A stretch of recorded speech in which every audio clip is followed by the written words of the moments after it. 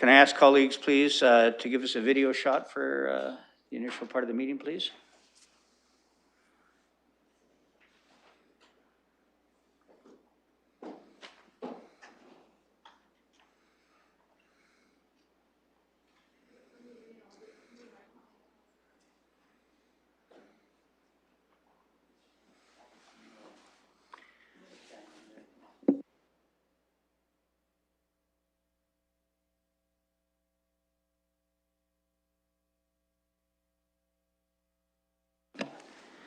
I'd like to welcome those watching to the 5th meeting of City Council. It is a virtual meeting held during the COVID-19 emergency. We'd ask you to check the city website for current details of COVID-19 service impacts. Meetings can be viewed via live streaming on YouTube and the city website. The City of London is committed to making every effort to provide alternate formats and communication supports for council standing committees and advisory committee meetings and information on request. To make a request for any city service, please contact accessibility@london.ca or 519-661-2489, extension 2425. I will look for any disclosures of pecuniary interest.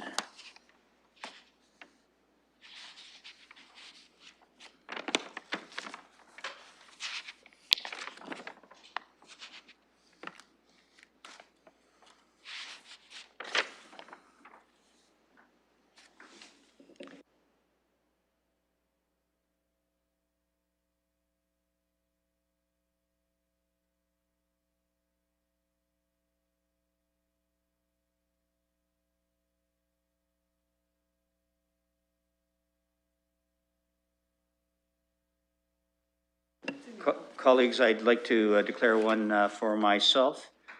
In the third report of the Civic Works Committee, item 17, 5.1 on the deferred matters list, as my wife and daughter own a business at 745 Waterloo Street. Any other disclosures? Seeing none. Thank you very much. We have some recognitions of which I've been made aware. Councillor Pelosa. Thank you, Your Worship.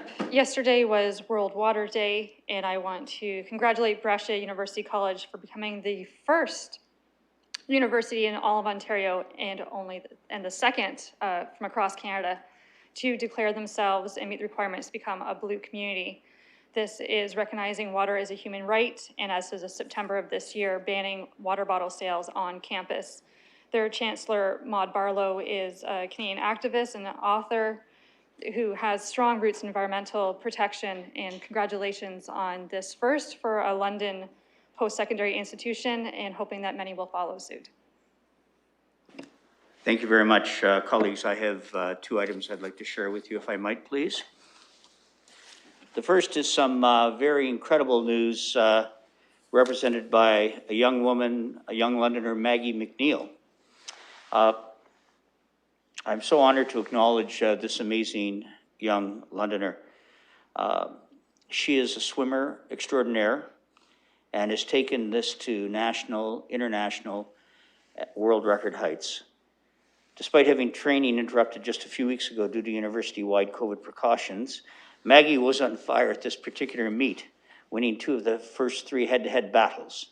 In the 50 freestyle, her first individual event, she took second, and only by 0.04 seconds. But later that evening, she led off Michigan's 400 medley in 49.76 seconds, making her the second woman to go under 50 in both the 100 back and the 100 fly. Maggie didn't just win 2 races, she did so arguably against the best and deepest fields in the whole meet. She squared off with some of the best swimmers in the world. But on Friday, Maggie made more history by winning the 100 fly with a time of 48.89 seconds, breaking the U.S. Open record of 49.26 seconds, which she jointly held with another swimmer previously, and making her the first woman to swim under 49 seconds in the event.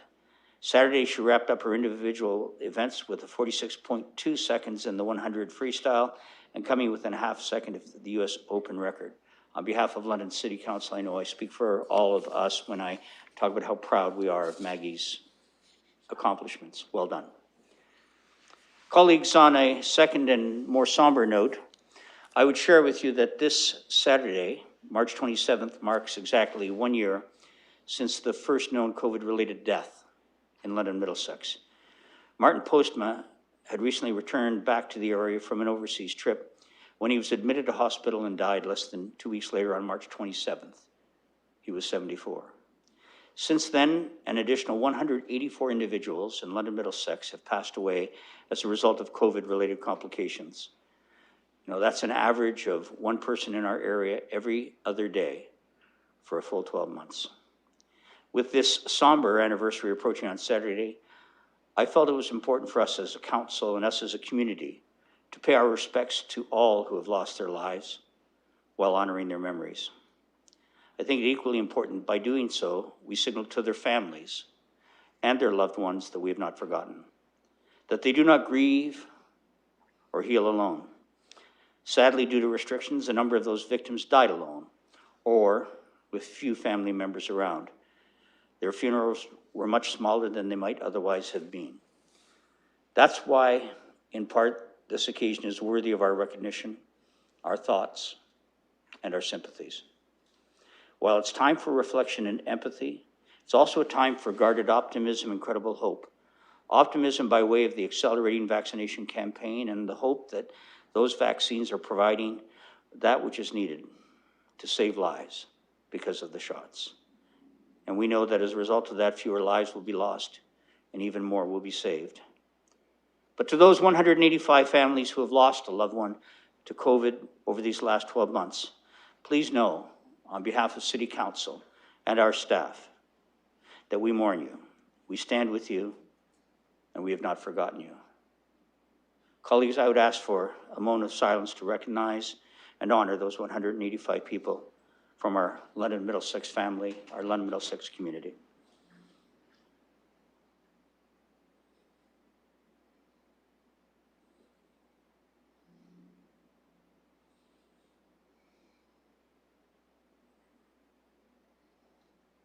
Thank you very much.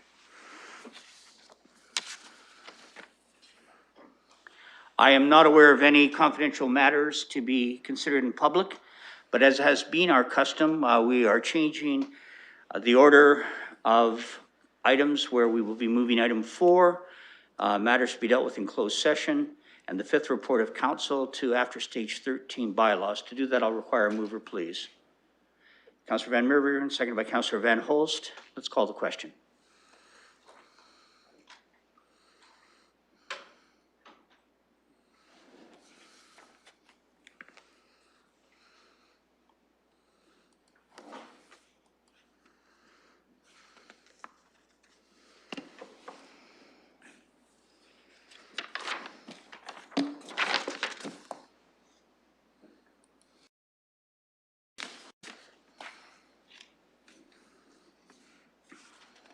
Councillor Helmer.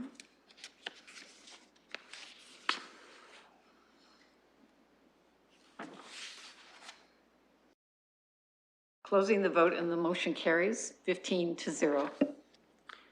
Thank you, colleagues. Motion to approve the minutes from the meeting held on February 23rd, 2021. On the floor, is there a mover, please? Councillor Lehman, seconded by Councillor Kevaga. Any discussion? Then let's call the vote, please.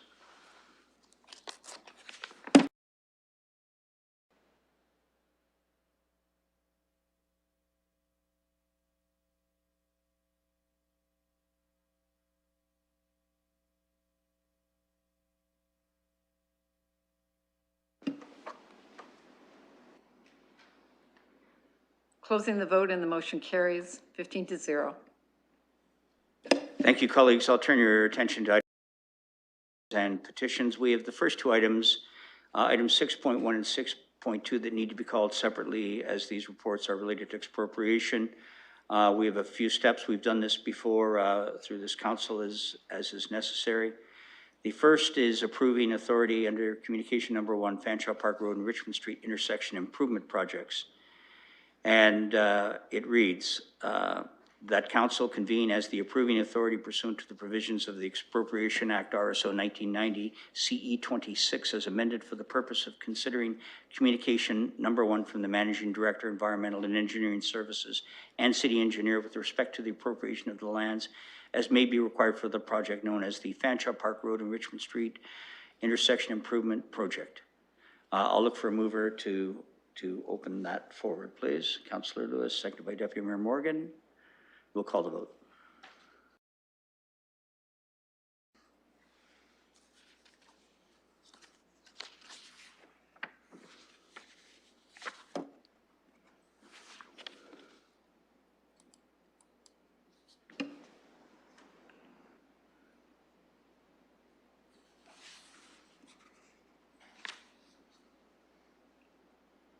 Closing the vote and the motion carries 15-0.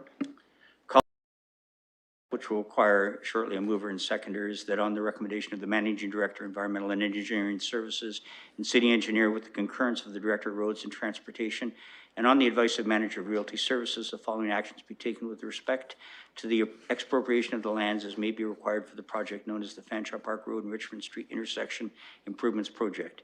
A, the Council of the Corporation of the City of London as approving authority pursuant to the Expropriations Act RSO 1990 CE 26 as amended, hereby approves the proposed expropriation of land as described in Appendix A, appended to the staff report dated March 20th, County of Middlesex. It being noted that the reasons for making the decisions are as follows. 1, the subject lands are required by the Corporation of the City of London for the Fanshawe Park Road and Richmond Street Intersection Improvements Project. 2, the design of the project will address the current and future transportation demands along the corridor. And 3, the design is in accordance with the Municipal Class Environmental Assessment Study recommendations for the Fanshawe Park Road, Richmond Street Intersection Improvements Project approved by Municipal Council at the meeting held on September 25, 2018. And subject to the approval of above, a certificate of approval be issued by the City Clerk on behalf of the approving authority in the prescribed form, it being noted that no requests for hearing of necessity were received. There will be discussion as appropriate, but first I'll look for a mover and a seconder, please. Moved by Deputy Mayor Morgan, seconded by Councillor Van Meerbergen. Any discussion? Seeing none, we'll call the vote.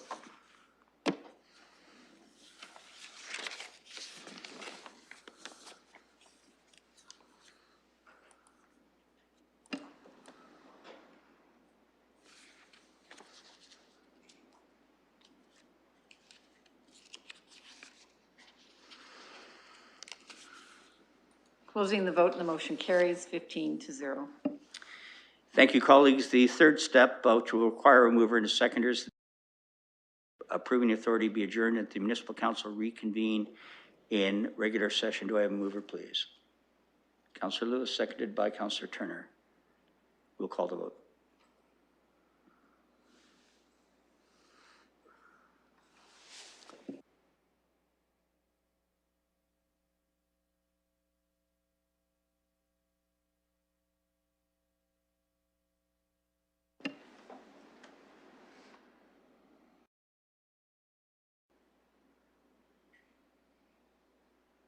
Closing the vote and the motion carries 15-0. We will now go back into which we'll deal with now with the three steps we've just taken. And I've been reading these through for the benefit of those who are watching in that it helps make this process somewhat clearer. And I will be looking in a moment for a mover and seconder of the following: that on the recommendation of the Managing Director, Environmental and Engineering Services and City Engineer, with the concurrence of the Director of Roads and Transportation and on the advice of the Manager of Realty Services, the following actions be taken with respect to the expropriation of the land as may be required for the project known as the Fanshawe Park Road and Richmond Street Intersection Improvements Project. A, the proposed bylaw appended as Appendix A to the staff report dated March 23, 2021, being a bylaw to expropriate lands in the City of London and the County of Middlesex for the Fanshawe Park Road, Richmond Street Intersection Improvements Project, be introduced at the Municipal Council meeting to be held on March 23, 2021. B, the Civic Administration be directed to take all necessary steps to prepare a plan or plans showing the expropriated lands and to register such plan or plans in the appropriate registry or land titles office pursuant to the Expropriations Act RSO 1990 CE 26 within 3 months of the approving authority granting approval of the said expropriation. C, the mayor and city clerk be authorized to sign on behalf of the expropriating authority the planner plans as signed by an Ontario land surveyor showing the expropriated lands. And D, the city clerk be authorized and directed to execute and serve the notices of expropriation required by the Expropriations Act, RSO 1990 CE 26, and such notices of possession that may be required to obtain possession of the expropriated lands. I'll look for a mover and seconder and then call for discussion. Is there a mover, please? Deputy Mayor Morgan, seconded by Councillor Helmer. Thank you. Any discussion? Seeing none, we'll call the vote.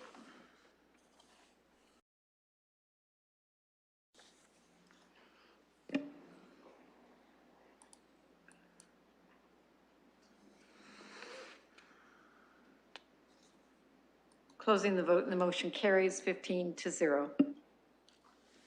Thank you, colleagues. We have which can be done in one motion to refer them to the appropriate committees that will be available for discussion. And I'll look for a mover, please. Councillor Hopkins, seconded by Councillor Van Meerbergen. Any discussion? Then let's call the vote.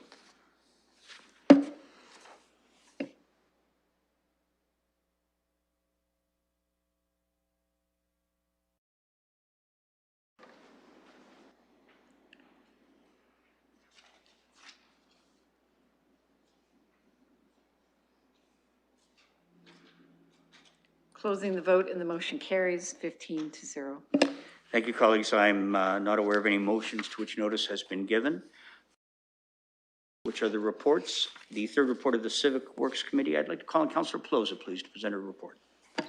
Thank you, Mr. Mayor. This is the third report of the Civic Works Committee. Important to colleagues is there's also a fourth report after this, which is the one that deals with the sidewalks.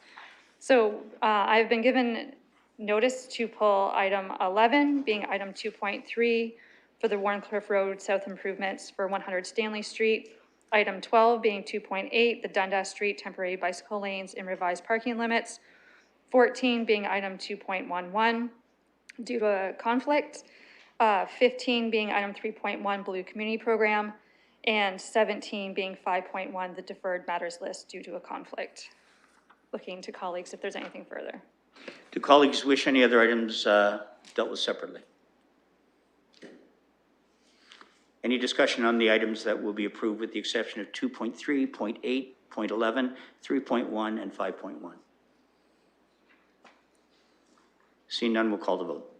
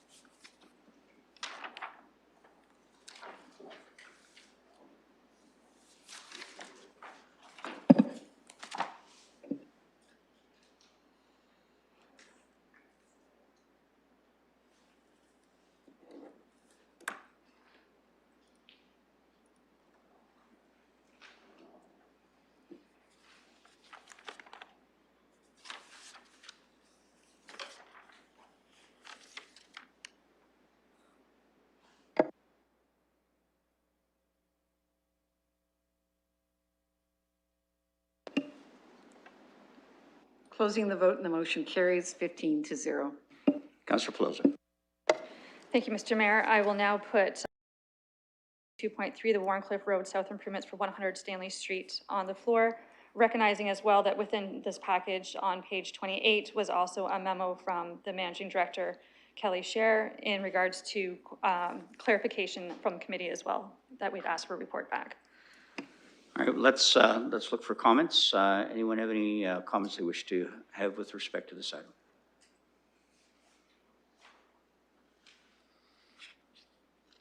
Councillor Van Meerbergen.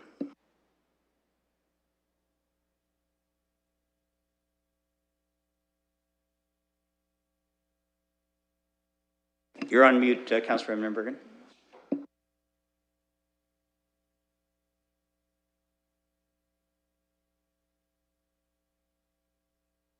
You're still on mute.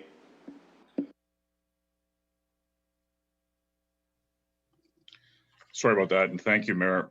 I'd like to place on the floor a motion that was brought forward at committee. And that's the motion found on the Civic Works report, the third report on page 6.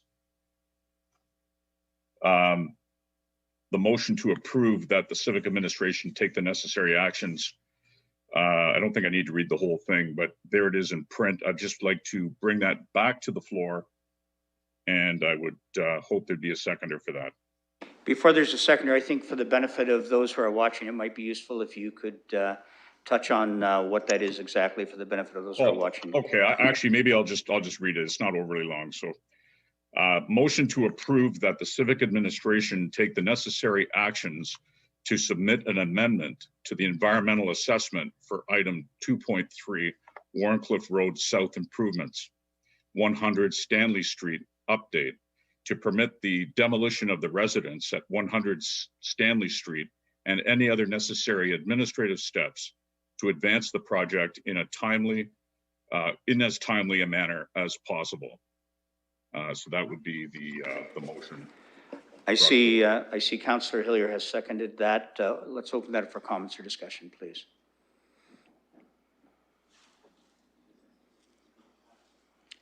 Councillor Helmer. Thank you, and I appreciated the memo from Ms. Scher. I know committee talked about this issue at some length, and I think having the particulars laid out was helpful. I guess through the mayor to Ms. Scher, given the risks to the schedule of the various options, either proceeding as approved in the EA or trying to amend the EA to permit demolition, which one do you think is going to result in the lowest cost? There's two paths in front of us. They both come with different kinds of risks and costs. Which one do you think is the cheaper one, given what we know? Ms. Scher. Thank you, Your Worship. Based on what we do know, and we don't have definitive answers to the type of change that would be required to the EA, although we suspect it will be an amendment, we believe that making that change, there's likely a year of work ahead of us. During that year, we would expect to see construction inflation in the neighborhood of 2 to 3%, which on a project of this magnitude runs around $780,000 to $1.1 million. If we were successful in making that amendment, we believe cost-wise, they're relatively neutral. If we go through that process and are not successful, we would still have the cost of relocating the residents as per the original EA. That process could also trigger an appeal mechanism called a judicial review, which could result in substantial further delays. It's an open-ended process. So while staff are certainly not keen to spend this sort of money on the relocation, I do believe the best path ahead of us for cost and risk is to continue to pursue the relocation of this residence as per the EA. We have considered as much information as we have available at this time. I also am concerned on the impacts of a number of other key north-south corridor projects, namely Wellington Gateway and the Rideout Street Bridge, that are contingent on the scheduling of this occurring as planned. Thank you. Councillor Helmer. Yeah, so based on that answer, I can certainly see, I guess, the political upside to just if you don't really see a lot of value in the heritage home, or you think it's too expensive to relocate it, trying to change the EA so you could demolish it. Personally, I don't want to see the heritage home demolished, and although this is very expensive to relocate, and it doesn't seem like there's an option to try and protect the home where it is, given how the construction setup needs to be arranged. I think we're in a situation where the best course of action is actually just to proceed the way that the project has been planned, even though there's this increase in costs from the relocation. The risk to delaying has got money consequences and also real world impacts in terms of businesses have to come up with a new schedule. There's new uncertainties introduced. I don't think that's worth it just to come out cost neutral. We end up with no home instead of a home relocated. We spend basically the same amount of money, but we have the project happen later with more uncertainty for everybody. And that's sort of the best case scenario, I think, is that's the outcome. That's not a very good outcome. I think the slightly better outcome is we spend a lot of money to move this house over, but we don't delay the project. We move ahead on the project and it gets done on time, and hopefully we come under budget and we can absorb the overall cost and the overall cost of the project. I know this one is not appealing for a lot of reasons, but I think that's the best course of action. So I'd say vote down this one, colleagues, and let's go ahead with the project. Thank you. Councillor Van Holst.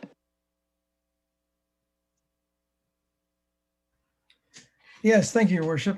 I believe council had three options in mind when considering this project. They were pay for a workaround where the house is left intact, pay to buy the house and tear it down, and pay to move the house if the resident wanted to live in the new location. But I don't believe it was ever a consideration of council to pay to buy the house and pay to move it. So I'm just not willing to do that. And I kind of see this as a matter of accountability. Council is accountable to the taxpayers and shouldn't approve this extra expense. Staff developed the plan, recommended to council, executed the noting negotiations, did up the EA if there's cost overruns or delays that happen as a result. Staff's accountable to mitigate those. Maybe there's a workaround where we only have to remove or impact part of the house, but I would leave that up to staff. I also like to point out that the destination for this house is a couple lots that are bigger than the property on Thompson Road, where we propose to put 44 units. So I'd rather see affordable structure built there or something like it. So I'm going to be supporting this motion for those reasons. Thank you. Councillor Turner. Thank you, Your Worship. Through you, Your Worship, to Ms. Scher. You mentioned a couple of the other projects that could be impacted by such a delay, being the Victoria Bridge and the Wellington Gateway. Would those be each delayed by a year as well? And if so, would they also be subject to the same inflationary cost pressures associated with those delays? Ms. Scher. Through you, Mr. Chair, certainly we would have to examine how we manage our construction schedule for these major projects. There may be the opportunity to accelerate the Rideout Street Bridge project, although that is not entirely clear. The Wellington Gateway project is not movable, so we would simply have to deal with two north-south routes being obstructed at the same time. Councillor Turner. Through you, Madam Chair, through you, Your Worship, is that something that's doable or undesirable? Ms. Scher. Through you, Mr. Chair, certainly it is doable but undesirable for a variety of reasons related to not just commuter traffic, but emergency response and flow through the neighborhood. So ideally, we would want to stick with the schedule that we have put forward for some of these major projects leading in and out of the heart of the city. Councillor Turner. Thank you. So this is an important discussion. I can certainly understand the desire of Councillor Van Meerbergen to move the motion that he did, but where we're at right now is an item that has the same cost in either eventuality or a greater cost by taking the action that's being proposed by Councillor Van Meerbergen, and that impacts three key projects, three really key and strategic projects for moving the city forward. There's been a lot of discussion at this council over the past 2 years about the ability for traffic to move through the city.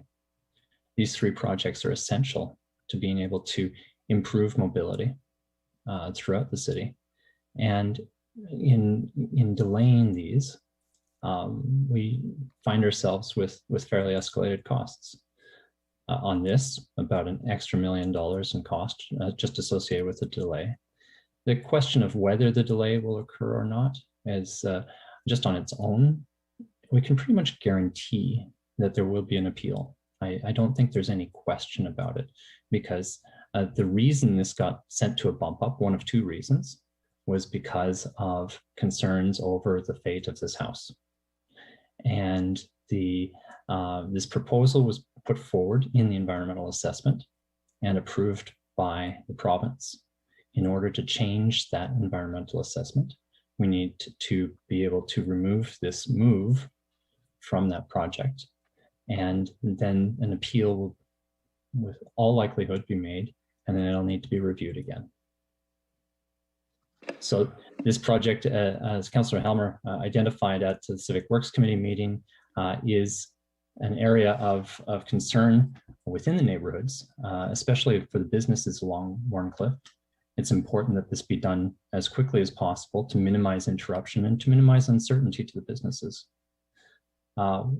The Victoria Bridge project is about $50 million. If that were delayed a year, that's at 3% inflation, or let's say 2%, let's go on the low side. That's another $1 million. Wellington Gateway is in orders of magnitude higher than that, and would be even more expensive if we had to delay those as well. As Ms. Scher identified, trying to have concurrent north-south avenues for transportation closed at the same time will cause quite a bit of havoc. And we've all been under quite a bit of criticism for the coordination of public works efforts and major reconstruction projects. I think staff do a phenomenal job of trying to put that jigsaw puzzle together. But this will really throw it off. So really think carefully before passing this motion. I think the consequences are really much further than what's intended here. As Councillor Helmer said, I recognize the optics of this. It's not great.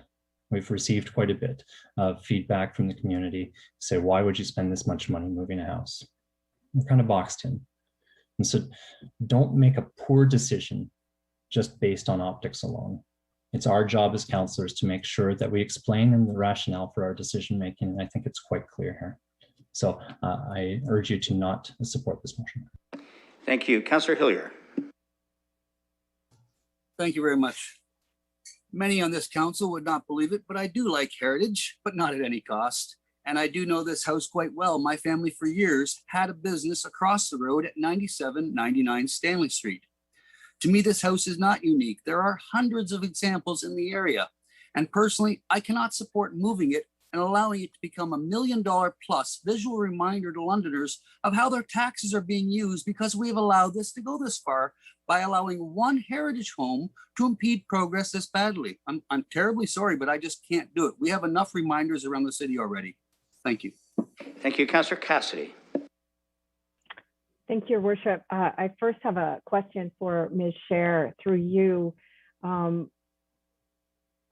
Knowing, hindsight's 2020 and all that, without the opposition from the previous owner of this home, if there had been no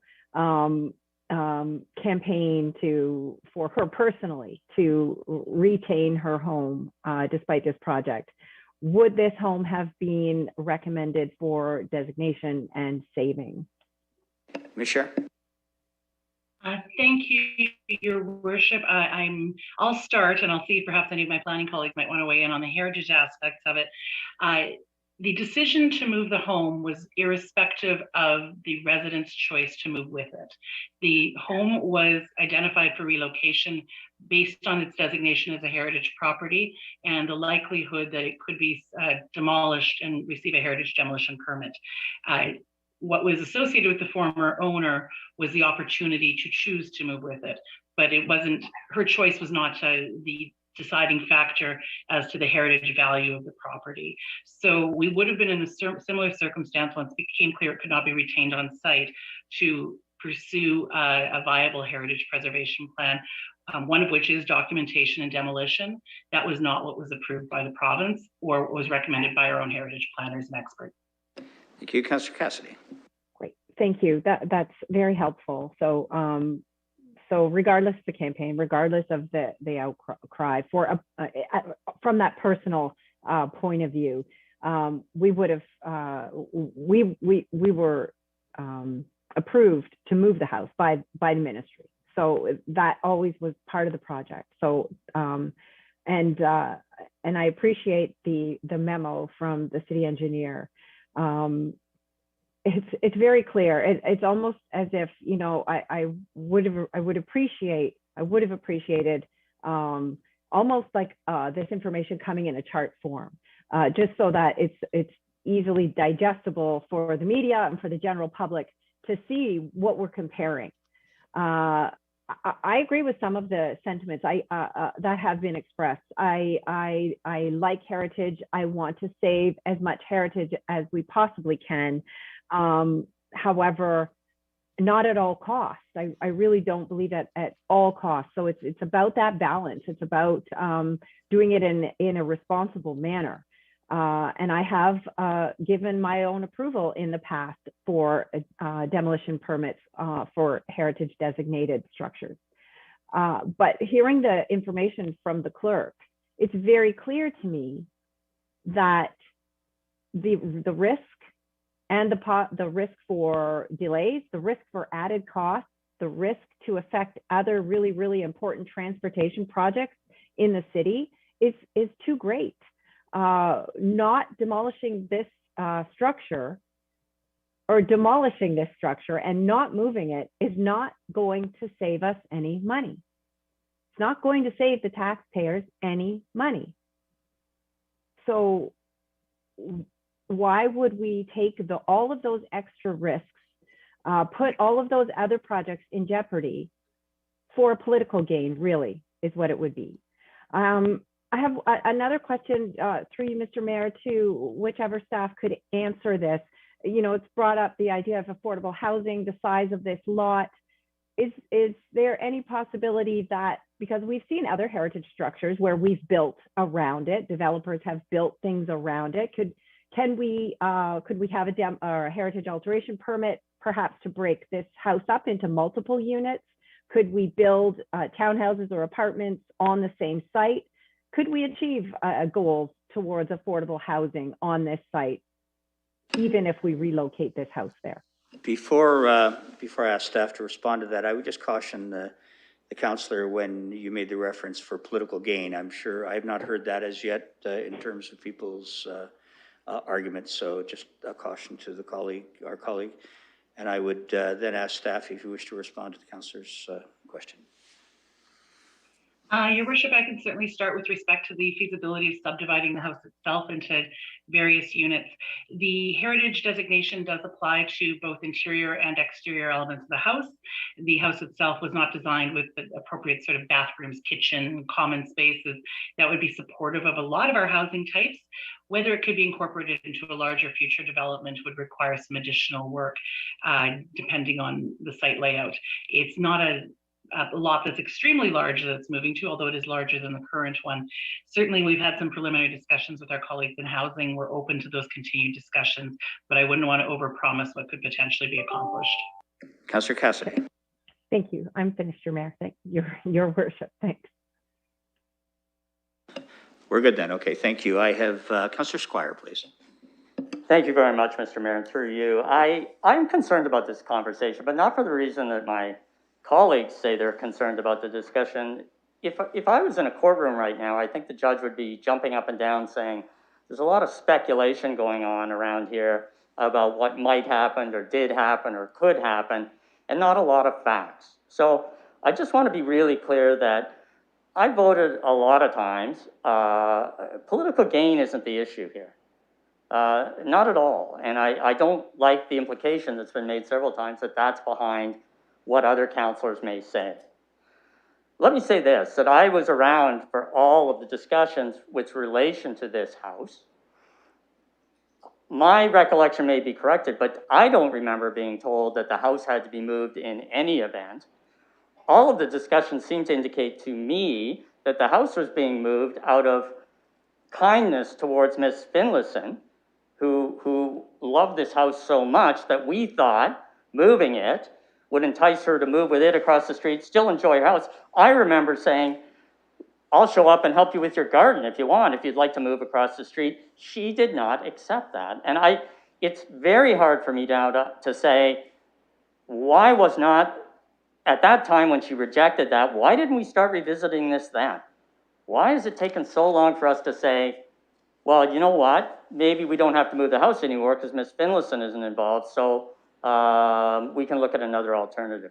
There are lots of heritage houses that we regrettably have had to move ahead with demolition. And we have done that. I have not yet been here where I've seen an example where we're moving a house because we're required to do so. And I also think it's very speculative, and in the future, just so everyone's clear, if some project is delayed down the road, and somebody comes back and says, oh, it was delayed because of this, I'm gonna have to know all the factors that went into that. We have lots of projects that get delayed. So this straight line logic from, if we don't move this house, projects are gonna be delayed, money's gonna be wasted, we can't do this. With all due respect, it's not based on what may happen or may not happen. So I'm of a different view, that this is an important matter. And it's important that we follow what we followed before. And I don't know how many times I've been told with regard to heritage property that one of the keys to a heritage property is where it's located. Location is important when it comes to heritage property. And I'm very doubtful that this was what we had to do. And I'm very skeptical of that, I just want to say. So I am going to support the motion. I'm going to do what I think is right. And we'll see what happens in the future. But I just don't accept all these arguments that say it's inevitable these things are going to happen if we don't make a certain decision, because I just don't think that's accurate.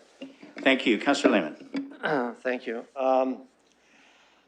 Yeah, you know, I've heard a lot tonight of speculation of what could happen. You know, I've read that this project could be delayed, you know, 3 or 4 months, and I hear tonight, well, that could be years, and there's other projects depend on this project, and it's a domino effect. What I do know is when we originally looked at moving this house, the cost was $500,000, and now that's doubled. What I don't know is what happens when we do move this house. Once we start moving it, we can't stop. Are we gonna have to rebuild portions of the house that disintegrate when we do move it? You know, it's, now we're up to $1 million. Where's that? And that's another unknown. To move an empty house that we already own because we expropriated it. I think we have to go with this, stop it right now with extra money being spent on a potential relocation. Get on with it. There might be some delays. Probably will be somewhere in the middle, but I think it's important on this case, you know, to spend over $1 million to relocate this type of house, an empty house, is not good use of taxpayers' money. Thank you. Anyone else wish to speak to this issue? Deputy Mayor Morgan. Yes, I'm going to make a few comments. Certainly, I appreciate all of the dialogue my colleagues have made today. I would say that it's really tempting to speculate, and I think what the city engineer's report shows is there's a whole lot of estimates in a project like this. A whole lot of estimates. There's a whole lot of risk in all sorts of different situations. There's an existing, although low risk of a delay simply because of the minor variance application that's needed. I'm really hesitant, and I know that the idea of a chart came up, but I would be really hesitant even trying to put estimate numbers into a chart and line these things up with each other, because certainly we wouldn't have all the pieces of every piece of information in that chart, and so much of that chart would be estimate that it would be very difficult to predict which way to go. Delay doesn't just mean costs. It also means in projects we have seen that we have acquired properties. Now in this project, there aren't that many that we actually have acquired the whole properties where we will resell them. But in other projects, we've certainly seen where we've acquired properties and there's been a delay. Prices have appreciated quite in our favor, right? Those are certainly not costs that I would say we would include in something like this because they're estimates and markets are volatile. So I think there's actually very reasonable points made from multiple perspectives on this particular one. I think this is going to be a difficult decision for most councillors, and I don't think anybody's going to be wrong in their decision. I think you can read the reports and the information and see that there is a reasonable path for both relocation and demolition on this particular one. And whether or not there is a right decision in retrospect, well, that will be made in hindsight and people can relate it back to that. But, you know, all the variables will come to fruition at that point. And it would not be fair to go back and speculate on what we know now. What we know now today is it's a difficult decision. There's a number of variables. It could go pretty much any way. There's a scenario here where either one could be lower, although the risk with one scenario is higher. So I'm gonna respectfully listen to my colleagues and vote the way I want, but I think that there's been excellent points made all around on this one. Thank you. Councillor Van Meerbergen. No. Thank you, Mayor. I'd like to start by saying this motion is based in reality. It's not about optics. And what is that reality? The reality is we're going to be spending 1.1 million, and that's a starting number. It'll very likely go much higher because this thing has all the ingredients of one big money pit. I see the costs for this, for that. I mean, once you move a house like this, then as was already pointed out, you have to shore this, make repairs on that. It will go on and on. This notion that somehow we have to move the house in order to go forward with the project, I'm not sure how you connect the dots on that. The fact of the matter is the house has to be removed, and demolishing is 10 times cheaper. So that's the reality we're dealing with here tonight. All these other speculative ideas that somehow this will cost, that'll cost, this delay, that delay. We heard at committee that we could very well be changing the EA at the same time that design is going on. So there are all of these factors here at play. So once again, this really translates to, frankly, just boiling it all away, a waste of 1.1 million when we've already been told that the demolition would be about 100,000. There is very little evidence that this is going to cause some massive delay because we simply want to demolish it instead of move it. There really cannot be any rationale to move a house of this nature for this project. The project does have to go ahead. We all agree on that. But let's support this motion, deal with this in the proper way, deal with it in the way that was supposed to be brought forward to us earlier, that was discussed earlier, and that was the demolition. Thank you. Typically, when one of our colleagues moves a motion, that would be considered the reply or the wrap, but I do not want to end discussion for anyone else who wishes to comment on this. Any other comments on this particular issue? Then I'll call on the Deputy Mayor to take the chair. I have the chair and I have the mayor on the list. Thank you very much. Colleagues, in the meeting that we had, the committee meeting we had, I supported the direction as suggested by the motion forwarded by Councillor Van Meerbergen, and I am prepared to support it again. I'd like to turn your attention to the city engineer's report, where originally the cost of the dwelling relocation, this is a quote, has been accounted for within the Warncliffe Road South project budget. It goes further to say that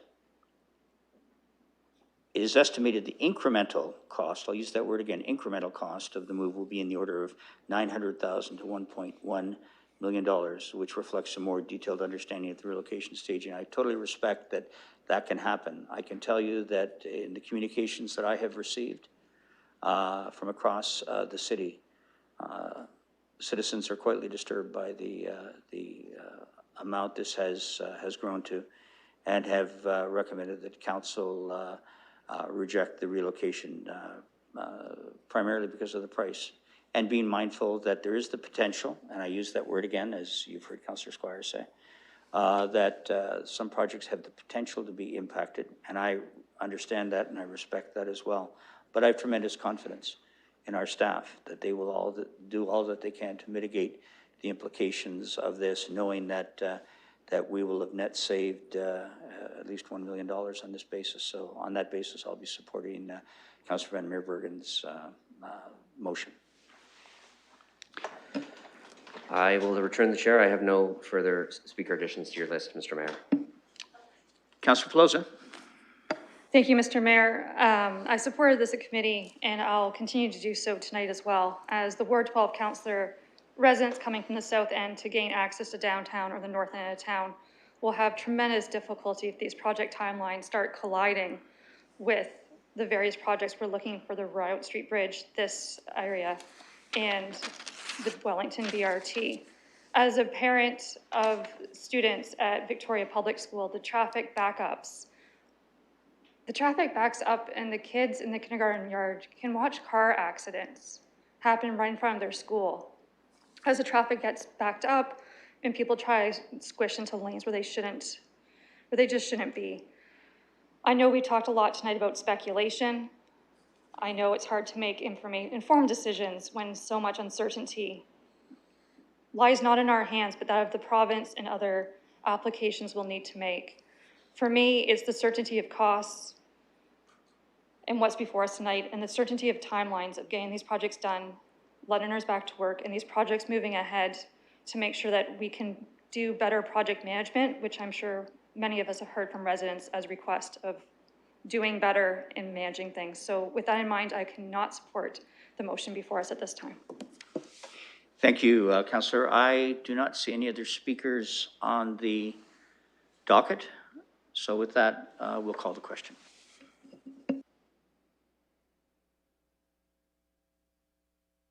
Sorry, before we do you have a point of order, Councillor Squire? No, I just wanted to make sure that's on. We are voting on as proposed by Councillor Van Meerbergen.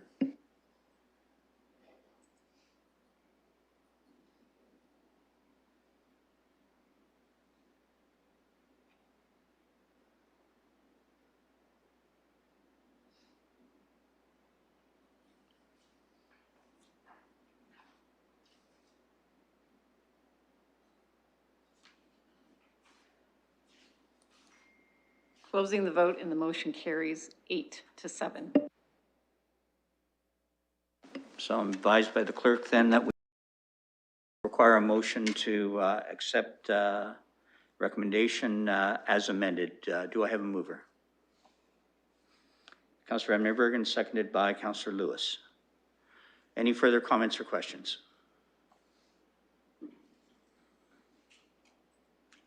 Seeing none, we'll call the question.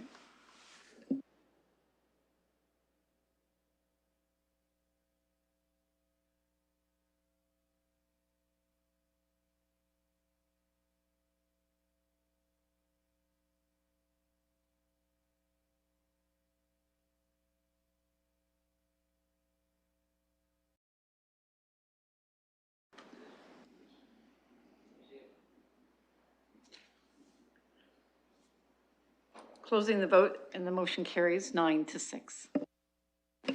Thank you. Thank you, Mr. Mayor. I will now put item 12 being 2.8, the Dundas Place temporary bicycle lanes and revised parking limits. Before you, coming out of committee, we did have a robust discussion about this. We did call items A and C together. And this is in order to accommodate the King Street construction with vehicular traffic moving to York Street and Dundas being the recommended route as a 30km/h speed limit for active transportation. And this project is slated for the 2021 construction season. Thanks very much. Colleagues, you see the recommendation for the staff in front of you. Comments or questions? Councillor Lewis. Thank you, Your Worship. I thought I'd start out the discussion on this one as I did make the time last week to attend the Cycling Advisory Committee meeting and listen to thoughts around this at that time. And I will say, colleagues, that there is no consensus, in my view, from anyone. And I think the communications that we've received on this item also reflect that. The one thing that I do need to emphasize, though, is that calls for permanent barriers being installed. Changes like that to Dundas Place are not something I will support. And I have to remind folks that this is a temporary workaround during a construction situation. And that was emphasized certainly by our staff at the committee level last week. And as I listen to the different sides of this argument, I'm going to keep an open mind. I saw staff present a number of options, 5 in total, I believe, and Ms. Scher can correct me if I'm wrong on the number of options that were looked at here. But none of those were really supported by folks in the cycling community. There was still no consensus. So I don't know, quite frankly, what I want to do, because what I'm hearing from people on this is nobody likes the plan, nobody's happy with it, and that's downtown merchants, that's cyclists. I've heard the same thing from a couple of motorists. So I'm going to listen to this discussion with great interest, because I really don't know how I'm going to vote on this. But what I'm hearing right now is nobody likes this plan, and that's unfortunate because the construction has to start soon. Thank you. I have Councillor Hopkins, please. Yeah, thank you, Your Worship. I do have a couple questions. I did not get the time to look at the video of the committee, so I, through you to staff, I understand that this is temporary. We're putting in bike lanes on Dundas, and I would assume that's just for this year, this season. Just want that confirmed. And secondly, did we look at reducing traffic on Dundas Place, looking at reducing the speed, say down to 20 at all, given the congestion that's going to occur on Dundas Place this year? Just 2 questions through you, Your Worship. Thank you. Ms. Scher, would you like to respond? Absolutely. Thank you, Your Worship. With respect to the temporary nature of the cycle lanes, that's exactly what this is. It is a detour to accommodate cyclists a bit better, while we see an increase on Dundas Place in traffic, potentially largely eastbound, due to the closures on King. We have not examined a lower speed limit than 30 at this time. We have heard there are challenges with current compliance and with the ability to enforce the existing 30. It is certainly something we can consider. However, I don't know that it would resolve the concerns that were brought to us by cycling or by the business community. Councillor Hopkins? Yeah, thank you. And so it's good to know that it can be considered. I would encourage that, and I am interested in hearing from the rest of my colleagues here. Well, then let's hear from Councillor Kayabaga, if we could, please. Thank you, Mr. Mayor, through you. I just wanted to ask staff from, I was at the Civic Works committee when this came up, and there's quite a bit of discussion around what other options that staff were going to be considering. And the following Monday, there was a session held to basically have a discussion with the merchants on the street. And I'm just curious to know, based on that conversation, didn't really sound like there was any other options that are being proposed. And I'm curious to know whether staff have considered other options that can significantly reduce the car usage on Dundas Street to make it safe. So right now, the current plans that were offered are not safe for the cycling community, and it's not working for anybody on the street right now. So I'm just wondering what other options they're going to be considering, given that these 2 options are not accepted by both parties. Thank you. Ms. Scher, do you want to try that? Thank you, Your Worship. So we have considered a number of options, including detouring cycling to York Street. It doesn't work with the potential detour, with the detour of transit from King. We have considered essentially changing the permeability of the street to reduce traffic, so forcing turns at each block. That resulted in a number of concerns from businesses about access and circulation. We have considered a number of different types of designs of temporary detour bike lanes, including a bi-directional facility that would have impacts on parking and loading, whereas this one does not. And we have considered moving the unidirectional lanes to the other side of where the parking occurs. Where that creates a challenge for us is the delineation of the sidewalk space for visually impaired pedestrians would be impeded for the duration of the construction season. So realistically, with the time available, with the desire for this to be temporary, with the desire to continue to provide parking and loading, particularly during COVID recovery, we don't have a lot of other temporary options that can be implemented as a construction mitigation measure. What we heard from businesses was actually not so much related to cycling as it was to not wanting to experience more change and wanting us to address other issues in the core. What we heard from cycling was a desire for permanent infrastructure at this location. Those are both things I know we're working on, but they're not part of the construction detour. Councillor? So I think I don't want to cut the conversation short for other councillors who may have an opinion to share, but I'd like to entertain a motion to send this item back to staff to consider physical barriers to prevent physical barriers that would be safe for the cycling part, and to also go back into consultation to figure out the right way to do it, as currently the plan is not currently accepted by both parties. So I would like to entertain a motion at the end of this, but I don't want to cut the conversation short. I'll let others chime in as well. So Councillor Kavaga, are you suggesting that you'll just hold off on that for a moment as others speak, or are you putting that forward at this moment? Absolutely. All right, thank you. Other comments or questions then, please? Councillor Squires on my list. Thank you very much, Mr. Chair. I understand exactly where Councillor Kayabanga is coming from. And most of us will remember we had the discussion about a temporary bike lane on King Street in the previous term and in this term. So that was one that spanned 2 terms. And people weren't happy, again, out of the results of either of that decision. The bicycling community seemed to be somewhat happy. Merchants weren't happy. The market wasn't happy. And so every time we do something, it seems like it's a sort of a Rubik's Cube, that it's impossible to find a solution that is acceptable to everyone. And I wonder where this is going to go when we look to a permanent bike lane downtown. I worry that we're going to have the same situation. So this is a puzzle that we're trying to solve that I don't know where the solution is if there isn't people working together and compromising. If people want what they want, it makes it very difficult to come up with a solution that's balanced. So I'm in the same position as Councillor Lewis. I don't know what the right solution is, but except that we seem to make people unhappy whenever we make a cycling decision. And I can tell you that whenever we make a cycling decision in other areas of the city, you also get a back and forth between groups of people who are happy and people who aren't. So again, I understand Councillor Kaibaga's desire. I just wonder if we're going to come back with something that's temporary that's going to provide a solution. It seems to be a quandary. Do I have other colleagues who wish to speak to this? Councillor Van Meerbergen. Thank you, Mayor. I just wanted to have Part D called separately.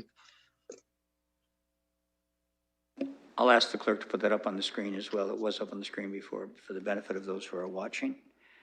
All right, before we do that, as we move towards whether a referral is considered and or we separate all of these items out, I'd like to ask if anyone else wishes to speak. I see Councillor Cassidy. Go ahead. Thank you, Your Worship. So the recommendation coming from committee is that staff will report back on a pilot project of bicycle lane on Dundas Place. So I'm trying to understand what a referral back will do. Since at committee, we had a long discussion about possible different options, staff committed to looking at various options and not necessarily being married at that point, at the point of committee anyway, to any single option. So I'm trying to understand what a referral is going to accomplish when staff are already going to be reporting back to the March 30th, I believe, meeting of Civic Works. Sorry, was that a query to staff to clarify anything further, Councillor Cassidy? Or your perspective? Sure, yes. All right, thank you, Ms. Scher. Thank you, Your Worship. Yes, we are reporting back on March 30th, I believe. That would include a review of any consultation and feedback we received from Cycling Advisory, Accessibility, Transportation Advisory, and the work with the BIA and the merchants. It will also include a summary of all the design options that were considered, the ones that remain viable, and the pros and cons of those, along with the staff recommendation. Councillor Cassidy? So it would appear that the recommendation coming from committee is going to achieve the things that Councillor Kayabaga is looking for in her referral motion. I think that's a question, Ms. Scher, please. Through Your Worship, respectfully, I would prefer to hear from the councillor as to what she would like to see from her motion. Okay, we'll come back to Councillor Kayabaga specifically if that's appropriate. Councillor Cassidy? No, that's it. I just hope that that's clear to the rest of council that we are, the motion, the recommendation from committee is to get a report back, that there would be consultation. Staff has already begun the consultation with stakeholders. Obviously, we're not going to please everybody. There's very few decisions that this council ever makes that pleases every single person in this city. So I think the point is it's a short term, as Councillor Lewis pointed out, a short-term solution during a heavy construction season, and we have to come back with the best solution that pleases and satisfies the most needs in one time. Thank you. Other comments or questions?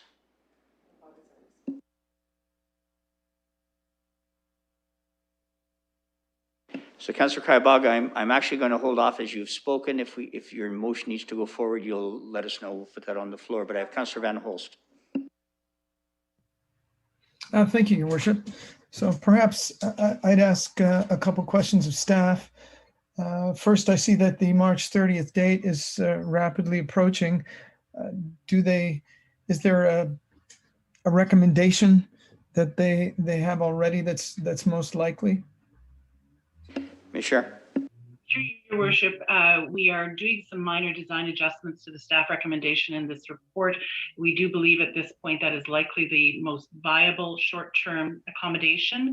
That said, we did get some feedback from Cycling Advisory around potentially some restrictions to through traffic that we believe we could pursue potentially in parallel with this. Councillor?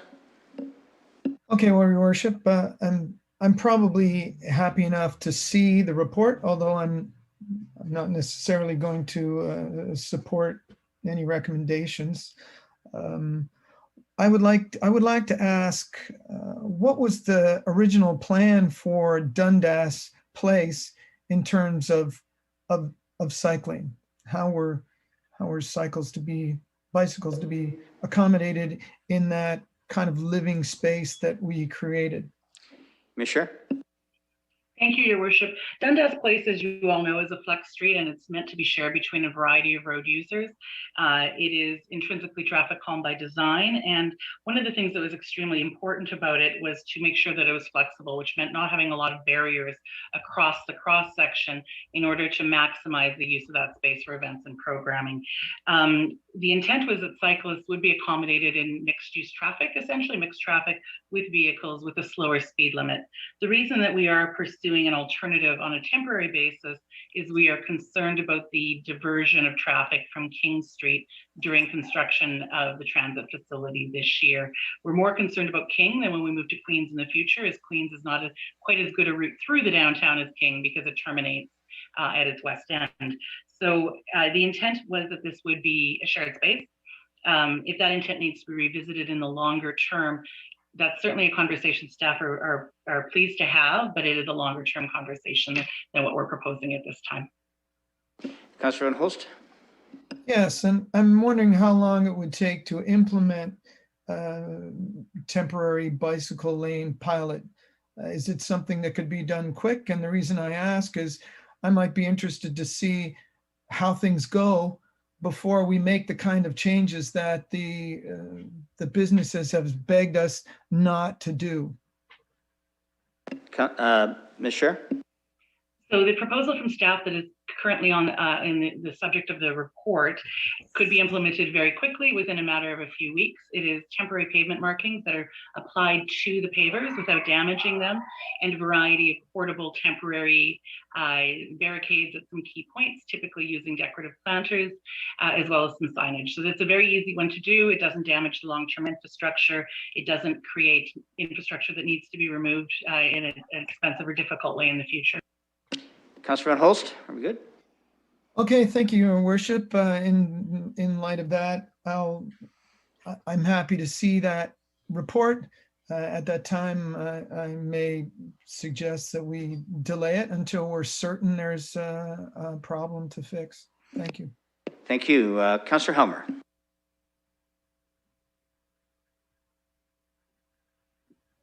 I hope people will support a report coming to Civic Works 7 days from now. It seems like the best way to proceed. Thank you. Anyone else wish to comment on this? I'd like to turn the chair over to the Deputy Mayor, please. Yes, I'll go to the Mayor. Thanks very much, colleagues. I expressed some concerns at committee at the time. Since that time, I've had the opportunity to speak to Ms. Malley, the CEO of the Downtown BIA, because there was a survey that was in process that wasn't complete at the time of committee. She has since, we've had a discussion as recently as today on this as well. She tells me that a modest majority, if that's the right word, of respondents from the business community have expressed concern about this particular project.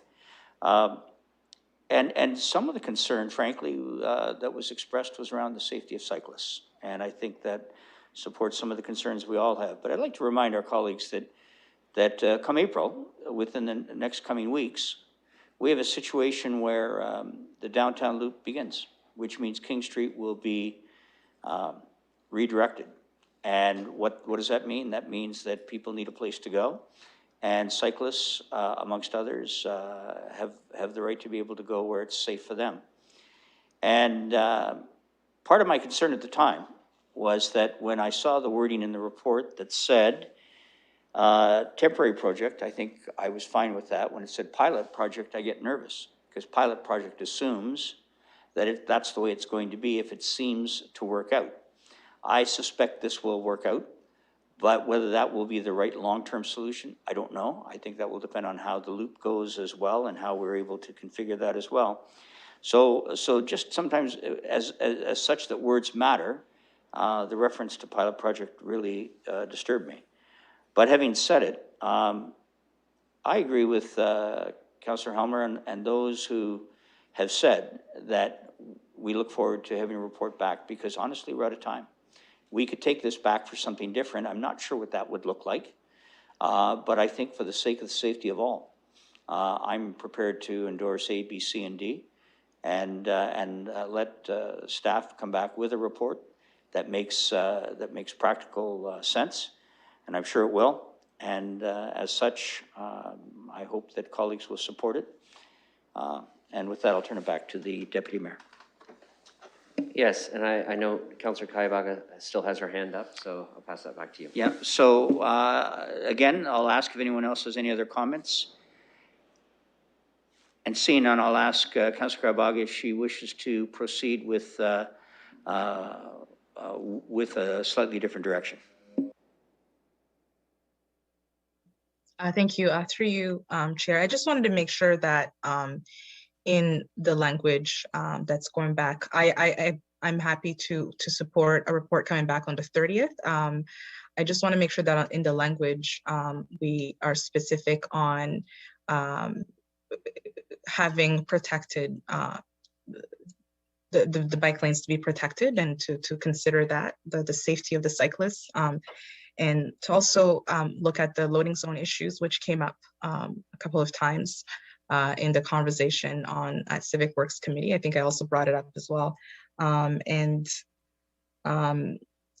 those are the things that I really wanted to make sure that were understood by staff as we we send back we await for a report. So I'm happy to have the report come on the 30th, but I just wanted to make sure that it was specific on what we're looking for. All right, good. Well, let's hear from staff on the points you brought up, and then you can decide without additional commentary, if I might ask, please, respectfully, that if you want to move something differently, you're certainly welcome to, and specific and just to that.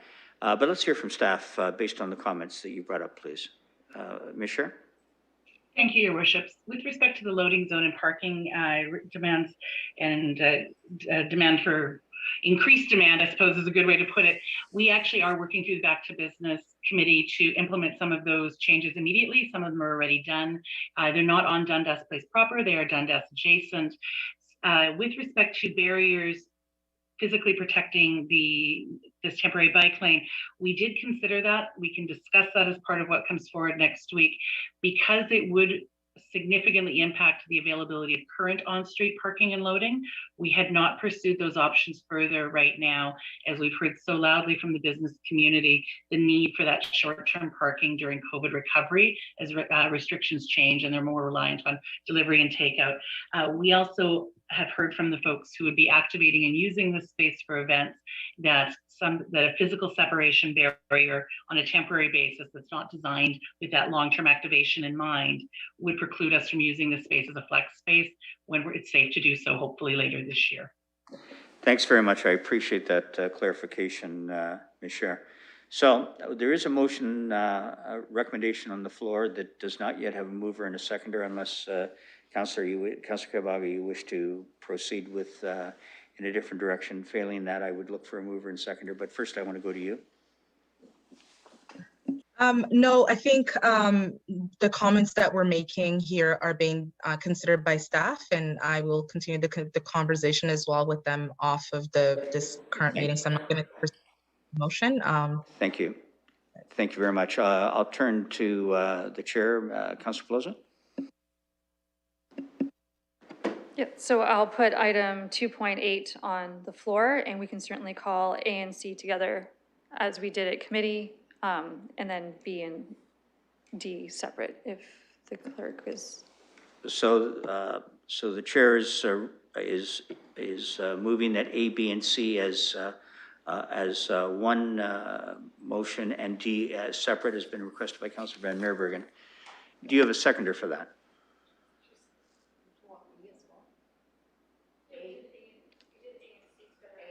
Yeah, as per committee, we did A and C together and B and D separate, as that was split votes coming out of committee. Okay, I misheard. I'm sorry. I was listening to Councillor Van Meerbergen's D, but you wish A and C as one item, and then B separate and D separate. Yes. Thank you. Do you have a seconder for that? Does not require a seconder, pardon me. Even better. Even better. All right. So colleagues, we've had discussions on this, extensive discussions, so we are now voting on A and C together. I'll turn your attention to the screen.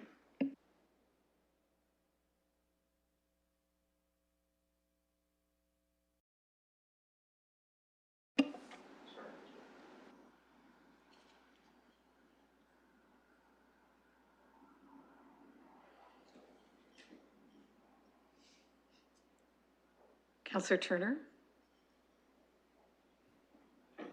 I'll be about 30 seconds or so.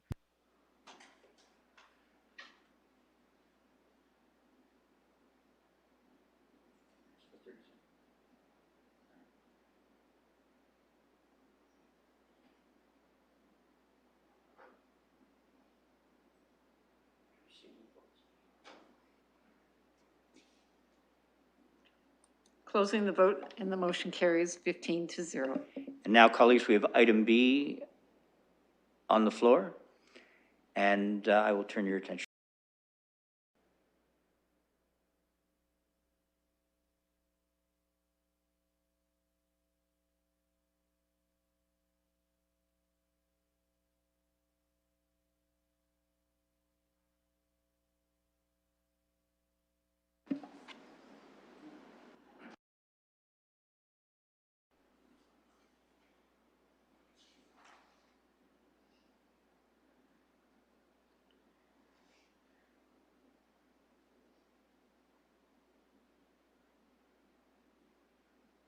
Councillor Turner?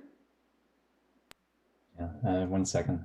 The challenge is that it just says approve Part B in the motion. It doesn't have the expansion of that, so I'm just trying to find that. Do you wish that read, Councillor Turner? Speed things up, yes, please. Clerk? That the proposed bylaw as appended to the above noted staff report be introduced at the Municipal Council to be held on March 23rd, 2021 for the purpose of amending bylaw PS 113 entitled a bylaw to regulate traffic and the parking of motor vehicles in the City of London to replace the 2-hour paid parking with 1 hour of free parking. Thank you.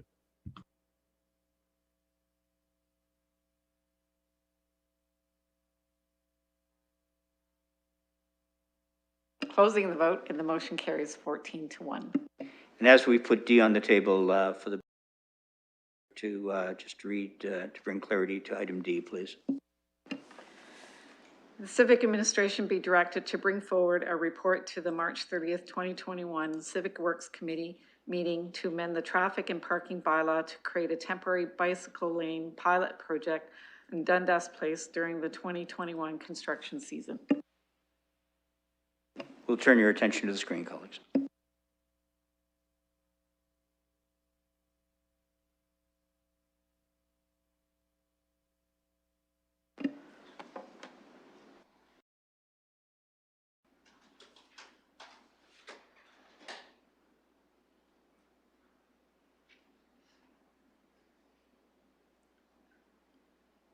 Closing the vote, and the motion carries 14-1. Councillor Pelosi. Thank you, Your Worship. At this point, I'd like to put item 1 being the 2020 external audit of London's drinking water quality management system and 2020 management review forward. There was an excellent report. Just Councillor Turner declared a conflict on this one, so we called it separate. Thanks very much. Any comments or questions? Duly moved without a seconder required. We'll call the question. I'm sorry, Your Worship. I'm sorry, I missed you there. I'll recognize Councillor Van Holst and Councillor Turner. Thank you very much. And if possible, I'd like to split these. This is in 3 motions, and I'd like to split those out. They're very different. I want to support some and not others. Or so, if that's fine, I would speak to. Sorry, Councillor Van Holst, there are, forgive me, but I see 1 motion. I don't see splits on this particular item. Blue Communities is next, Councillor Van Holst, and that one has been pulled for you as well. Oh, my apologies. Thank you. Councillor Turner. Your Worship, when you called for recusals, I couldn't find the one that I made earlier. My apologies. I'd like to identify my pecuniary conflict of interest potentially just with respect to the drinking water system, as my employer is responsible for oversight of the regulatory aspect of, to some degree, of drinking water systems, and I oversee some of the staff who do that at the Middlesex London Health Unit. Thank you, Councillor. Any other comments or questions? Seeing none, I think we can call the question.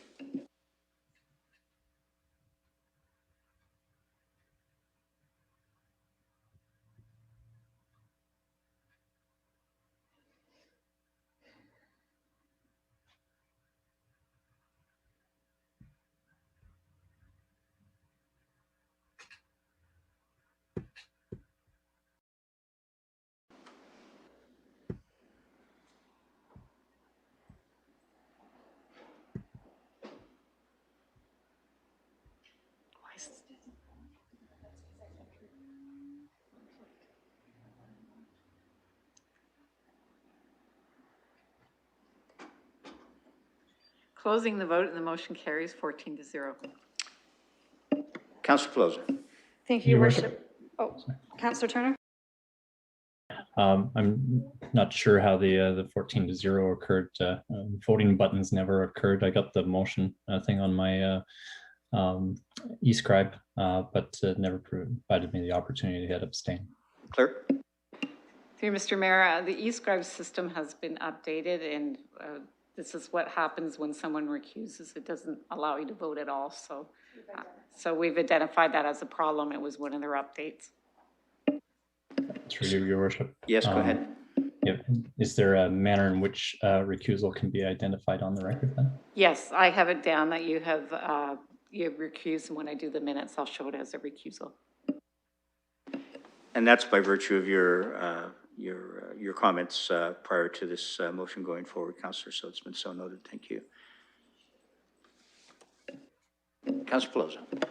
Thank you, Worship. Item 15 being 3.1 is the Blue Community Program. At committee, we received a presentation of a delegate, Ms. Brown, and Council of Canadians. We heard tonight that Brescia became the first university to do this.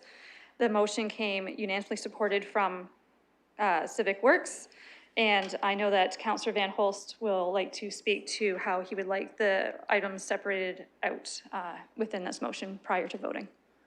And Chair, is that all three items? Yeah, item 3.1 had A, B, and C, and then some subpoints in there of recognizing water as a human right, that the city reaffirms its, that it will not sell bottled water in London facilities, and that the water and wastewater systems within the city will remain publicly owned and operated. So noted, but rather than dealing with each item separately for the purpose of debate, I'll open it up as overall for debate if anyone has any questions or comments they wish to make.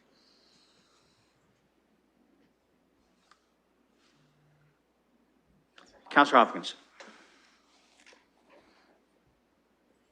Thank you, Your Worship, and I just want to thank the councillor for bringing this forward, but I would also like to thank the members at the Advisory Committee on the Environment for the work that they did on this one as well. I know this came to us as a council when we were young, a couple years ago, and I just really appreciated the due diligence that the advisory committee did looking into the Blue Community Program. There is nothing here that we haven't really or haven't done before in our city.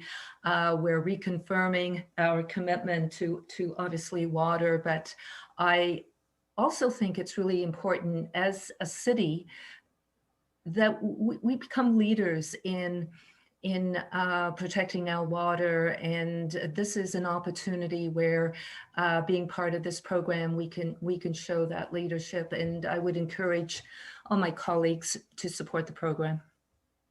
Thank you, Councillor. I know you indicated this came to us when we were young. I know you're saying that because it's the Deputy Mayor's birthday today. Any other comments or questions?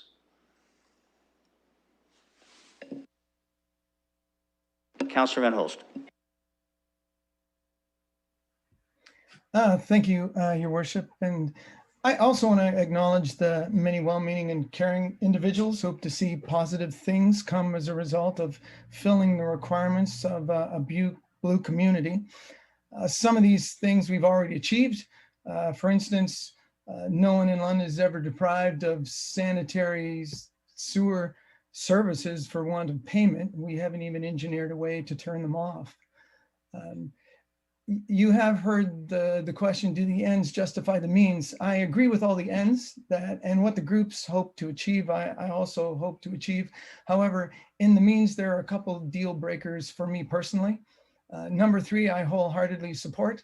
I have a temporary challenge with number 2 and would need number 1 to be reworded before I could support it. Last week, one of our federal political parties declared water to be a basic necessity of life. I believe that's true, but by throwing sanitation into the mix, I think we're blurring the line between rights and entitlements. So the effect of our vote is to declare that uninterrupted indoor plumbing is a human right. And I don't believe it's true, so I can't support that.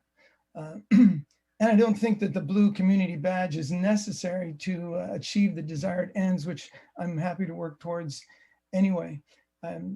With regard to number 1, I would also say that I don't believe the United Nations or this city council is the source of my rights as as a human. And I'll speak to number 2 then as well in this. So declaration number 2 asks us to reaffirm a ban on water bottles. That was already in place, but since you're asking to reaffirm it, I'll say that I think it's a great idea for the environment, but a new challenge has arisen. The recent peer-reviewed and published research on how fluoride might affect the brain development of children has uncovered some alarming results. I've included those in my communication. There's an association between lower IQ scores and fluoride intake in pregnant mothers, as well as children using formula made with fluoridated water. And I've also said that there are people who have sensitivities with respect to fluoride. So when we've got a plan in place to accommodate people who might be at risk and need an alternative, I would be happy to support the ban on bottled water, but not today. Thank you. Councillor Cassidy. Thank you, Your Worship. I do just want to also add my thanks to Ms. Lynn Brown and the Blue Community Committee for sticking with this, because they did meet with me, probably with Councillor Hopkins as well, and probably a number of councillors a few years ago, and just asked how they could make something like this move forward. And sometimes our processes take a little bit of time, but the end result is pretty positive, and I'm happy to support this. So thanks to all of the community members who kept on this and made sure it went through. Thank you.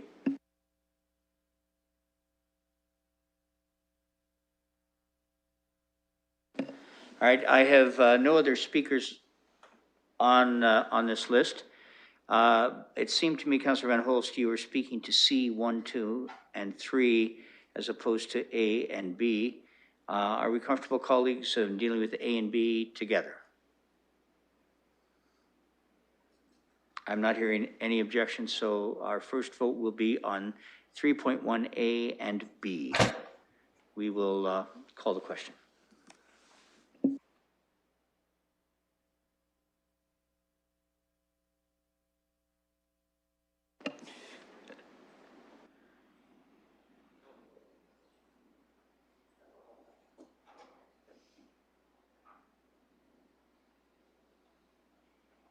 Closing the vote, and the motion carries 15-0. And colleagues, that takes us to C.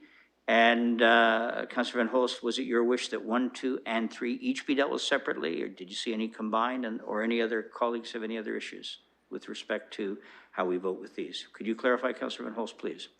Yes, Your Worship. I'm happy to vote one time for 1 and 2, or A and B, as it may be, and support the third motion.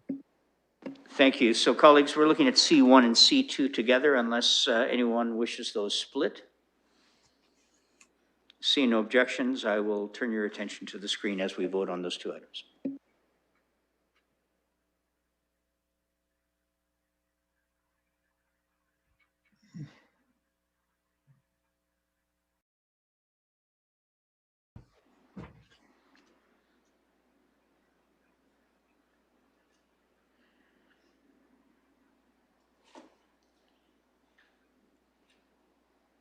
Closing the vote, and the motion carries 14-1. Your attention to item 3, 3.13, and turn your attention to the screen as we vote.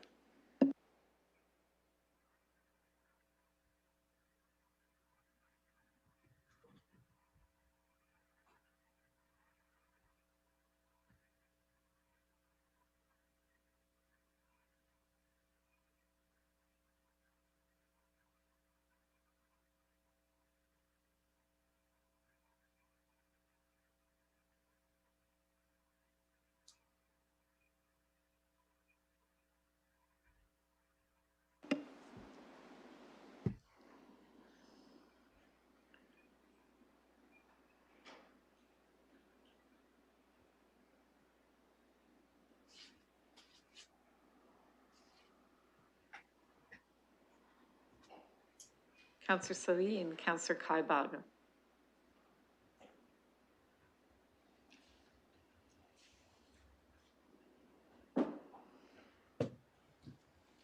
Closing the vote and the motion carries 15-0. Councillor Plaza.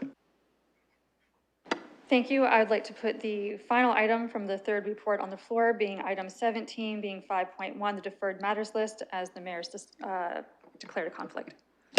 Any discussion? Thank you, Chair. My recusal has been noted. We turn your attention then to the screen as we vote.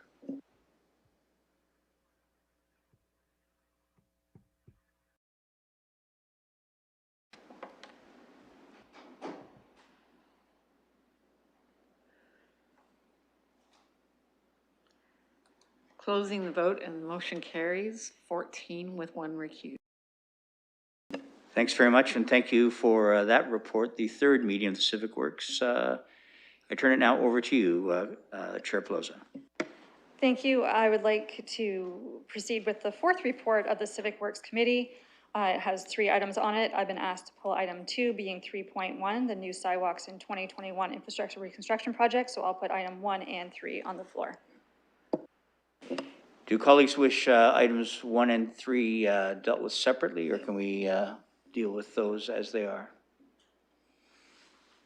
I'm seeing no objection. Any discussion on items 1 and 3? Councillor Elmer. Very briefly, I said this at committee, but great to see the Safe Restart funding agreement going ahead.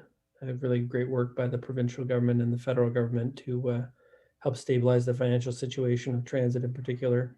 I know it's going a long way over at the London Transit Commission, and I'm sure Councillor Squire, as the chair of the commission, would echo our great thanks for that kind of support from the province and the federal government. Thank you for that. Any other comments or questions? I'd like to turn the chair briefly over to the Deputy Mayor. Go ahead, Mr. Mayor. Thanks very much.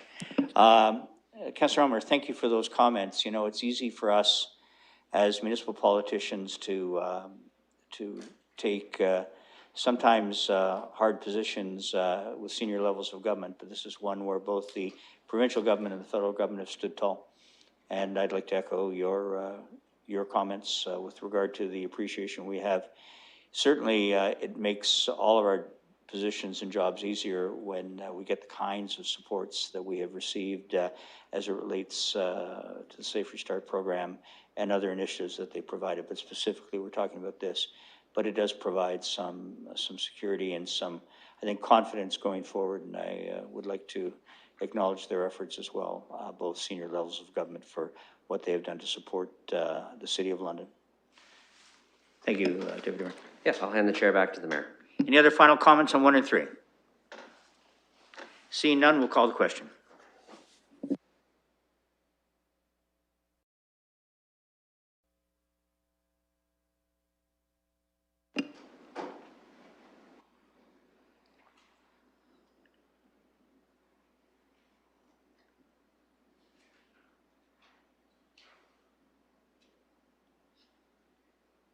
Closing the vote and the motion carries 15-0. Councillor Plaza. Thank you, Your Worship. We'll proceed to dealing with item 2, being 3.1, the new sidewalks in 2021 infrastructure reconstruction projects. At this Civic Works special meeting, we had 31 delegates received, numerous correspondence, and this debate at committee. We spent 4 hours going over what's before us this evening. There's many wards affected, many different viewpoints, and Ms. Scher is prepared to go over what we're dealing with tonight. At committee, we did separate it out by streets. I know councillors have already given notice they will like streets called separate this evening, for they can speak to ones within their wards specifically, as well as a few streets that weren't pulled out at committee that they would like to deal with separate as well. So I look forward to moving through this conversation tonight, and thankful to all the residents who took the time to come out to the meeting and patiently wait their turn to make us aware of what their neighborhoods feel like to them, and being engaged in the democratic process and letting us know their thoughts. Thank you, Chair. So with that, I'll let you take us through if we're separating all of the neighborhood streets that have been impacted. Is that what you're suggesting here? Yeah, and councillors asked as well that Culver Place and East Afton Place that was not listed specifically within the list, that those be separated out as well. So I do suggest that we go, I know it will take a while, but by street. All right. Can I say then, just at the outset of this, it's 20 to 6. It would be my intention, should this go, this particular discussion go beyond 6:30, I'm going to try to find a reasonable break time for a few minutes so that we can take a refreshment pause. And so with your indulgence on that, Chair Pelosi, I'll let you take us through street by street then, please. Point of order. Yes, Councillor Squire, point of order. Before we proceed to the streets, there were two other motions that were made. There was a motion made by Councillor Helmer that Civic Administration be directed to consider certain steps. And I did want to comment on that motion. So I would ask that that motion be pulled so that I can address that. And then Councillor Van Meerbergen's street was dealt with separately. So that again is a motion, and then we move on to the street. So I just want to make sure we're not missing the motions that are before the ones dealing with the particular streets, Mr. Chair. Well, let's speak to the clerk about that. Thank you, Mr. Mayor. Procedurally, the only motions on the floor is Part A and Part B. If you want to vote on each street separately, those would be amendments because it's not part of the recommendation that came out. Those motions failed at committee. So, so you could vote on A and B, and then there would be amendment. You would do an amendment for each street. And then we would need to know what the wording of the amendment is. Yeah. I'm assuming it's to remove them from the construction plan, but I would need to know what the motion actually is. Councillor Squire?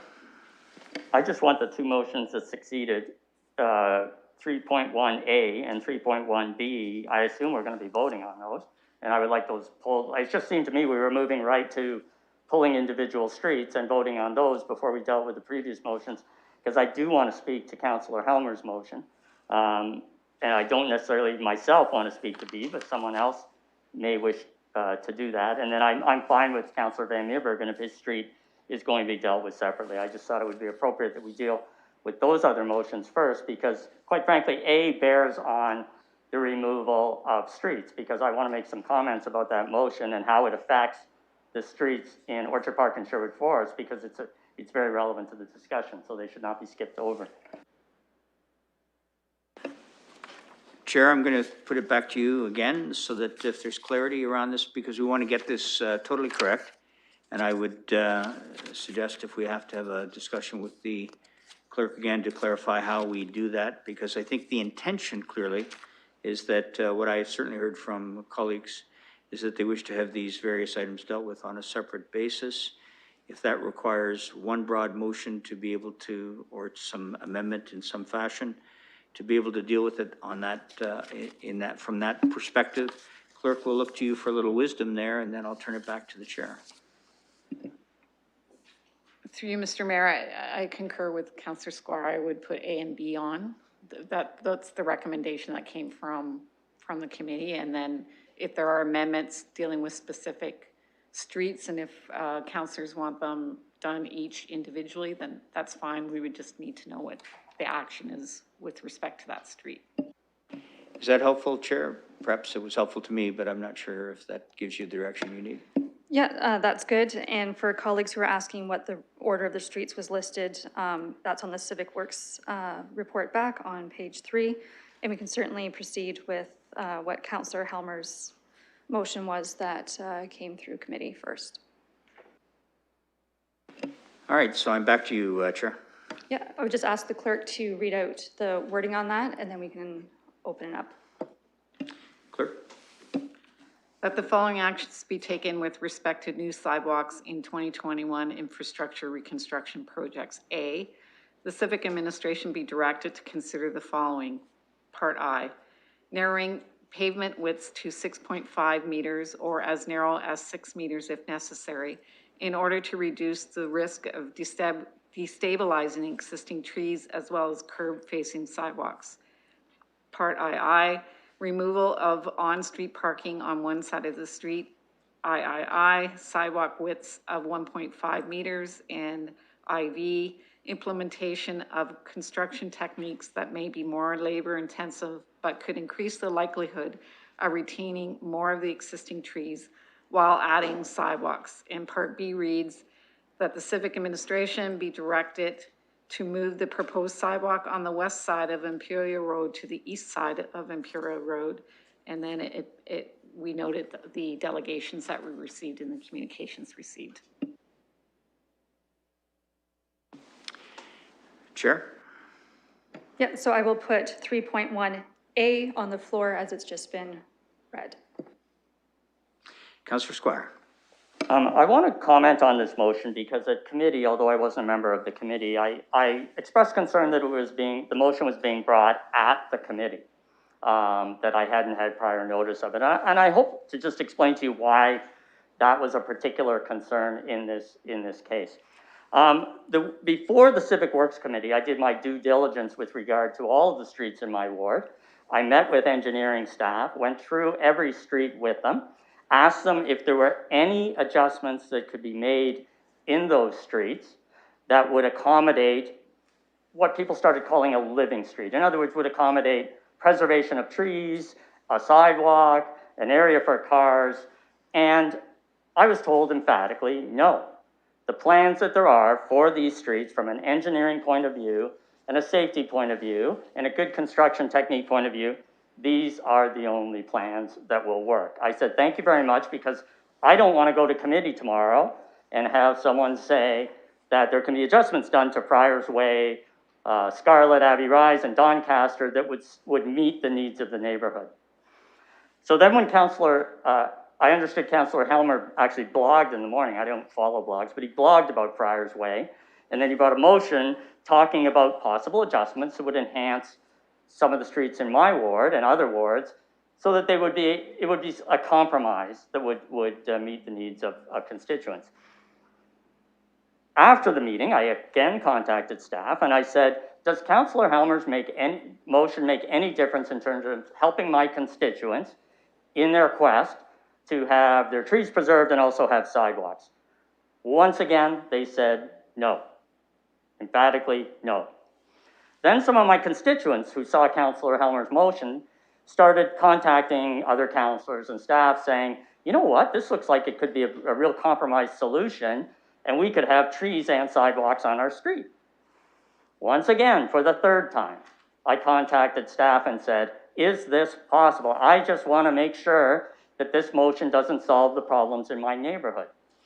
Emphatically again, they said, no, it doesn't. These accommodations cannot be done on your streets. If I was aware of the motion before I came to committee, I could have addressed it in a comprehensive way at committee. That's why it would have been helpful for me to know that this motion was going to be made at committee. I don't cast any ill will or anything like that towards doing it. It's just an example for me of why it's important to bring motions before meetings, because the ward councillor in these particular cases spends the time to find out what the on-the-ground circumstances are in their ward. So I want every councillor to know tonight, I don't want there to be any misunderstanding. The things in Councillor Helmer's motion do not assist any of the streets in Orchard Park, Sherwood Forest to be anything but what they were before, with the sidewalk configuration they had before, and with the tree removal they had before. I have no idea if it helps other streets of other councillors, but I've done my due diligence to make sure that that's not the case. I can't support this motion because of what I've seen in my ward. What I've seen is it seems to be presenting to constituents in my ward a false hope that this motion solves the problems that are in Orchard Park, Sherwood Forest. I don't think, they just don't. I wish they did, but they don't.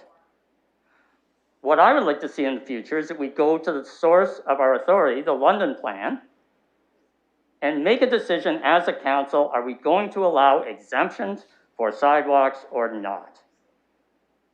Let's have that actual issue in front of council, not this motion. Let's make a decision. Are we going to have a meaningful exemption process, or are we going to say across the board, you're going to get sidewalks? Because I can tell you, no councillor, such as myself, wants to do this every single year. Coming back every single year and spending a month of my life dealing only with sidewalks. So I'm going to vote against this motion, and I'm going to bring a motion at some point in the future to amend that section of the London plan to have a fulsome description of the exemptions, and those councillors who do not think there should be any exemptions can vote against it. Thank you. Other comments or questions? Councillor Lehman. I'm going to follow up on what Councillor Squire said. Just based on the experience that myself have gone through with other councillors, with their constituents, you know, it's been a great learning process. And I'll be speaking to further to this when I talk about my specific streets. But I think, as Councillor Squire said, I think the London plan, while it does provide for exceptions, is very clear in that. I think we should relook at certain aspects of the London plan.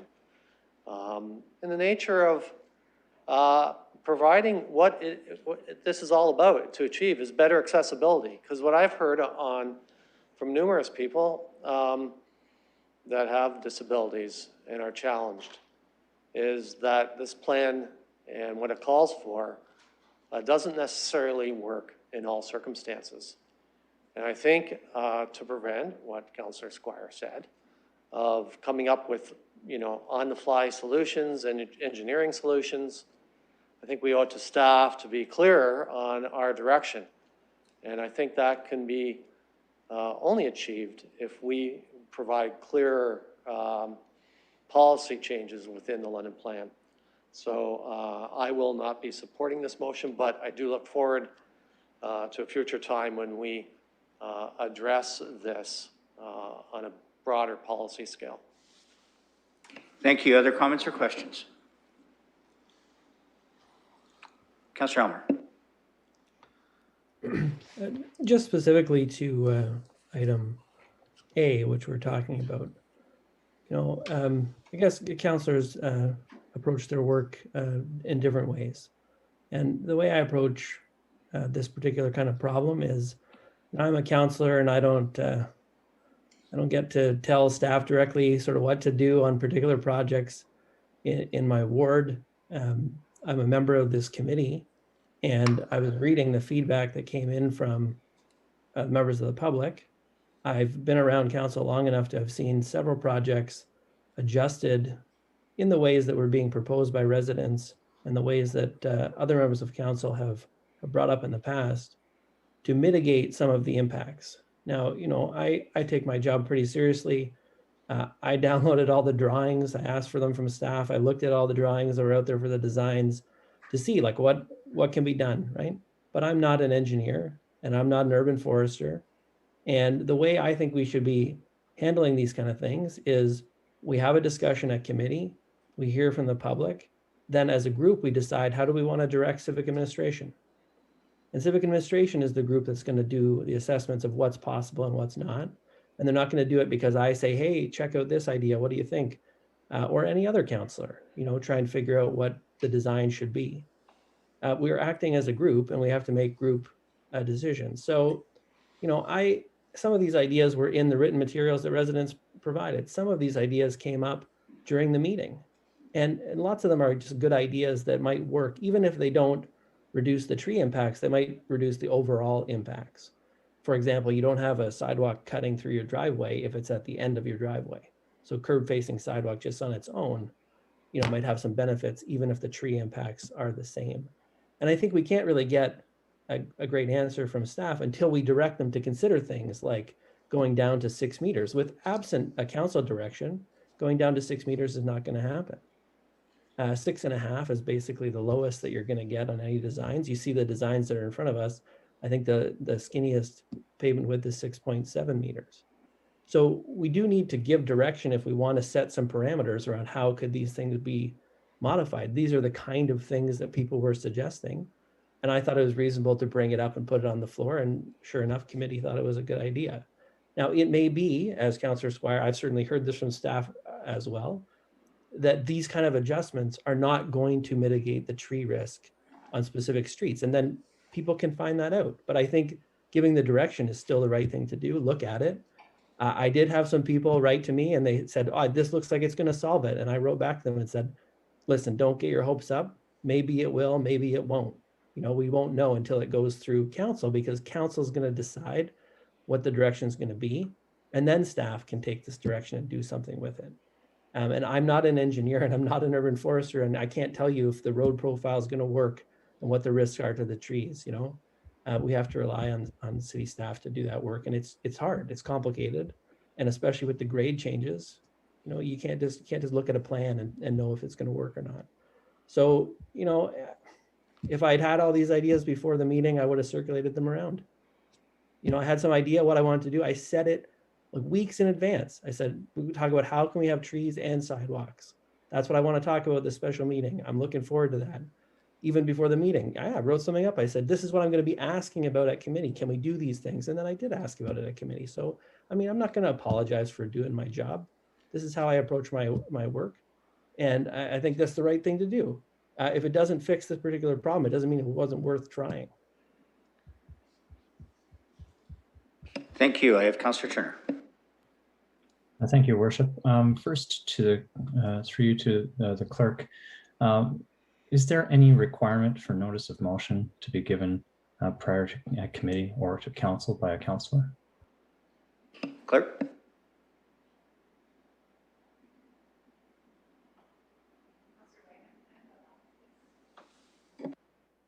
Sorry, we had a microphone on. There's no requirement at standing committee to bring a notice of motion. The committee, the purpose of the committee is to have the discussion and bring a recommendation forward.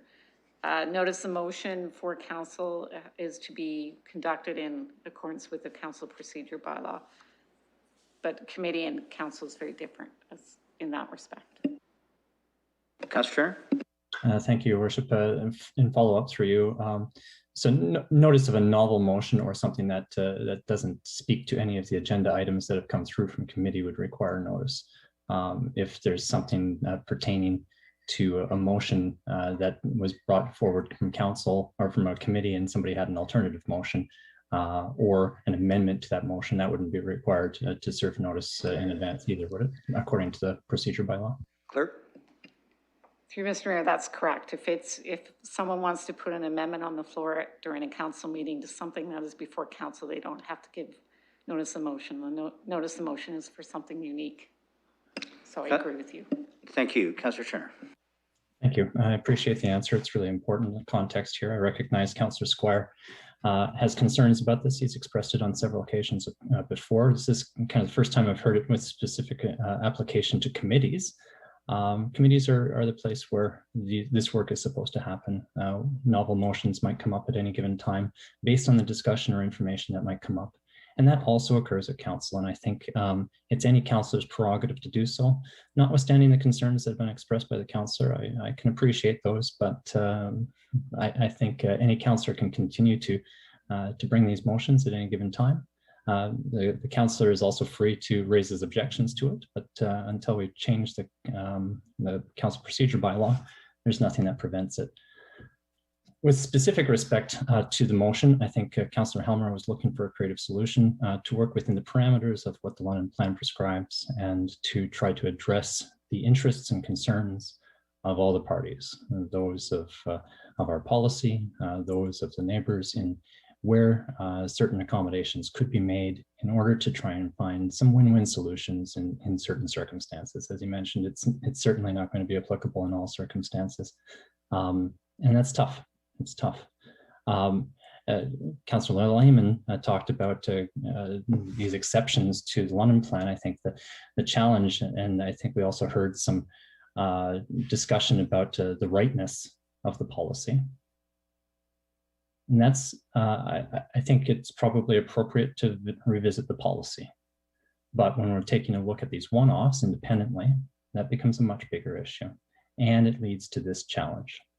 So I think the motion is in order. I think it's consistent with the framework of what our policy is. I think it was looking for ways to execute according to policy, and I'm quite supportive of the motion. I hope you will be too. Thank you. I now have Councillor Lewis. Thank you, Your Worship. And through you, a question to our staff, and I don't know whether this would be Ms. Scherer or another individual, but in terms of the items that are listed out in the motion, because I've had discussions with staff about a project in my ward last year, and the compromise brought forward one sidewalk, not one on both sides of the street. In another case, there's one coming forward under the warranted sidewalk program, where some of these very items, removal of on-street parking on one side of the street, for example, are recommended in that, and I know that will be coming to a future Civic Works, and that was in response to concerns that I brought to their attention from residents. So through you to Ms. Scherer, have these items been looked at in the design of these projects already, or is this something that has not been done and does need some direction to proceed with?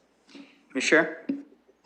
Thank you, Your Worship. For all of these projects, we have reviewed the impacts on trees and property, and we've included changes such as narrower boulevards, installation of curb-facing walk, sidewalk narrowing and road narrowing, where those changes helped reduce the impact on property and particularly in trees in a meaningful way.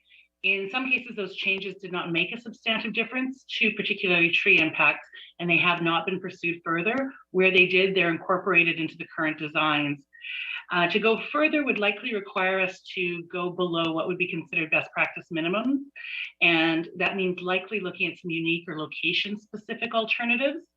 That means understanding the impacts on things like underground utility locations, surface drainage management, grades, emergency and city service provision, and the safety and functionality of whatever that alternative ends up being for all users. So it's a consultative process. My feeling is to go much further than to have reviewed narrowing the walk, narrowing the road, curb facing versus boulevard, is probably going to be a pretty substantive process. And I don't imagine many of those projects would be able to proceed this year. Councillor Lewis? Thank you, and I very much appreciate that answer. And in particular, my follow-up was going to be, would this impact project advancement this year, knowing that in a number of these cases, there is underground infrastructure that needs to be dealt with as well, and some of that's pretty important. So I appreciate that staff have already looked into this. I'm not sure what more we're going to get out of this motion. I'm going to continue listening. I may support the motion, but not support particular streets when we get to that phase. But I'm hearing from our staff that a lot of these items have already been looked into, and they're just not going to make an impact. So we'll see what other folks have to say, but I really don't like asking staff to do the work twice. And I do concur with the comments that have been made by several councillors that I don't want to go through this every year. So clearly we have a policy that needs to be reviewed and updated to reflect the concerns that neighbors are bringing to us from wards right across the city. Thank you. Councillor Van Holst. Well, thank you very much, Your Worship. And to Councillor Helmer for trying to come up with some creative solutions. I always appreciate that from my colleagues, and it happens often, so that's great. When we created the London plan, we thought we had arrived at what London citizens really wanted, but tearing down trees to install sidewalks may be an example of the policy not truly representing our residents' desires. The public engagement is what made the London plan extraordinary. So using the London plan as an excuse to ignore further input would be ironic. I suppose we need to keep listening. I've often said that there are three kinds of considerations when making council decisions: representational, practical, ideological. So going through these, for me, in this instance, there seems to be no contest when it comes to representing the public's desires. The vast majority of residents on the streets do not want to replace their trees with sidewalks. So that's, for me, that's 1 point for the status quo. In terms of practicality, it's certainly cheaper and easier if we side with the residents, and then we don't have to cut down the trees. We don't have to install the sidewalks or maintain them. So that's another point for the status quo. The ideological arguments contain the conflict because we've got competing commitments to accessibility and the environment. And there's further controversy because disabled residents with lived experience challenge the assumption that sidewalks on these streets would be safer and more accessible for them. So I'll give a half a point to each side in that section. And if I were to tally things up, that would be 2.5 points for the status quo and 0.5 points for the new sidewalks. And so I think that based on that analysis, I'm going to be supporting the status quo for these streets so that the mature trees are kept. However, I recognize that some people think there's a loss because these sidewalks is not going in. And as a way to deal with that, I might consider at some point having a policy where sidewalks that are exempted by council, we take the amounts budgeted for their construction and transfer that into the new sidewalk program, because I think sidewalks are valuable wherever they are. And there's places where we don't run into these one-off problems where they do more harm than good in the minds of the people who live there. So that's my perspective on these. I guess I would like to know from staff if there are any of the streets outside of Councillor Squire's ward where some of these impacts might work. I think we've heard in these instances that they don't, but if I could just confirm that. Commissioner? Thank you, Your Worship. So we have reviewed as part of our design process whether narrowing the road, narrowing the walk, going curb facing, or narrowing the boulevard would provide additional protection largely to the tree canopy. And where there was a difference, that has already been incorporated. And we have not gone further, though, to look at below, say, a minimum 6.5 meter roadway, a 1.5 meter walk, those sorts of things. Councillor?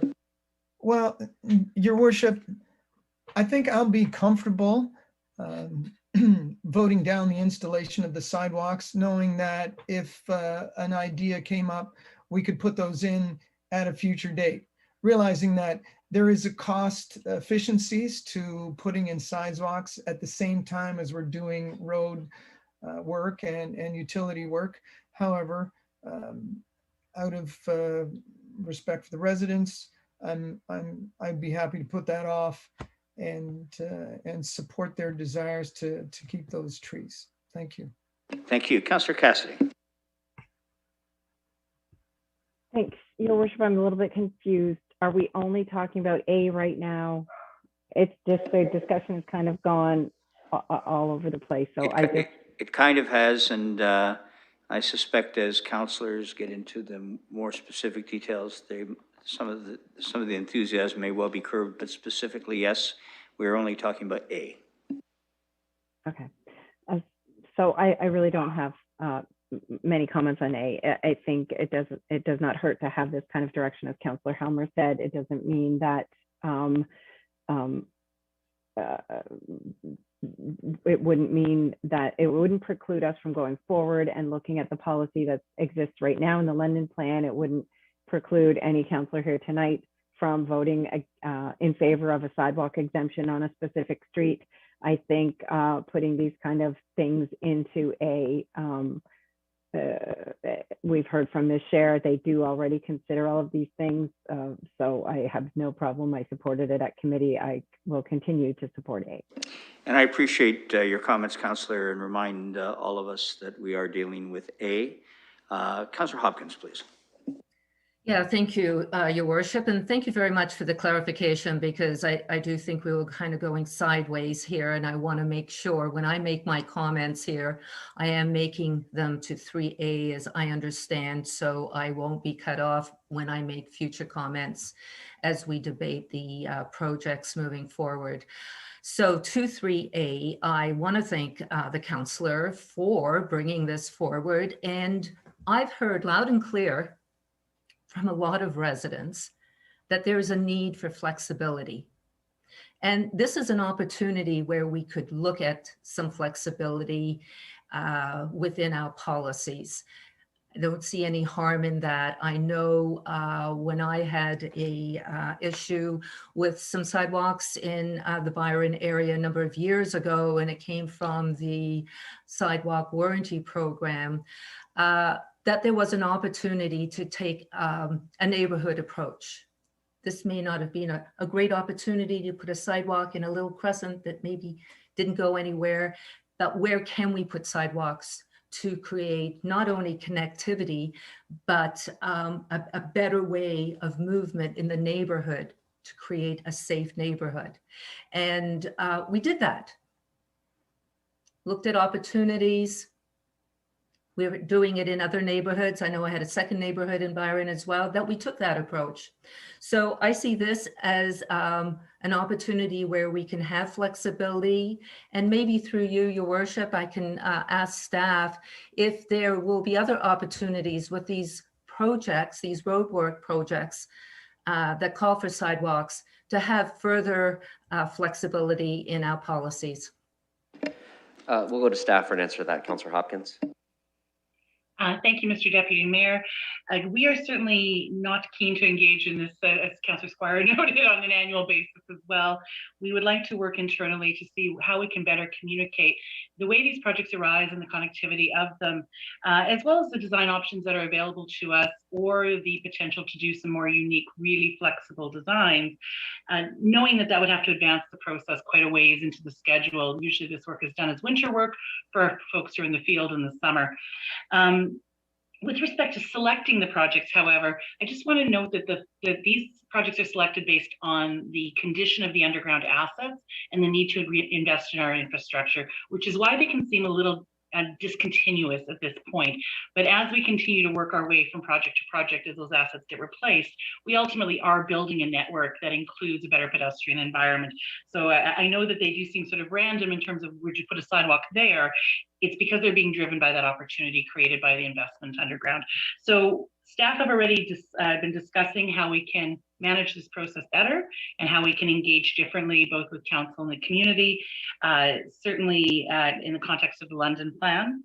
And in terms of design, we're always flexible where we can be. I wish I had a great design option that satisfied everybody on each of these streets. I don't. We've made the changes that we feel are within our toolbox really right now, and to go further would definitely require some time, which may delay some of the work. Councillor Hopkins. Yeah, thank you, Ms. Chair. I know the challenges are great, and thank you for that clarification. I think as councillors, we should understand the reasons why these projects are happening, and also the opportunities that we may have, and that staff are looking at other opportunities for that connectivity. And I just think we should really try to give that leeway to staff and as well as councillors, and then listening to the public and how we all work together. So thank you. Well, thank you. Deputy Mayor Morgan. Thank you, Your Worship. So on this particular item, I do think there's some value in providing some direction to staff, given what the city engineer has said. There are components of Councillor Helmer's motion that are not being considered now, which I believe the city engineer described as different from the current standards that they would assess things under. So I certainly don't have an issue with looking at as many options as possible. What I will say on the general issue of the topic of the sidewalks, I would support an option like this, but I would look to the ward councillor and the engagements that they've done on the sidewalks in their wards and with the communities on whether these are things that they feel will work in that area, whether it's something they've already discussed with the city engineer. As we've heard, some councillors have had extensive discussions on different options, and whether or not they would be willing to pursue that option. So I'll be listening to the ward councillors later in the evening, but for the most part on this particular piece, I'm happy to provide some additional directions for this year beyond what our standards are for the city engineer to consider and to have those discussions if necessary. Any other comments or questions with regards to 3.1A?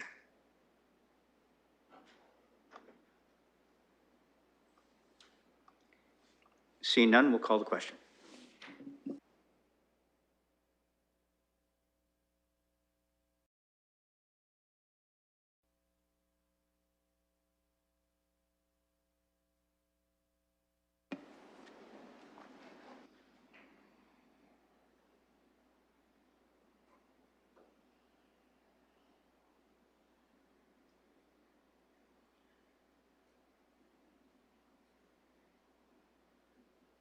Councillor Kaibaga. Closing the vote and the motion carries 9-6. Thank you, Worship. At this point, I will put 3.1B on the floor, which reads, Civic Administration be directed to move the proposed sidewalk on the west side of Imperial Road to the east side of Imperial Road. And it be noted that delegations from the following individuals were received, and there's an extensive list before you, and that the committee also received an extensive list of communications. And the staff report from February 9th with respect to this matter was also resubmitted. Thank you. Comments or questions? Councillor Helmer. I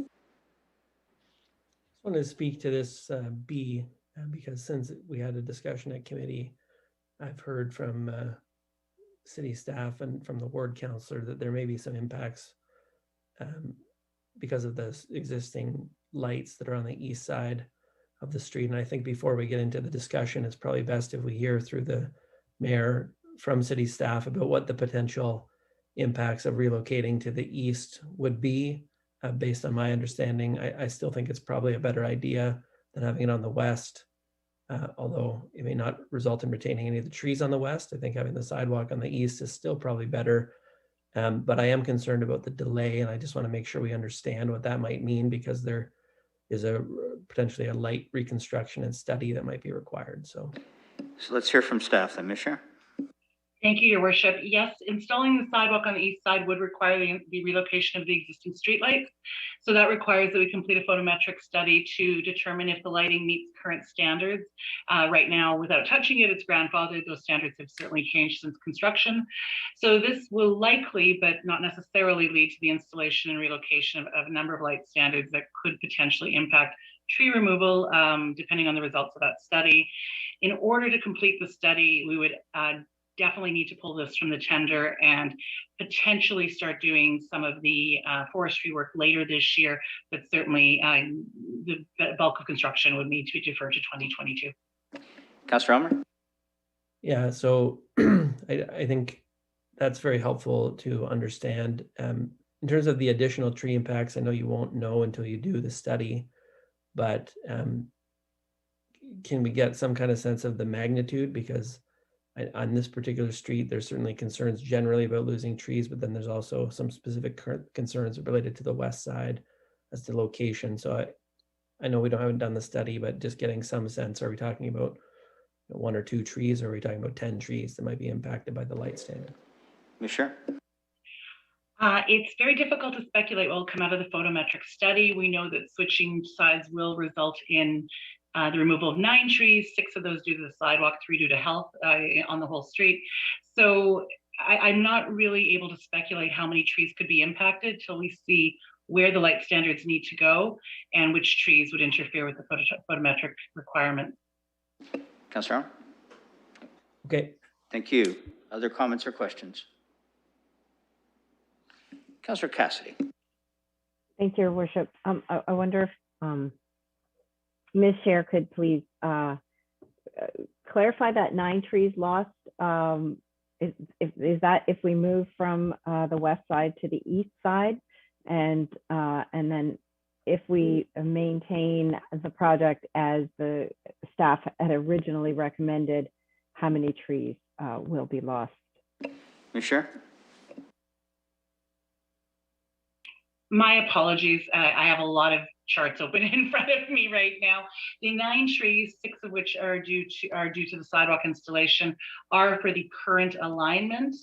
I am just trying to pull up and see if I have that information. I may need to get that from staff who are watching council right now just to confirm. If you could just give me a moment.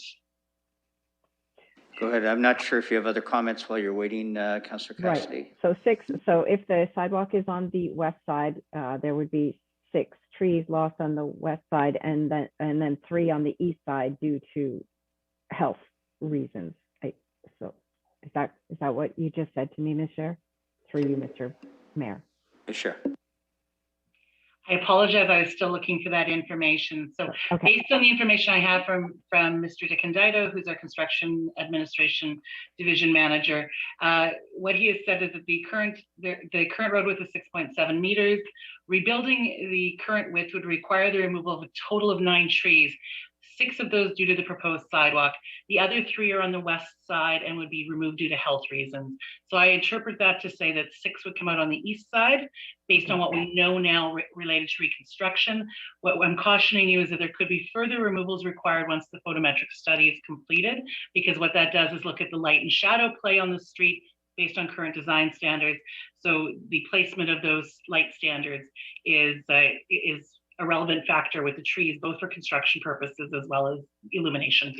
So yeah, is that helpful? Yeah, I think so.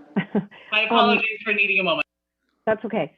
So through you, Mr. Mayor, I have a question about something that came at committee, and I know that on the face of it, the engineers are not in favor of something like this, but at least one the members of the public that spoke at the public participation meeting or spoke as a delegate suggested setting aside a portion of the road as a protected pedestrian lane the way we do bicycle lanes. And I wonder what the city engineer's comments would be on something like that. Sure. Through you, Your Worship, certainly the idea of dedicating a lane with paint is challenging from a safety perspective as well as an accessibility perspective. I think it's going to be quite difficult to ensure that space is clear and well marked seasonally. We know that sidewalks are really the strongest standard we have in terms of protecting pedestrians. A lot has been talked about when it comes to accessibility with respect to people with mobility challenges, but there are other types of disability that we also need to be really cognizant of. And people with visual impairments and people with intellectual disabilities learn to navigate their communities based on some standards that are kind of more universal. So where we do things that are really different, that can be a challenge. And I also think it offers a bit of a sense that that is the right place for people to be walking, and I don't feel that that's the best decision. So, Mr. Mayor, I'll just make a few comments. So I supported this change. There were a few community members from Imperial that were pleased about this. There were a large number that were not. There's a large number of community members that do not want a sidewalk, period. My concern with shutting down the idea of a protected lane, whether it's just paint, whether it could be something more than that, is that the alternative is nothing. So the way I hear how votes are probably going to go tonight is that we're going to have no sidewalks and we're going to have no pedestrian realm at all. And I wonder if this is a case where perfect is the enemy of good. And you know, so the idea of removing parking on one side of the road, the idea of narrowing the roadway somewhat and setting aside a portion for pedestrians is something that I think is, if the alternative is nothing, then I think it's something that we should consider. I've done a lot of reading from engineering reports from other communities, other cities around the world. They're all have this challenge with retrofitting sidewalks into old neighborhoods. They're all in favor of these engineering reports of sidewalks. It is the best possible way for pedestrians to get around in an urban environment. And there was one thing that really stuck with me, and it was tricycle tests. Do you feel comfortable sitting on your front porch and allowing your toddler or child to ride their tricycle on the street? And then take it a step further. Do you feel comfortable allowing your child, your toddler, to ride their tricycle in the rain on the street or at dusk on the street? And as much as it's easy for people to say, I feel perfectly safe, I don't have a problem, what we have to think about is the the most vulnerable road users, the most vulnerable users of our infrastructure.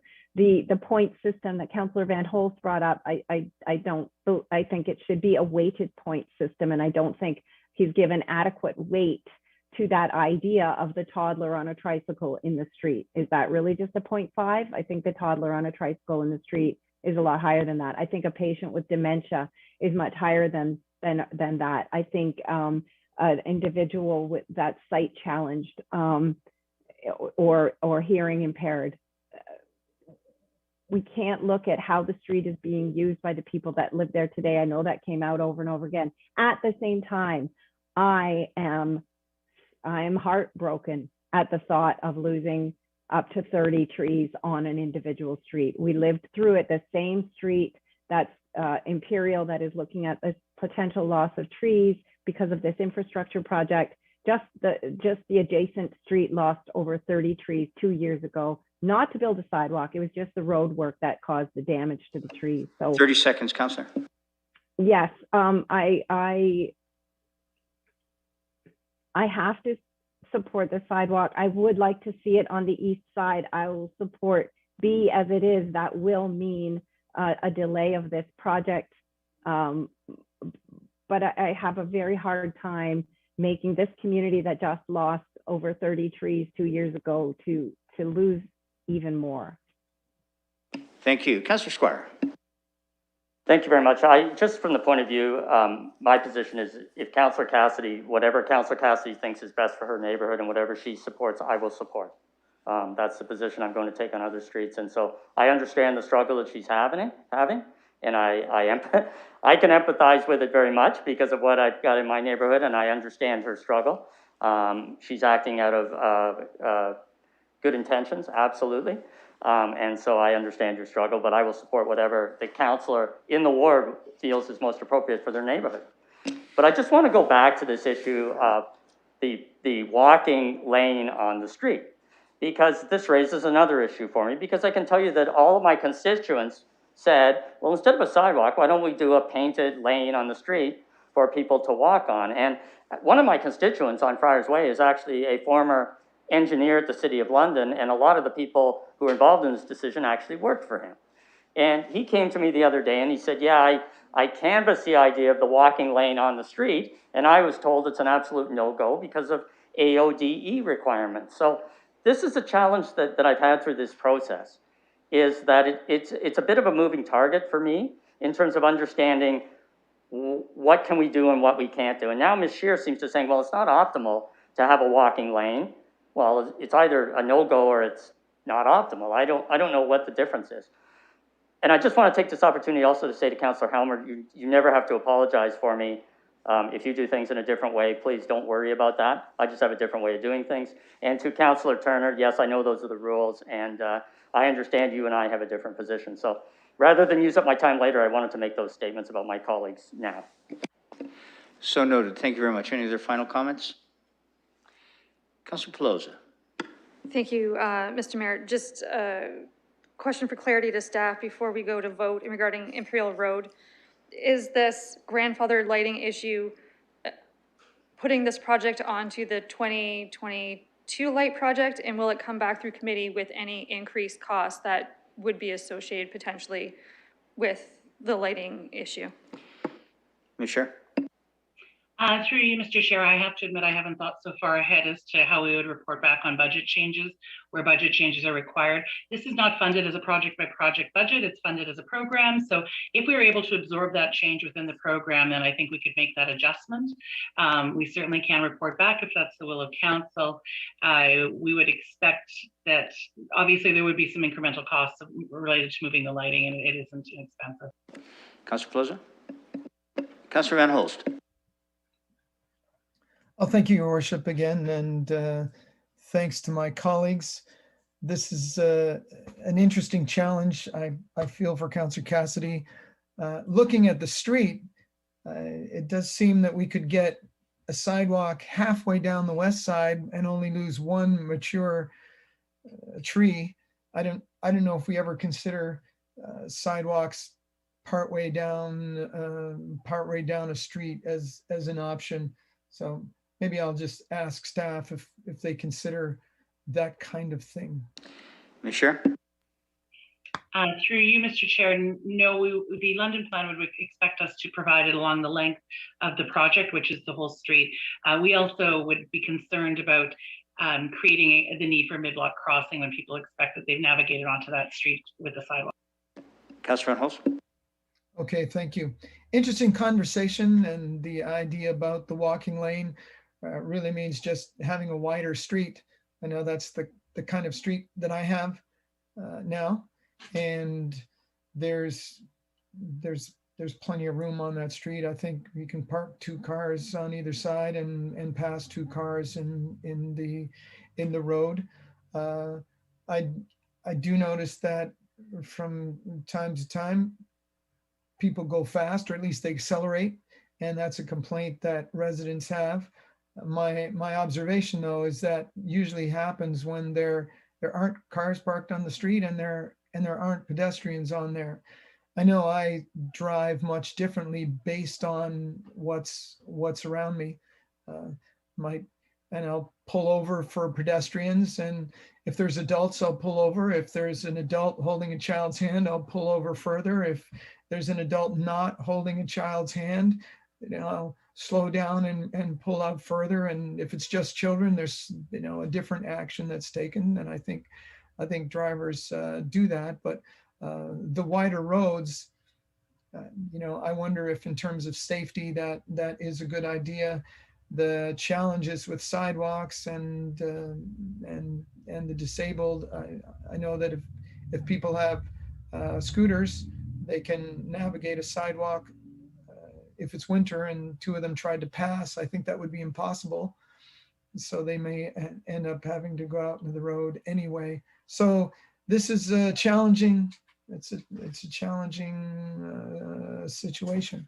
And I'm not sure that we have to deal with every situation, or in terms of, and we don't have to make a change in every situation. So in some of these cases, I'm happy to say, let's leave it for the residents. I think I did have one other question, Your Worship. I wish I'd written it down for this one, but fortunately, just speaking a little bit bought me enough time to have the little gremlin dig it out of the back of my head. And the question is this: if we vote down this motion B, then what happens next?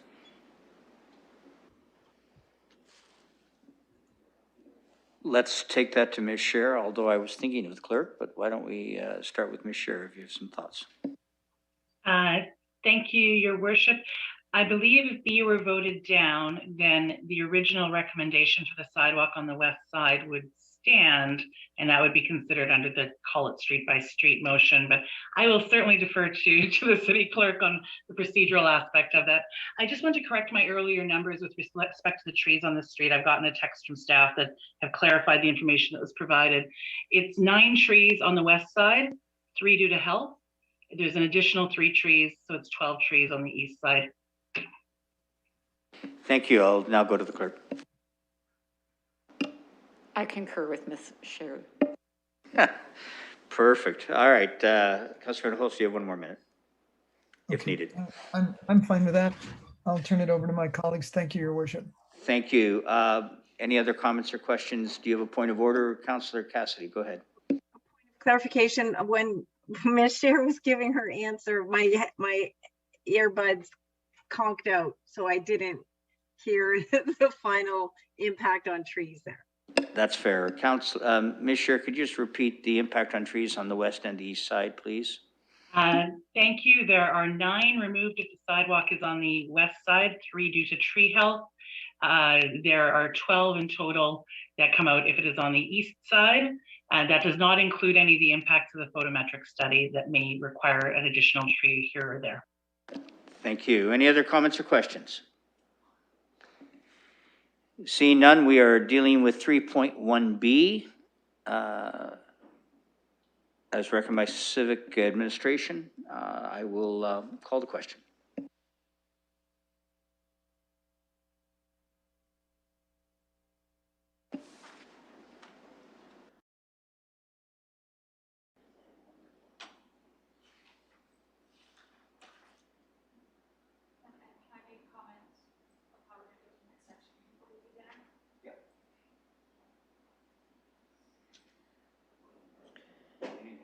Counselor Van Meerbergen. Counselor Cassidy and Counselor Lehman.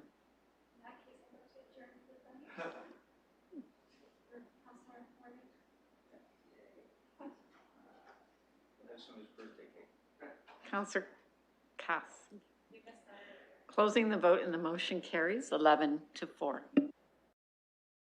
I'm looking at the hour, and I promised we would find an appropriate time to have a break. Before we do that, I call on the chair to make some comments, and then we'll look for a motion to recess until likely 7 o'clock. Go ahead, Councillor Pelosi. Thank you, Your Worship. Just as we break before we come back to deal with sidewalks, just for colleagues are aware that by default, the London Plan and the Warrenton Sidewalk Program will proceed with the installation of sidewalk infrastructure unless a colleague wishes to remove one. If you refer to your notes, the wording that we used that had failed at committee would be the proposed new sidewalk to be located on whatever street you may or may not be considering, be removed from the approved road reconstruction project for the subject street.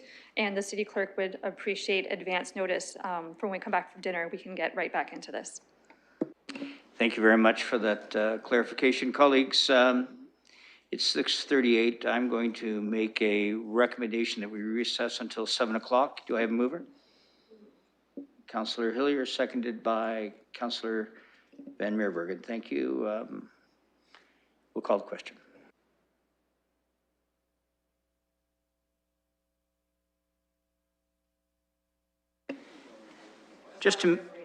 Let's just do a show of hands. Would you light up and just indicate your support, please? Motion carries. Thanks very much. We'll see you all at 7.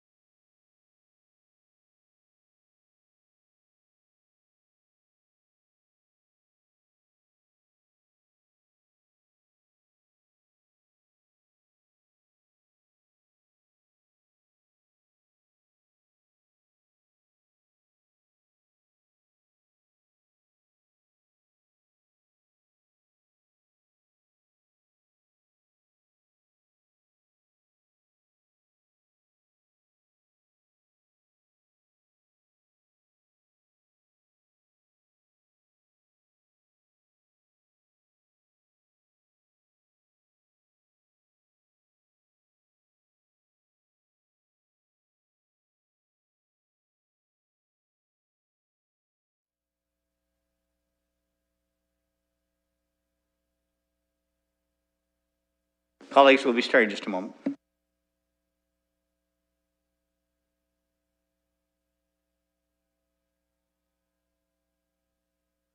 Could I ask you to light up, please, on your screens?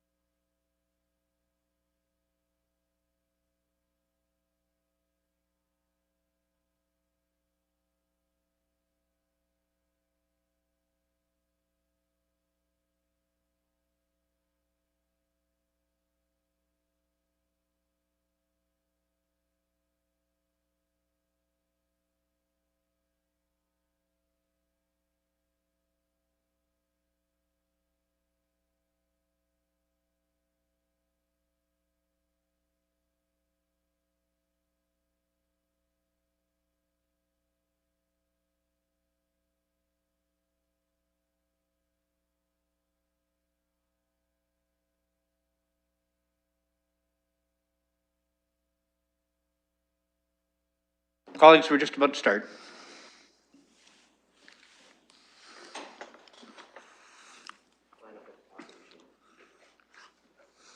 Thank you very much. I'll now turn we're back in public session, and I will call on Chair Pelosi to continue, please. Thank you, Your Worship. As we move forward, we're moving into the sidewalks. Out of committee, there was the motion to approve that notwithstanding requirements set out in the London Plan and the Warrenton Sidewalk Program with respect to installation of sidewalks infrastructure, the proposed sidewalks to be located on the following streets. The motion was to approve them, which is what passed. So at this time, if colleagues have a contrary motion to exclude certain streets from this street reconstruction, this would be the time to bring those motion of amendments forward. I believe colleagues have brought those streets to the attention of the clerk. So I'll turn it back to you, and I would say in a sequential order, let's deal with these on that basis. If the clerk's directed accordingly that these are to be dealt with separately. So the clerk has confirmed that colleagues have reached out and provided wording on numerous streets. Would the clerk like to confirm that East Afton Place has been received?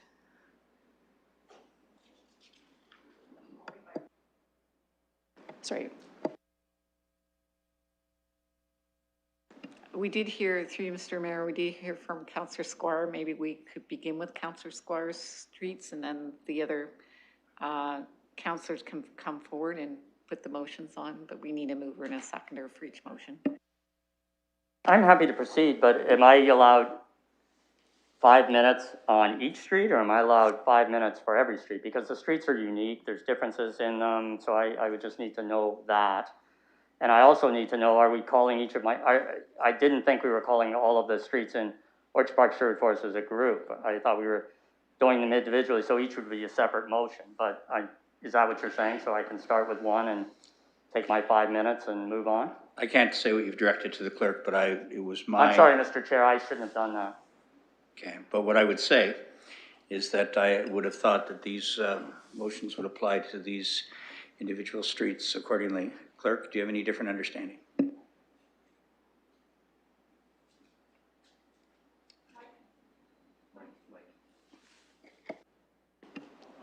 Through you, Mr. Mayor, it's totally up to the councillor if they want to put on one at a time. That's fine, and each would be a separate motion.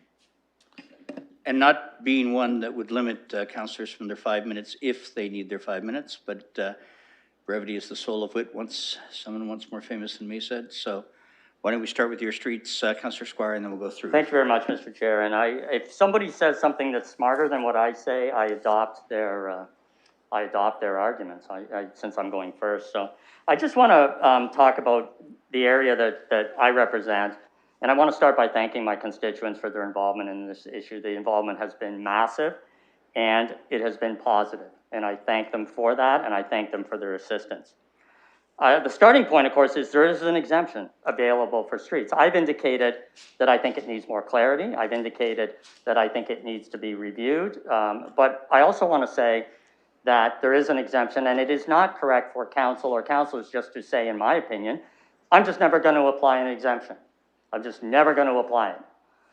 We have to, unfortunately, in the present state of things, look at the streets, look at whether they should get an exemption. And the London Plan provision, the primary exemption that exists is mature trees. And I can tell you that Orchard Park Sherwood Forest is a neighborhood that was built probably in the 1950s. It is full of mature trees. There is no street that does not have mature trees on it. It was built without a plan for sidewalks or without sidewalks in existence. What does that mean? That means that the houses are relatively close to the road. And the way the neighborhood operates, I was there with Councillor Pelosa, I think other councillors may have been there, these streets are walking spaces for people in the community. In other words, if you go to any of the streets in my neighborhood, you will see on the not so busy streets, and I'll talk about what's through the busy streets, you will see people walking on the street with very little traffic from motor vehicles. And now you're going to stop me? Sorry, I am going to stop you, Councillor Squire, because I appreciate your comments. I think that what we're looking for from colleagues as they introduce the street is to start that with a motion. All right. And then you'll have your moments because you've eaten away a couple of minutes, but I'm still trying to determine which street in Orchard Park you're referring to. I'm going to talk about the first one on my list. I apologize, Mr. Chair. So make your motion and we'll be on with it if we could. All right, please. I'm moving that notwithstanding the requirements set out in the London Plan and the warranted sidewalk program with respect to the installation of sidewalk infrastructure, the proposed new sidewalk to be located on the following street be removed from the approved road reconstruction project. And that'll be the same wording for all of my streets. And my first street that I want that applied to is Abbey Rise plus the Scarlet connection to Witchwood. You have 3 more minutes. Go ahead. Okay. Do I need a seconder? If you have a seconder. Councillor Lehman. Thank you. It's a unique neighborhood in that regard, and there isn't a street that would not be severely affected in terms of trees if an exemption is not granted. But the one issue that I think is most interesting and has become most interesting throughout this debate is the issue of accessibility. And we were able to hear from a number of people talk about accessibility, and I took a lot of notes when Jeff Preston talked, and I thought he made a lot of sense in terms of what he said, that people with disabilities have different needs. They're not monolithic. They shouldn't be viewed as a group where all their needs are the same. And similarly, they should never be put in the position where we are saying accommodations that we are making for you are depriving us as able-bodied people of something. We should never do that. So what do the people in Orchard Park Sherwood Forest have to say about that? Well, some of them have spoken up, but certainly the ones that have spoken up who are most important to me are those with disabilities, those that you would expect would use a sidewalk. And I refer to people like Meredith Levine. Meredith uses a walker or crutches. She's blind because of a brain injury. And also Sean Connolly, who moves around the neighborhood with his 21-year-old severely disabled son in a wheelchair. And both of them were emphatic and clear that with regard to this particular neighborhood, they feel safer, they feel more at ease, and they prefer not having sidewalks. Mr. Connolly talked about the difficulty of moving from roads to sidewalks, where you're just adding sidewalks. That can actually damage the wheelchair. And Ms. Levine made it clear that she would not ever want a sidewalk because of the uneven surface and that roads are better for her. You know, we would never categorize a group with one paintbrush. We would never say everybody of a certain type, they all think the same and they all want the same. And I fear that may be what we're doing, and I don't want us to do that. I know that a number of disabled people have come forward and said they don't want sidewalks, and I'm prepared to give voice to that. I also want to point out that we've had petitions in our neighborhood, and one of the ones that I really want to mention is that 690 youth in Orchard Park Sherwood Forest have said, we understand the issue and we do not favor sidewalks. That being said, I think it's important to recognize the desires of an individual community in light of the setup of that community. When I walked along Abbey Rise, I saw the trees that were there. I saw that you have a short street that dead ends into another street that is a connecting street. It does not appear to be busy, and it has mature trees all along the side where a sidewalk is proposed. 30 seconds, Councillor.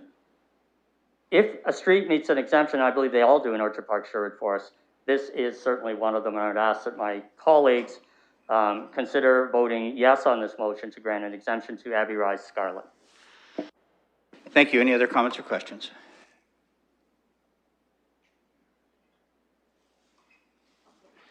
Yeah, use your raised hand when you can. I see Councillor Helmer and I believe Councillor Turner, but do use your raised hand if you're able, please. Councillor Helmer, go ahead. Thank you. Through the mayor, I wonder if city staff could describe the extent of the tree impacts from this particular project, those that are directly related to the reconstruction, and then those that are related to tree health, and then those that are related to the sidewalk, which I believe on this section is curb facing. That's the proposal itself. Sure. Thank you, Your Worship. On Abbey Rise, there are 24 trees, 8 of which are impacted by the sidewalk. That was previously reported as 6. We're always continuing to work with our arborists after the winter. If there's no sidewalk, none of the trees will be removed. It is a curb-facing sidewalk. Councillor Helmer. Thank you. Thank you. Councillor Turner. Thanks, Your Worship. I imagine we're going to repeat this over and over and over again a few times through the course of the evening. Maybe I just make arguments at this point here. And I think probably some of the more vocal constituents were certainly those from Councillor Squire's ward, and specifically with this project too. So we did have a very robust discussion about this. I know that as we did the public participation meeting the other night, sorry, it wasn't a public participation meeting. We received delegations that there were concerns that we weren't listening. But I tell you, I was listening very closely for arguments that I haven't heard before over the past 6 years, for every year that we've gone through this debate over and over again. And I was listening for an argument that would convince me that was different than any of the arguments we've heard before, and was compelling to go the other way on this, but I didn't hear those. And there were a few things that that were sought. One was a compromise or a new solution. I think the London Plan addresses that. It looks at not putting a sidewalk on both sides of the street. It looks at putting it on one instead. I think one of the things we need to consider is that I worry that these decisions will be made by the loudest and most numerous voices in response to those, rather than those who may not be the most numerous, and those with accessibility challenges may not be as numerous and may not be as loud. But it's our responsibility as councillors to listen to those so that we can weigh the inequities that exist in our policies and make sure that that the way we build our city is one that's inclusive for all. Whether to the letter of the AODA or not, we have to look at what the intent of the AODA is. And the intent of the AODA is to make sure that accessibility is afforded to all of those who may have challenges with accessibility.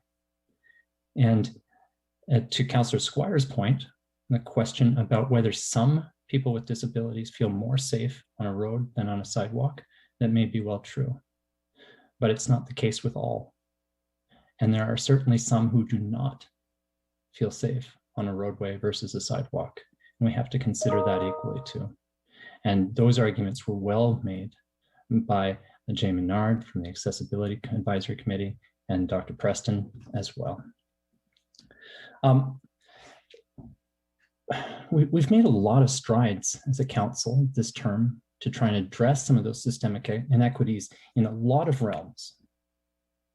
But we really haven't been as forward or as aggressive on this with accessibility issues. And this is quite evidenced by the fact that we had the entire Accessibility Advisory Committee threaten to resign at one point. I think that was at the end of last term. And we saw the resignation of the chair and the vice chair of the Accessibility Advisory Committee.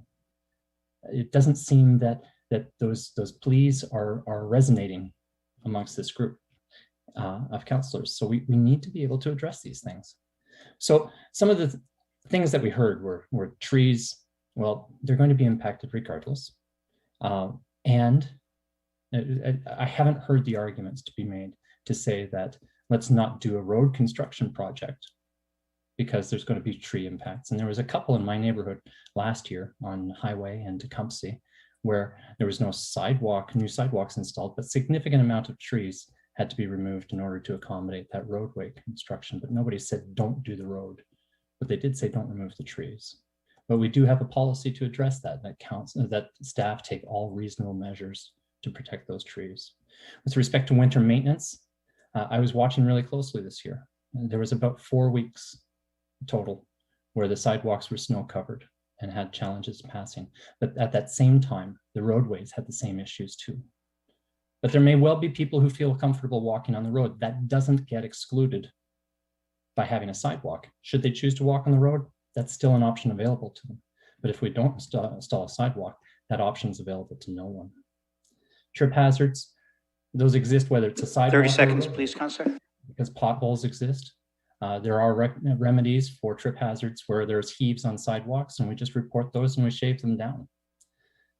Whether it's not connected to something, well, something has to be the first in order to provide connections, and Ms. Scher identified that. And the argument about placemaking, these neighborhoods were designed this way not out of an intent to have enhanced placemaking, but rather as cost savings at that point. So I urge you to not support this motion. And if it requires a revisit of the policies, let's do that. But right now we've got policies that are pretty clearly in place. And I'd advise that also the Association of Municipalities of Ontario has announced that they're going to have a session for councillors on what the AODA and its implications are for council policy. Thank you, Councillor Turner. Next week, I'd encourage you to watch that as well. I appreciate that. Thank you very much. Any other comments or questions?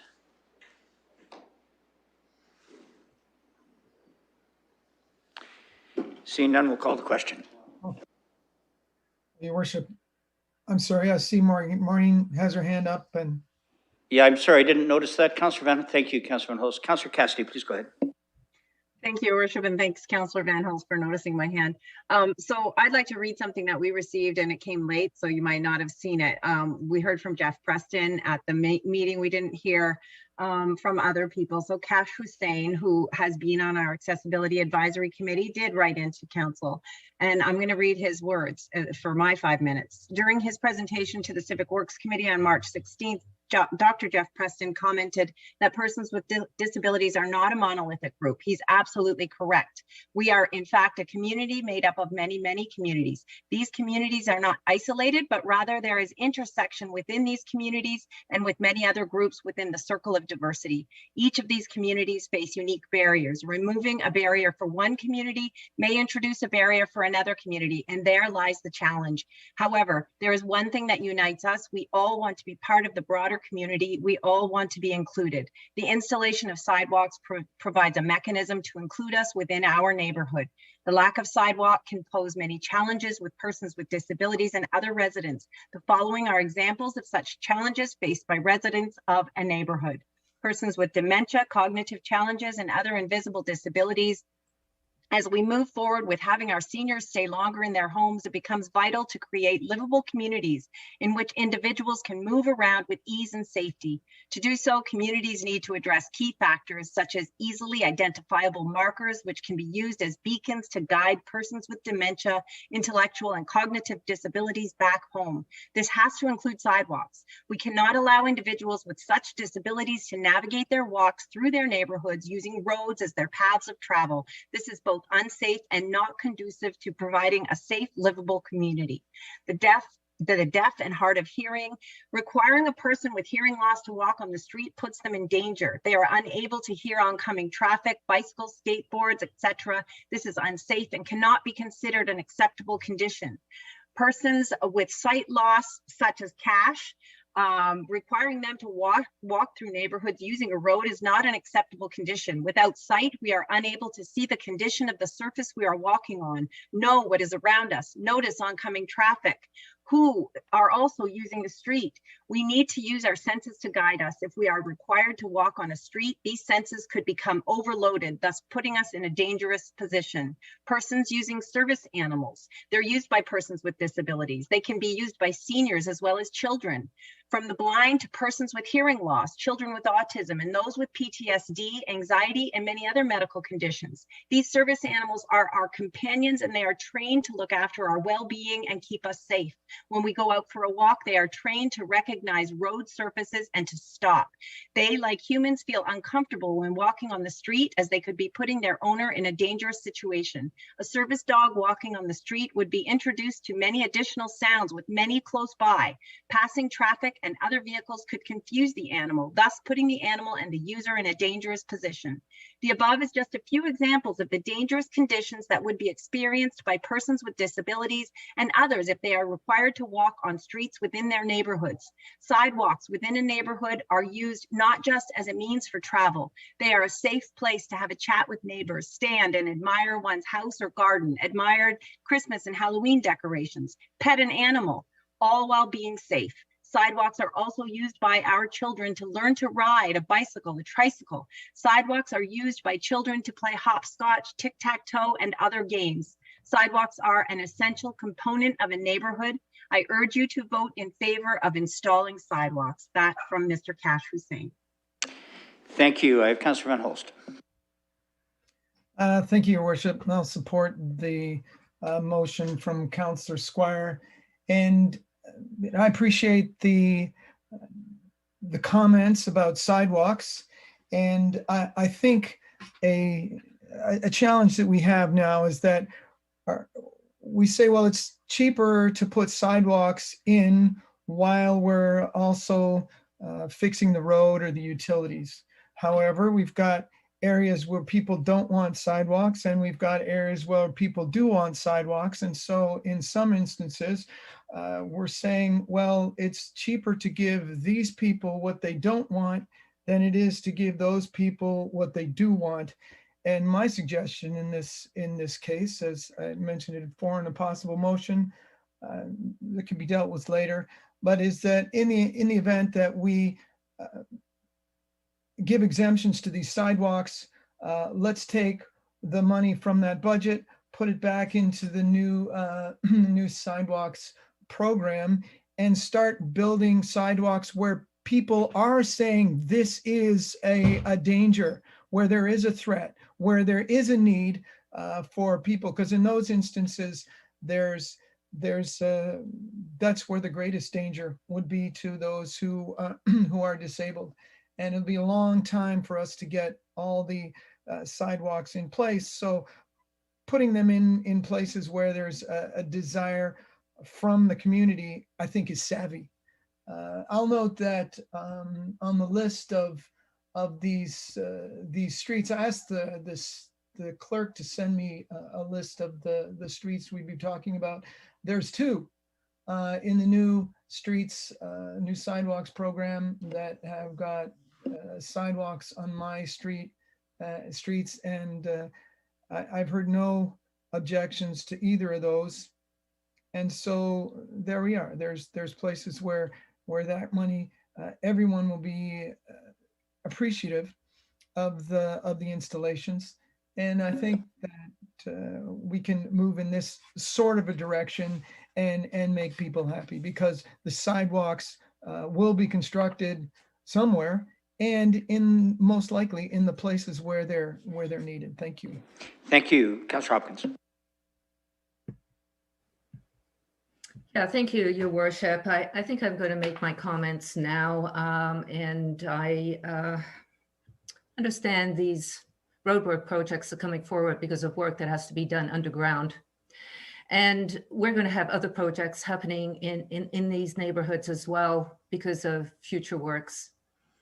And the difficulty as we pick apart these projects is that we are creating this disconnect to other projects moving forward with sidewalks. So I am very cautious here, making decisions and sort of feels like pitting neighborhoods against neighborhoods. And I'm going to just start with, I'm not sure how we got here, and maybe I'm partly responsible for past decisions, who knows? But I do feel that there is a problem the way we're doing this. I feel very uneasy. I've heard loud and clear, trees, accessibility, neither one should be pitted against the other. They are both important. So how are we going to consider these road projects going forward? Yeah, there'll be trees lost. We only have these concerns when it comes to sidewalks only. We don't deal with them when it comes to roadwork projects. We know we're going to have trees lost. I have heard from a number of residents, and I sat in on the delegations that were at committee last week as well. And I was listening, and I was wanting to hear what I have not heard. And what I did hear when it came to trees are important. We all agree that trees are important. I understand the loss of trees and the as a counselor, that feeling that we're not meeting our targets when it comes to tree cover. But what are we doing? We can be planting more trees, native trees, different variety of trees. Those would be opportunities. So the feeling of the loss of trees and the mature trees can be compensated over here with what we're doing when it comes to trees. Maintenance, heard loud and clear, maintenance of sidewalks, a challenge. On the one hand, as council, this council introduced maintenance programs on our sidewalks that go beyond what most municipalities do to keep them safe. But on the other hand, I hear maintenance isn't being done. Our sidewalks aren't being clear, they're not safe. I know there's opportunities. When I'm faced with not moving around a sidewalk, I can walk on the road. There's that opportunity. The other thing I've heard is about accessibility, and I've heard a lot of it lately. So we have the complaint over here, create opportunities for accessibility and aging in place. But over here, I'm hearing we're going to create further disability for people moving around and more difficulty for aging in place. Nothing makes sense. So this is what I can support. Minimizing tree loss, support for connectivity, so important. Be careful when we make decisions today, what we're deciding in the future. I'm very supportive of a comprehensive review plan, flexibility, moving forward on other projects. Can we do it a better way? I'm glad to hear staff saying that there are opportunities. Above all, though, I support our plans. They're not perfect. They're challenging. I support secondary plans. I support the complete streets approach. 30 seconds, Councillor.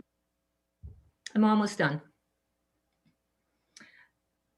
The reason I support these plans and policies is because when I find it very difficult to make decisions, I rely on our policies to make a decision for the better good of the community. That's how I do it.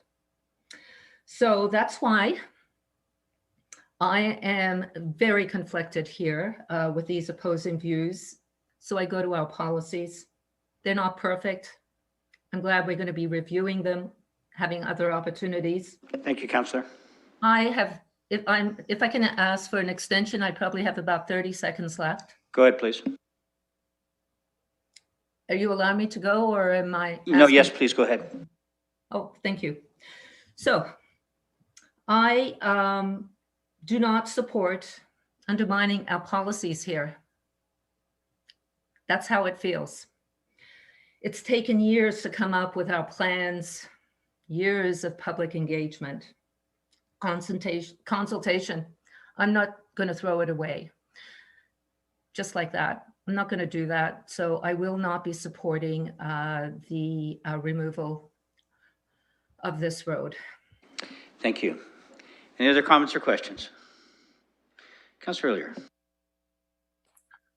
Thank you. The only reason I'm going to bring this up is because of Councillor Hopkins, and I really appreciate everything you said. I really do. This is a comment from a resident in my ward. And it's about sidewalks and sidewalk maintenance and the problems we have and the systems we have in place. The sidewalk in front of our house is lower than the rest of the street and is a safety hazard for pedestrians. In winter, water accumulates over a large area of the sidewalk, causing freeze-thaw cycle. Pedestrians routinely walk on the road rather than either walk on the water or the sheer ice sheet. I diligently shovel and salt the sidewalk, but I cannot compete with the daily cycle of water accumulating and freezing overnight. And they send me examples of the photos. We're talking about a 10, 20-foot section, 3 inches deep. It's a lot of water. Now, here is the response, and I have it in my hand from staff. This is what we have to deal with. The City of London road crews do not fix areas of sidewalks that have ponding issues. The city does not have the resources to fix these throughout many areas of cities. Only identified trip hazards, Councillor Turner, you are correct, and damages qualify for maintenance and or repair. So we do need to address how we're dealing with this, because right now, a lot of residents are finding it safer to walk on the road. And we need to review this policy a lot harder, because if we're going to have a blanket policy, I'm sorry, I cannot vote on a blanket policy, and I will not. I will take all night long to go through every single one of these roads and review them individually before I will pass a blanket policy saying this is good for all. Thank you very much. Any other comments or questions? I have no one else on the list. We have a motion that has been put forward by Councillor Squire and duly seconded. We'll call the question.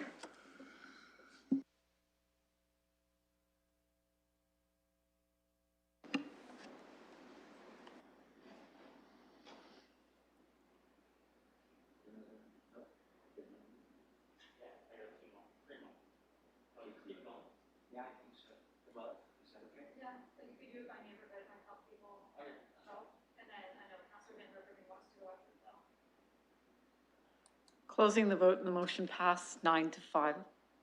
Colleagues, the chair has directed that that what we'll do is we'll stay with each area. So I believe. Your Worship, I'm sorry, Councillor Salee hadn't voted, and I haven't closed it yet. So if he could advise. I'm voting no, Councillor Salee. Closing the vote and the motion carries 9-6. Thank you. As I was saying, I spoke with the chair, and we will do this region by region. So basically, councillor by councillor, we'll ask councillors for those that have multiple streets to deal with those issues accordingly. Councillor Squire, do you have a motion? Yes, I don't know if you want me to repeat all the wording, Madam Clerk. It's identical wording, except the be removed from the approved road reconstruction project will be Friars Way. That's the next street that I have, and then I'll speak, I hope, briefer on this one. Let's see if you have a seconder. Councillor Van Meerbergen, thank you. Go ahead, Councillor Squire. So I just want to say to my colleagues who have a differing point of view from the view that I have, I hear you absolutely. I understand what you're saying. I look forward to the policy review. I think generally in most neighborhoods, yes, where they're possible without tree removal, we should have a sidewalk. But I have to go with what people at this council have said to me over and over and over again. They always say it's so important to talk to people who have lived experience. The people who are living the experience that I am not. And obviously people with disabilities are living a life that I could not even imagine. But I'm not gonna, what I want to say is the people that are living those lives in the neighborhoods I represent have said to me in the strongest possible terms that they don't want sidewalks, they don't feel safe on sidewalks. So I fully respect what I'm hearing, and I did read the email that Councillor Cassidy read out. I understand all of that. But in this particular case, I have to go with the people with disabilities with lived experience in the neighborhoods that I represent. Friars Way is a street that on the north side is having a sidewalk that actually will also include a boulevard. So it's not, it's the only way it can be done is to have a boulevard. So it will go boulevard, sidewalk, and the trees on the north side of Friars Way, mature trees are being removed almost in total. And when I say mature trees, these are trees of great age that are part of the neighborhood, and I know you've seen all of that. This is a unique street, although it's a bit longer than Scarlet. It has a park that used to be Sherwood Forest School that's about halfway down the street that has a path through it to Witchwood Park, which has sidewalks. And I just want to point out that Orchard Park, Sherwood Forest, the main streets, the cut-through streets, have sidewalks. They have sidewalks, but I can tell you the sidewalk on Witchwood Park, Councillor Pelosa and I were there the other day, it would be virtually unpassable or unusable by anybody with a disability because of the slope, the undulating nature of the property. So I concur with the lived experience from people with disabilities in my neighborhoods that they would prefer a street to a sidewalk. And so I'm asking also that Friars Way be exempted, and that's all I have to say. I'm not going to repeat the other things that I said. Thank you. Any other comments or questions? Councillor Cassidy. Thank you, Your Worship. I wonder if we could hear from the city engineer about the reason behind proposing a sidewalk here. Ms. Scher. Thank you, Your Worship. Friars Way certainly does qualify under the London Plan program. I should point out there are only 3 streets that would be exempted under policy. Those are Doncaster Place, East Afton, and Culver Place as dead-end streets under 200 meters, where the plan actually allows us to make those exemptions. They were still included for consideration because of feedback from accessibility advisory. Specifically to Friars Way, it's a fairly lengthy street. It has a number of houses and intersecting streets on it. It does provide connection within the community as well as to the Medway environmental area. When we talk about accessibility and disability and walking, one of the other things that we do need to consider are walk distances. So some folks who are able to walk and don't require mobility assistance may have distance limitations due to hidden disability. So while there are sidewalks on other streets, they would require backtracking or retracking to access them. Friars Way is well aligned with the policies of the London Plan, and that's why staff would obviously recommend that it proceed. Councillor Cassidy. That's good, thanks. Thank you. Councillor Helmer. Thank you. Just a couple of questions for staff. First, how many trees are going to be directly impacted by the sidewalk itself rather than just the road reconstruction for Friars Way? Ms. Scher. Thank you, Mr. Chair. There are 96 trees on the street. 29 of them are impacted, plus an additional 9, sorry, I apologize. Like I mentioned, I have a lot of spreadsheets here. Without the sidewalk, 6 trees will be removed, 4 due to construction, 1 with health. Currently, 38 trees would be removed. Councillor Helmer. And when will the next full road reconstruction of Friars Way happen? Like a full rebuild like we're doing now? Ms. Scher. Thank you, Mr. Chair. Generally speaking, we would not be reconstructing streets like Friars Way or any of the streets on this list within the next 50 years. Okay, so I saved my comments on the first street we were discussing. I had a feeling about how this might go. I wanted to hear from folks. I do have some things to say about Friars Way specifically. And I just want to stress as strongly as I possibly can that we need to stop building incomplete streets without sidewalks. We need to stop that. We need to start building complete streets that have at least 1 sidewalk on them. And for me, that's the bare minimum. That's like the minimum standard for a street, is a street with at least 1 sidewalk. And it is incomprehensible to me that we're in 2021 and we're talking about building roads without sidewalks.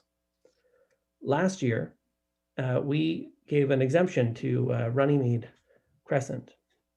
And I said at the time that it was going to lead to a flurry of exemption requests, and look at where we're at this year. After we voted as a group to not put a sidewalk on Runnymede Crescent, I was tweeting, I was pretty angry about that. I didn't think it was a good decision. And Jerry LaHaye, who we all know is a major sidewalk advocate, who pushed for all kinds of great changes in our city, he responded to me, he said, I pushed for a sidewalk on Griffith Street 20 years ago, and the neighbors in the area said they didn't want it, and it wasn't built, and 20 years later, it's still not there. Right?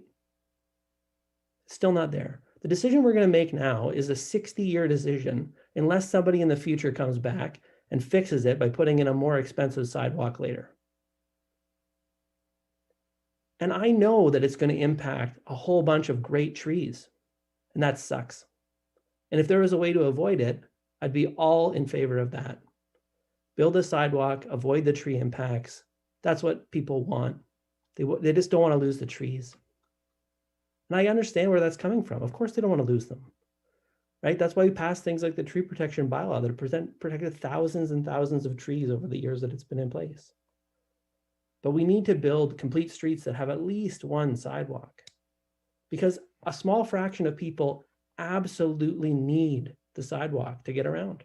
Lots of people can get around without sidewalks, but some people can't. And we can't keep building neighborhoods that exclude them by design. Because in the future, different people will live in this neighborhood, right? The people who are there now are not going to be the same people who are there 60 years from now. Some of them might be, but most of the people are going to change over time. And the neighborhood has to be welcoming for everybody. It needs to be safe for everybody. Some people need sidewalks. That's why we have to build them. For me, it's not complicated. The tree impacts, they're very bad. We have to replace them with the best tree we possibly can. That's how we have to handle this kind of problem. It's not good. I know people want to keep the trees, but building the neighborhood again, perpetuating the exclusion by design of the people who need sidewalks is not a good idea. And we're going to keep repeating this dynamic over and over and over again, where the majority of people who don't need a sidewalk tell the people who do need it that they can't have it. And that's just not right. Thank you. Other comments or questions? Councillor Lewis. Thank you, Your Worship. Like Councillor Helmer, I saved my comments from the last round, thinking that I'd listen to some more and offer some later. So I'm going to offer some now. As I hear the back and forth between this, to me, this is an issue about balance. And striking a balance is part of our job. I disagree, respectfully, but I disagree with colleagues who say that's the policy and we can't vary from it.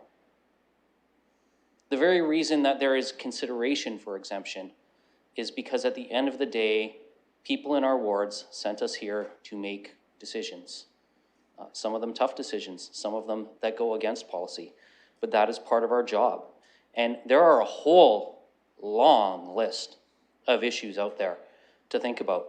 When I hear about safety issues and things like that, we have streets. I've got 12 of them in my ward that don't have street lights. And the solution that we tell people when they would like street lights in their neighborhood is, yes, but you're gonna have to pay for it. We're not putting them in unless you pay for it. Now, this council has taken a step in the right direction and has split the cost of those street lights. And, full credit to Councillor Helmer in particular for being a champion of that idea and working with us on that. We have maintenance issues. And again, this council has made some steps forward on sidewalk maintenance in the winter. And we had, when we made that decision, advocates here saying to us, if it doesn't go right to the bare concrete, it's not good enough.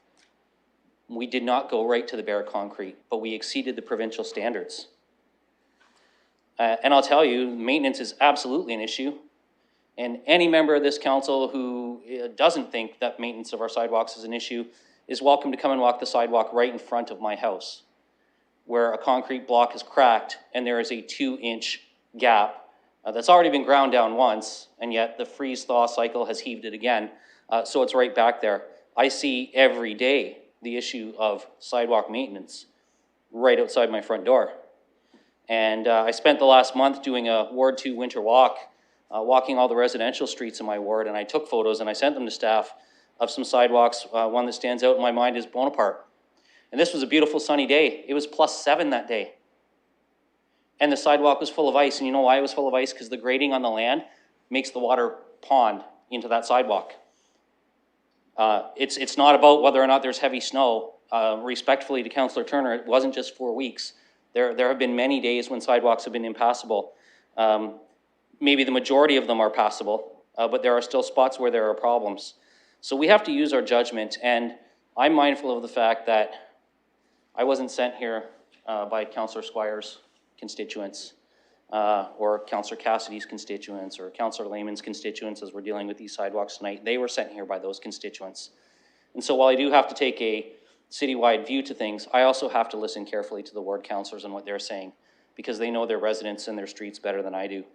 So I'm going to continue to listen to those arguments. I will continue to look at the streets on an individual basis and go forward that way. And that doesn't mean that I'm not open to policy amendments in the future. It doesn't mean that I'm not open to working to do a better job. But these are the streets that we have decisions to make before us tonight. So we have to make those decisions for these residents now and look at the policy issues moving forward. Thank you. Councillor Kebab. Thank you, Mr. Mayor. I just felt like I wanted to make a comment on what many of my colleagues have already said, the things that I wanted to say and the feelings that I share on this issue. But I feel maybe there's a disconnect between what we're talking about, a policy versus city building. I think what Councillor Helmer was talking about was building without excluding people and building a city that is for all, and not just for today, but for a long time, projecting 50 years, 100 years from now. And I think what Councillor Lewis is talking about is that we're voting based on a policy. We're not voting based on a policy. We're voting based on a principle of wanting to be accessible, wanting our city and our streets to be more accessible. I campaigned on complete street models because I understand the lack of sidewalks, what they do to people, and how exclusive they can be. And as I don't want to repeat many of the comments that many people have made here today, but I think I'm speaking because I want to make that comment on the disconnect between a policy and building a city. We talk about the lack of maintenance of snow and ice and all these issues. These are issues that we can create policies to solve. We can't stop building sidewalks because of ice or snow or issues that that's our job. Our job is to make policies that make our city better. So if we put sidewalks, it's our job to maintain them. And if there is already a loophole in that way, then we go ahead and fix it. But there's that disconnect that's happening where we think we're having this discussion because of the London plan or the policy, but the idea behind the policy is wanting to be a better city, wanting to be an inclusive city, wanting to be a city that cares about the people that will live in it today and tomorrow.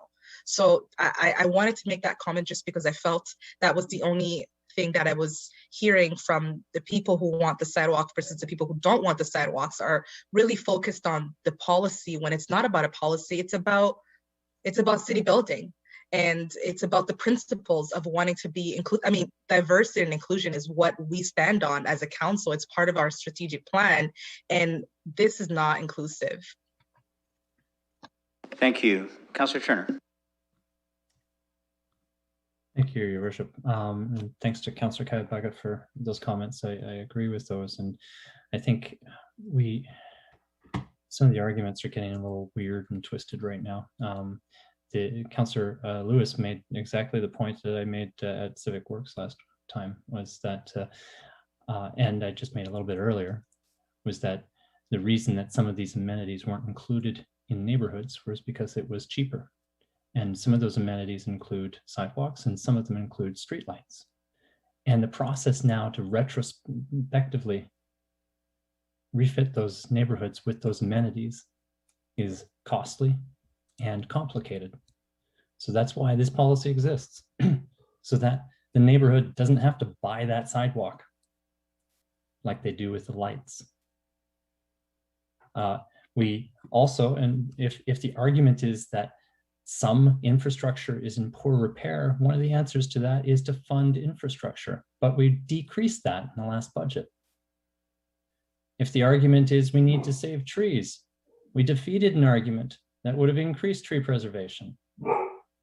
So I find a lot of these arguments kind of falling on weird and kind of opportunistic premise, because it's not accurate. And back to Councillor Cavaga's statements, we need to build a city that's inclusive, and we need to do that going forward. So there were things that happened in the past.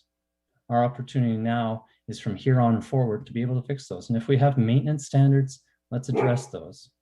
But we also have the same challenges with our roads. There's potholes and cracks and heaves and poor maintenance throughout the city, which we're working really hard to make sure that we fund to address. But that's not the argument to not do something, because that argument's certainly not coming forward to not build a road. Thank you. Any other comments or questions? Councillor Van Holst. Thank you, Your Worship. And so I wanted to make a couple comments. I think we've got some good debate going on here. Of course, we want to build a better city, and that's why our policies work well in new subdivisions. We're sure that we're going to get what we hope for in those cases. However, if we're to take the trees down on these streets, the many trees, I would ask, would the residents think that we've built a better city? And the answer is no. And those trees are a big loss.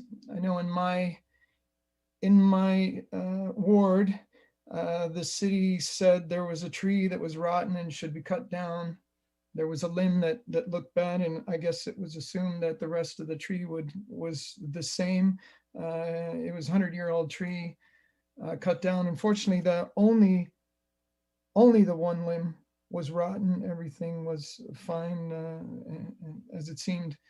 So that's a big loss to the residents, and they're sad. It's a loss of shade. It's a loss of in terms of climate change. Of course, the neighbor across the street said, well, I'm going to have to pay more for air conditioning. The shade on my house is now gone. And that's disappointing. And it's the kind of disappointment that the people on these streets are going to have. Now, Councillor Turner said he had been looking for some new argument during the meeting, and I would say that I experienced a new argument, and that was that the people with disabilities said that they don't find sidewalks safer or more accessible. And these are the people actually living in the area. And I'd also point out that there's a difference between hypothetical people and real people. And what we have in these instances were real people saying, this will be a great loss to me. Young disabled children pleading for us to keep the streets. Excuse me, point of privilege. Go ahead, Councillor Homer. Councillor Van Holst needs to apologize for referring to people who don't agree with his point of view as not real people. We've had plenty of real people with disabilities who said, build sidewalks. I didn't interpret it quite that way, but Councillor Van Holst, I appreciate the point. Do you have a comment there? Okay, thank you very much. And of course, I'm referring to streets, Councillor Helmer, where every person on the street was against the sidewalk, and therefore, and the disabled people on it, and therefore bringing up those kinds of individuals in that case would have been hypothetical. So the idea of saying, well, in the future, maybe there's somebody who would want that. I think that's also a hypothetical situation, but I understand your point, and I'm sorry if I've offended. I really don't want to. I don't want to do that, but I thought that was interesting to me, and that was a new idea that people find that streets are as or safer than sidewalks. So, 30 seconds, Councillor. okay, thank you. And I'd also be interested to hear about how councillors think about the climate change. I don't think we're calling for a sidewalk emergency here as well. And we've got two things that are weighed. I'm not sure how they should be weighed against each other, but I look for some guidance. Thank you. Thank you. Any other colleagues wish to speak? I have Councillor Pelosi. Thank you, Your Worship. I won't be chiming in a lot throughout this, but figured I'd make my comments at the forefront of it. I'm a councillor who is a first-term city councillor, and I haven't been lucky enough to have any of the street reconstructions in Ward 12, despite the fact that I've gotten to know pavement quality indexes very well.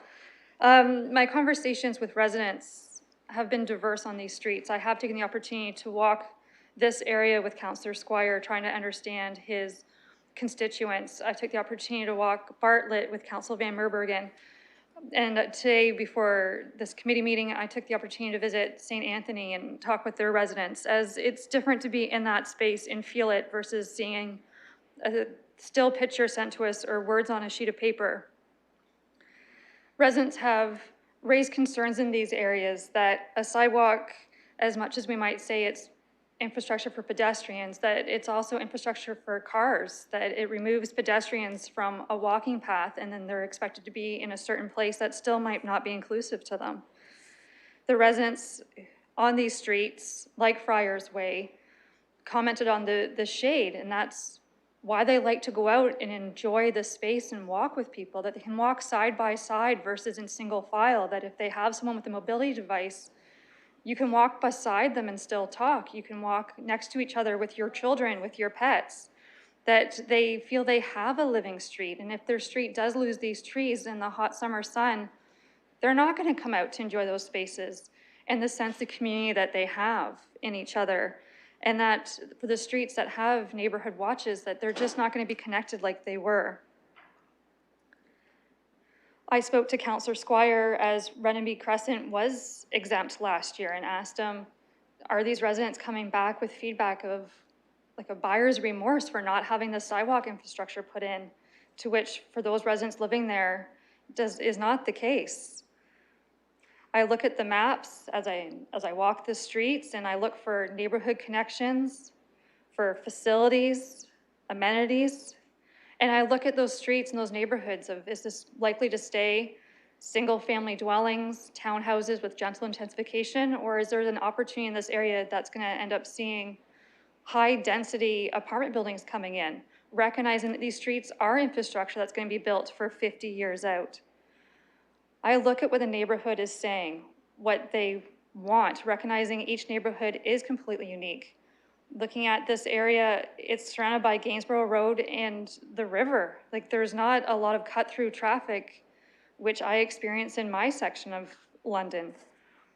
This really is an individual feel of listening to those residents on the street for me. It would be much easier to make a blanket policy application to it, but walking the streets with the residents who are mobility impaired, and this is their home. Like, you're coming to their home, their neighborhood where they feel safe, and telling them what they should fix, what they should hope for. Recognizing in theory there's a sidewalk, and in theory one should use a sidewalk if it's there, but I've walked through these neighborhoods and there are sidewalks in some of them, and the sidewalk's there and people are still on the street. They're still running on the street. They're walking the dogs on the street. And if there's no sidewalk, the cars have seemed really respectful on some of these streets. I spent an hour, and in an hour there was one delivery vehicle and one car. Like, they were really quiet and enjoyable. The residents were lovely, and I thank them for their time of welcoming me and whatever councillors loitered on their street and asked them random questions. So it's not an easy discussion going into. As a woman, I look at these streets too of, are they safe? Do I feel safe on them? As someone with lived experience, I guess my colleagues wouldn't know, but there was a section in my childhood where I actually lost my hearing and was deaf. You experience the world very differently. And I don't go into any of these conversations lightly. and I do consider current residents versus future ones, and my votes will reflect that and will be varying throughout the evening. Thank you. Thank you. Any other comments or questions? Colleagues, this has been duly moved and seconded.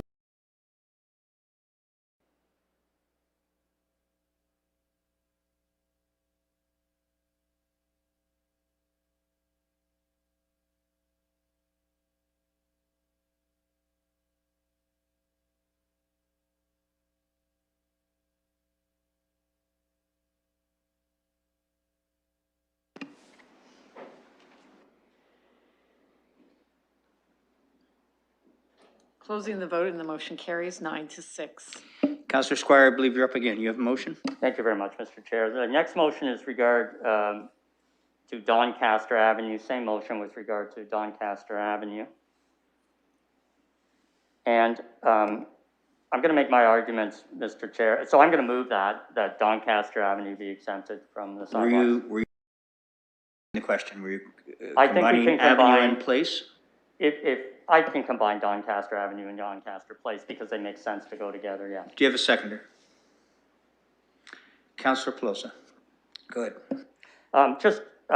First of all, I really want to thank Councillor Pelosa and Councillor Lewis for actually going to the streets that are in question in my ward. It does make all the difference.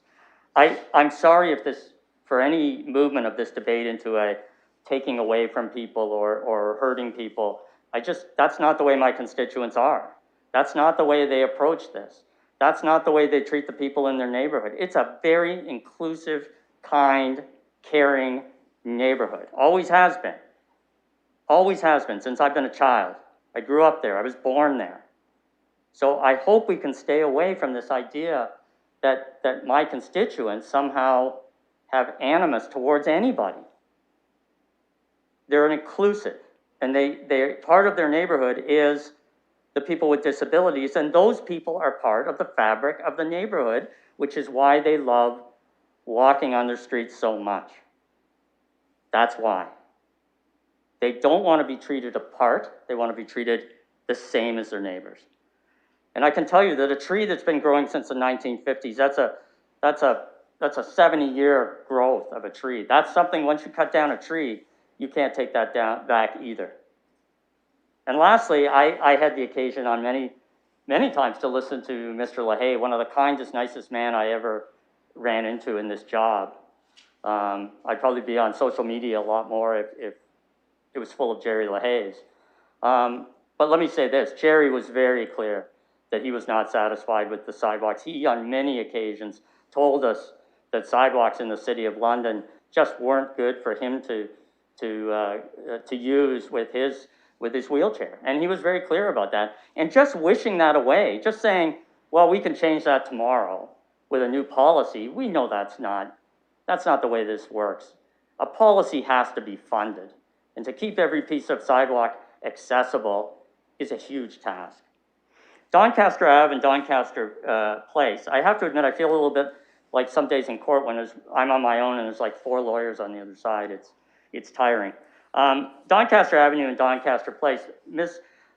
Scheer actually mentioned that Doncaster Place is a court. It's a dead-end court. And the proposed sidewalk is only on one side of the court. It truly is a sidewalk that's in front of very few houses, and it's a sidewalk that doesn't go anywhere. And it was going to be exempted for reasons that I'm not going to get into. It wasn't.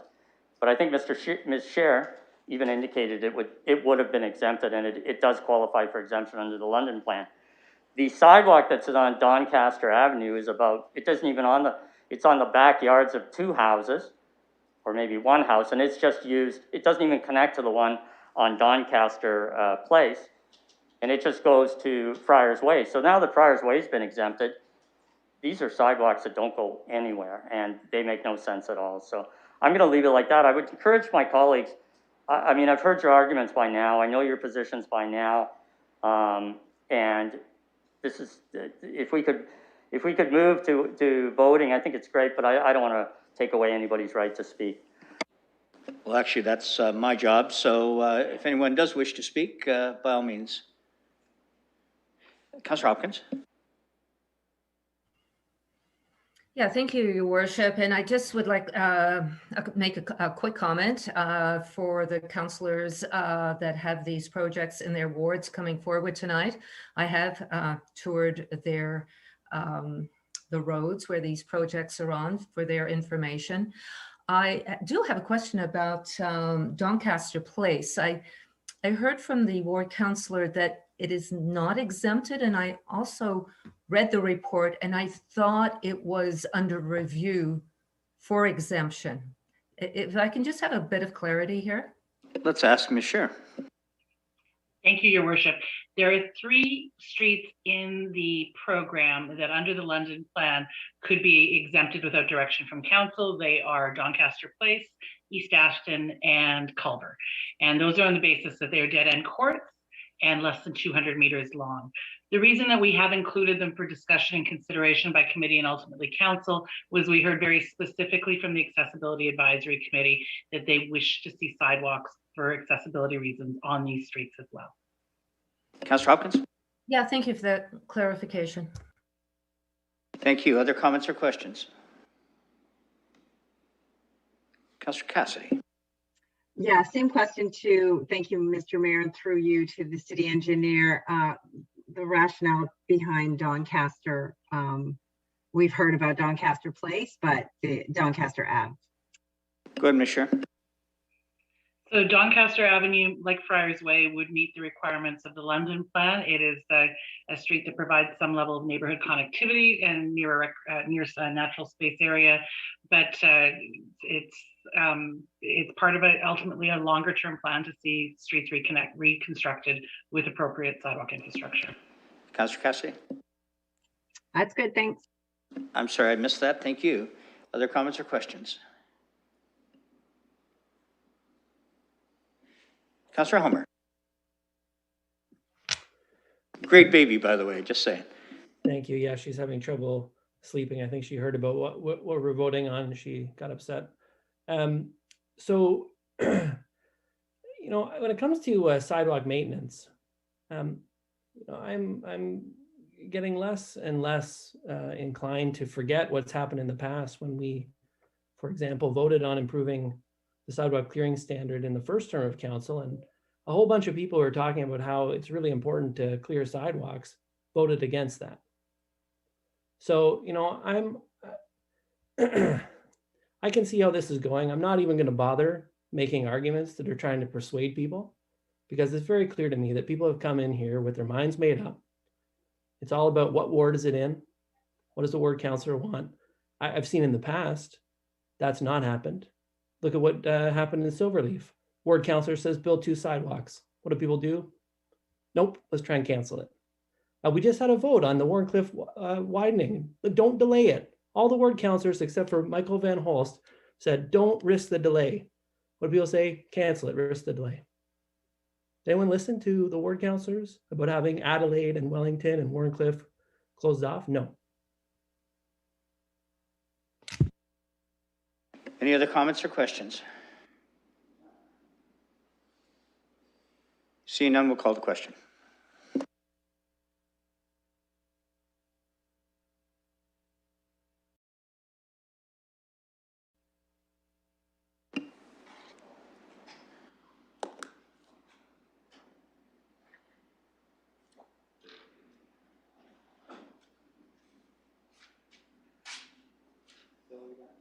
Closing the vote and the motion carries 9-6. Councillor Pelosa. Does that conclude Councillor Squire's list? Okay, perfect. Thank you. Next, we have Bartlett Crescent and Councillor Van Merbergen. Councillor, do you have a motion? Yes, yes, thank you, Mayor, and thank you, Chair. I will just put the same motion that is on page 3 of the Civic Works report. So I'll just move that onto the floor. I wonder, for the benefit of those who are watching on YouTube and like, and I think that's fairly brief. Could you just read that, please? Sure. Motion to approve that notwithstanding requirements set out in the London plan and the warranted sidewalk program with respect to installation of sidewalk infrastructure, the proposed new sidewalk to be located on Bartlett Crescent be removed from the approved road reconstruction project for the subject street. And do you have a seconder for that? I see Councillor Hillier. Comments, questions? Councillor Van Meerbergen, go ahead. Bartlett Crescent is a very small, quiet, very narrow, currently well-treed street. It's approximately 50 years old, built in the early 70s. Many of the residents are original. They've been living there since these homes were built, since their little neighborhood was actually constructed. I would submit that Bartlett is one of those streets where everybody knows everybody else. They're very friendly, very good people, enjoy their home life and the environment that they've raised their kids in. So you can imagine when they heard that the city is following some kind of policy which imposes sidewalks on these little streets with no real need, not wanted, it causes a type of distress, a type of trauma that I'm sure the other councillors who are affected by this policy are experiencing from their own residents in their areas. Because I'm certainly feeling that and getting that from these longtime residents who've paid taxes to the city all these years, only to be told one day that these beautiful 40 and 50-year-old trees along that short little stretch are going to come down for a sidewalk that nobody wants, nobody needs.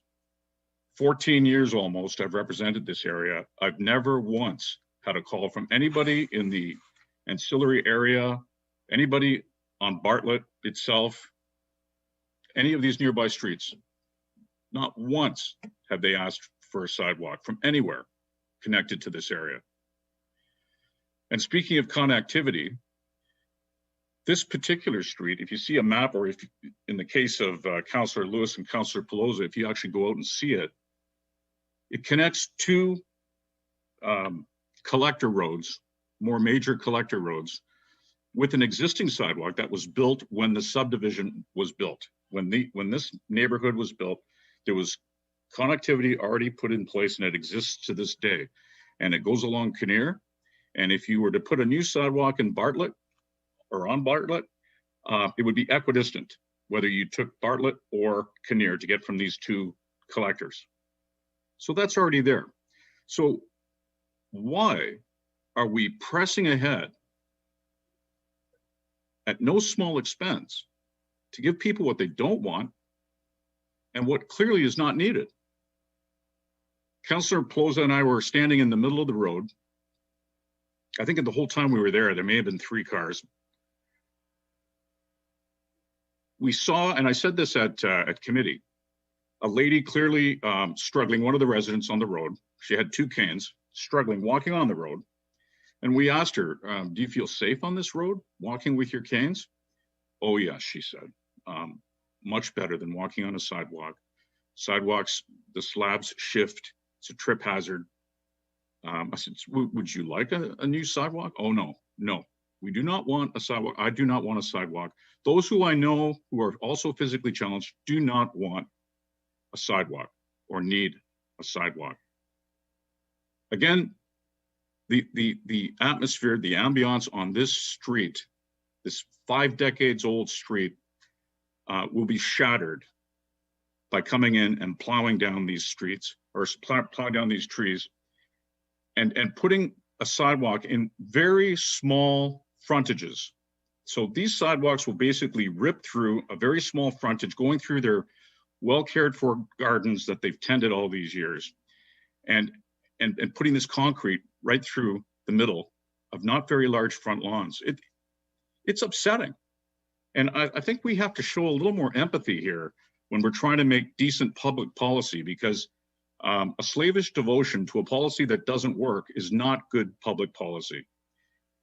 So I would ask your support in exempting this 13 home street that will lose 18 trees in front of 13 homes, some 40 and 50 years old, and for what purpose?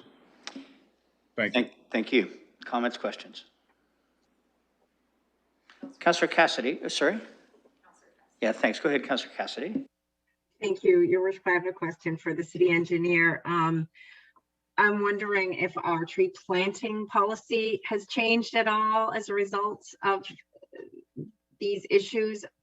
I'm hopeful that we are not planting trees close to the road on these streets that currently don't have sidewalks. Sure. Thank you, Your Worship. So many years of managing street trees in the City of London, we have learned a lot of things about what survived well and where it's planted. So certainly we know that being close to the roadway can result in a lot of issues related to root growth and development, impacts from salt spray and vehicle vibrations, all those sorts of things.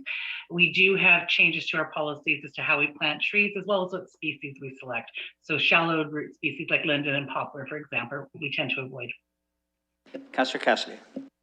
I know people can request a tree and they can request a boulevard tree. I just would hope that, but they can also request a tree. I just clarify, can they request a tree that would then be planted on their own private property, or does it have to be a public tree in the public right of way? Commissioner. Your Worship, so with respect to replanting when we do a sidewalk or any other road or construction project, that is part of the project and we would go out and replant. We do give homeowners the opportunity to opt out, and a surprising number actually do. When it comes to general planting by the city, it is done on public property. There are other programs in which we support homeowners to plant trees within their own property through things like the Reforest London giveaway, which is something that we co-fund. Councillor. Thank you. Thank you, Worship. I just want to say, on streets that don't have sidewalks and maybe down the road in need of a reconstruction project, I just think we shouldn't make the problem worse than it already is for us. And I think we shouldn't be planting trees within the city right of way on properties, in front of properties where there is no sidewalk. That's my comment. We're just making it worse and harder in the future. Thank you. Other comments or questions? Then we'll call the question.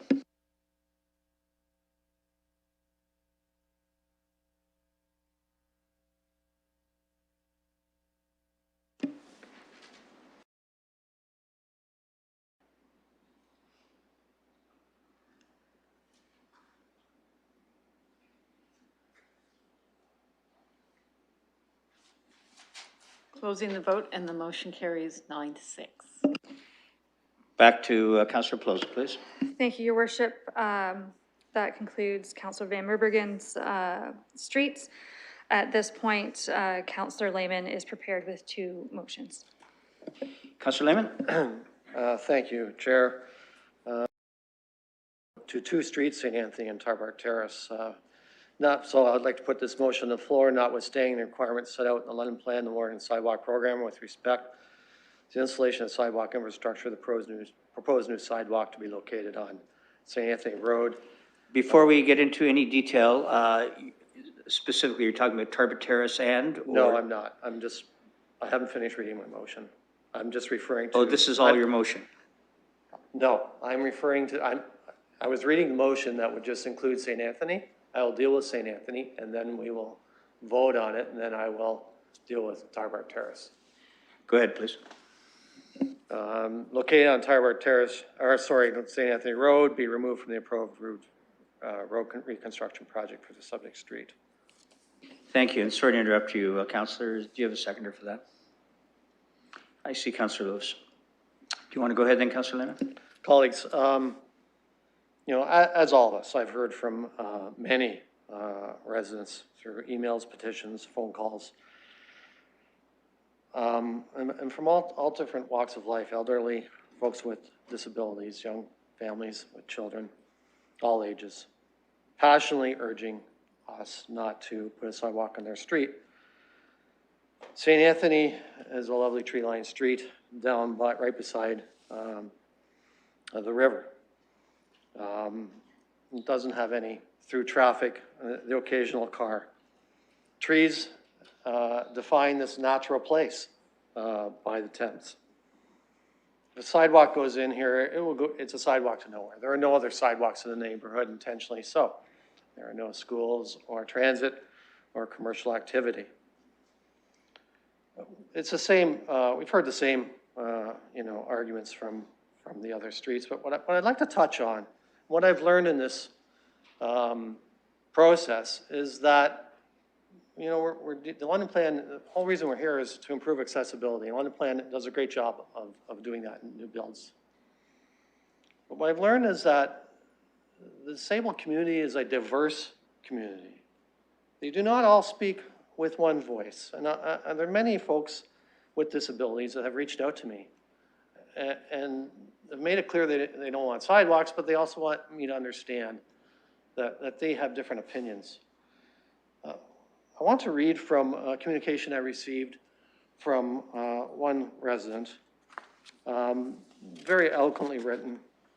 It's, Dr. Susan Mayapol. She's a critical disability studies scholar, disability and health navigator at King's College. She's also wheelchair dependent.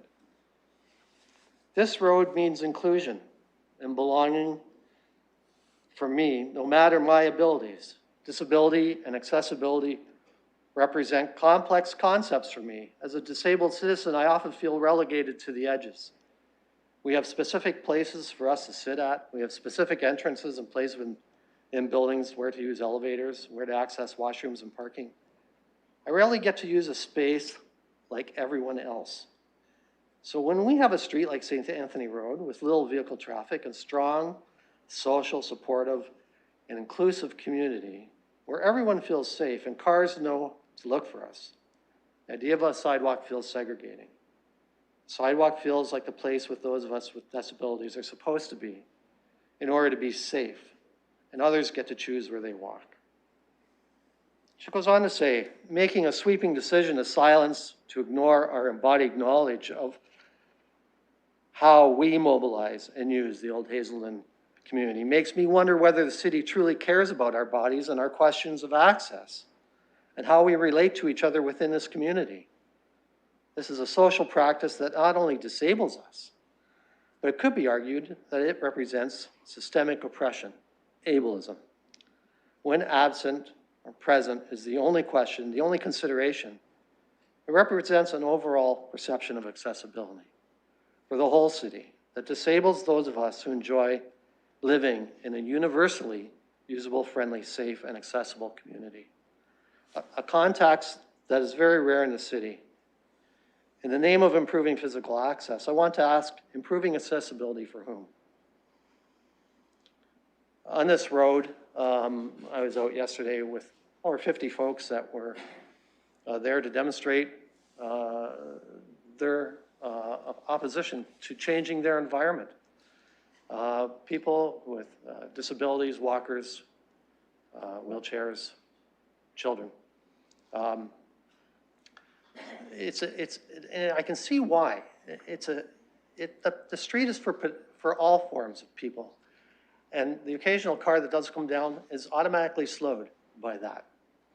People can walk side by side with those that are disabled that they can't do in a sidewalk. People feel safe. And in the winter, if you go on the street, like others have told me that in other streets where they've lived, they don't get honked at by a car saying, get back on the sidewalk. Folks, I urge you to support the voice of this neighborhood on St. Anthony and exclude it from the sidewalk plan. Thank you. Comments or questions? Councillor Hopkins. Yes, Your Worship. I did hear from a number of neighbors or community members from the councillor's neighborhood, and their concerns were that this project, the sidewalk, is going nowhere. And I wonder if I could ask the question through you to our city engineer or staff. Can this neighborhood expect other projects coming forward in the neighborhood? Ms. Scheer? Your worship, I think this is the case for most of the roads on this list. These are all of a certain age. So the underground assets on all of them will be of that age. So they will be part of our upcoming infrastructure renewal programs. I don't have a specific date about when the next section of St. Anthony would be done, but I can be fairly confident it will need to be done, certainly in upcoming years. The other piece that's important here is that there actually is a missing sidewalk request for Hyde Park as a standalone sidewalk project. It has not actually been very high on the list because of the lack of connectivity to the neighborhood. This would obviously potentially influence the outcome of the ranking for Hyde Park as a standalone sidewalk project.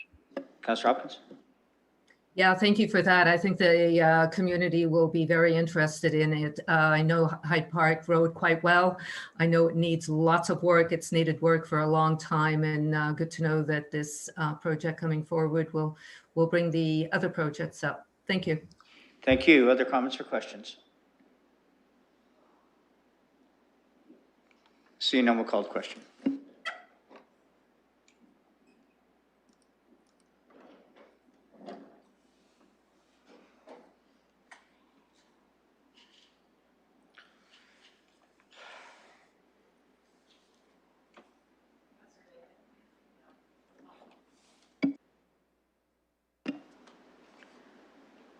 Closing the vote and the motion.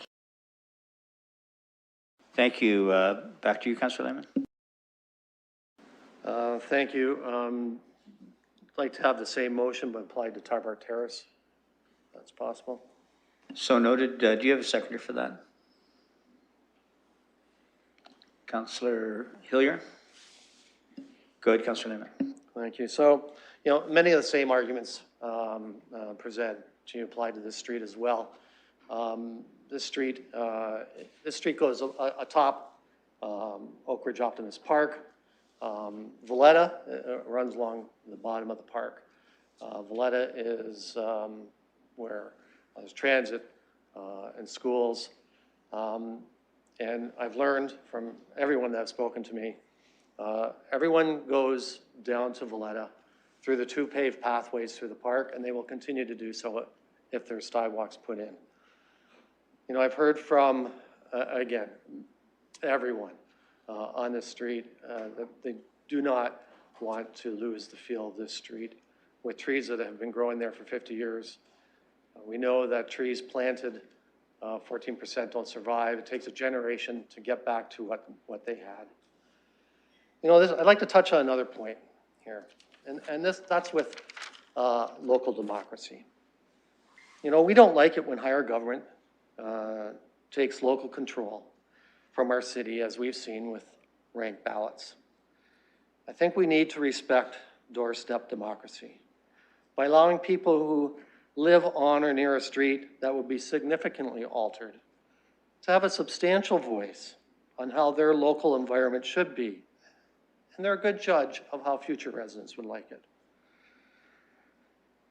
So I asked the committee to exclude Tarbar Terrace from having their neighborhood significantly altered in a way that they do not want to, and remove sidewalks from this project.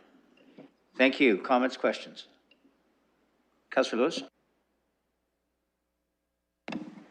Thank you, Your Worship. I'm going to be really brief. I just wanted to comment on this one because this one was particularly unique for me. When I was out doing the tour of these streets on Friday and Saturday, of course it was nice weather and lots of people were out. The thing that really struck me about Tarbar Terrace, apart from the other streets and the situations there, is, and Councillor Lehman referenced this, there kind of is a sidewalk already. It's the paved path that runs through the park.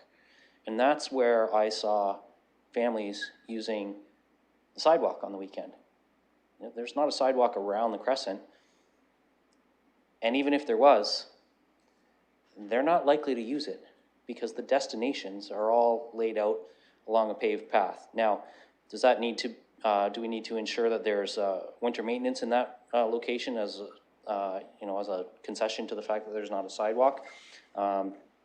Through you, I would ask whether Councillor Lehman or staff have had any thought to that, because I know that a number of park trails in my ward are not cleared during the winter because, of course, they're not well used during the winter.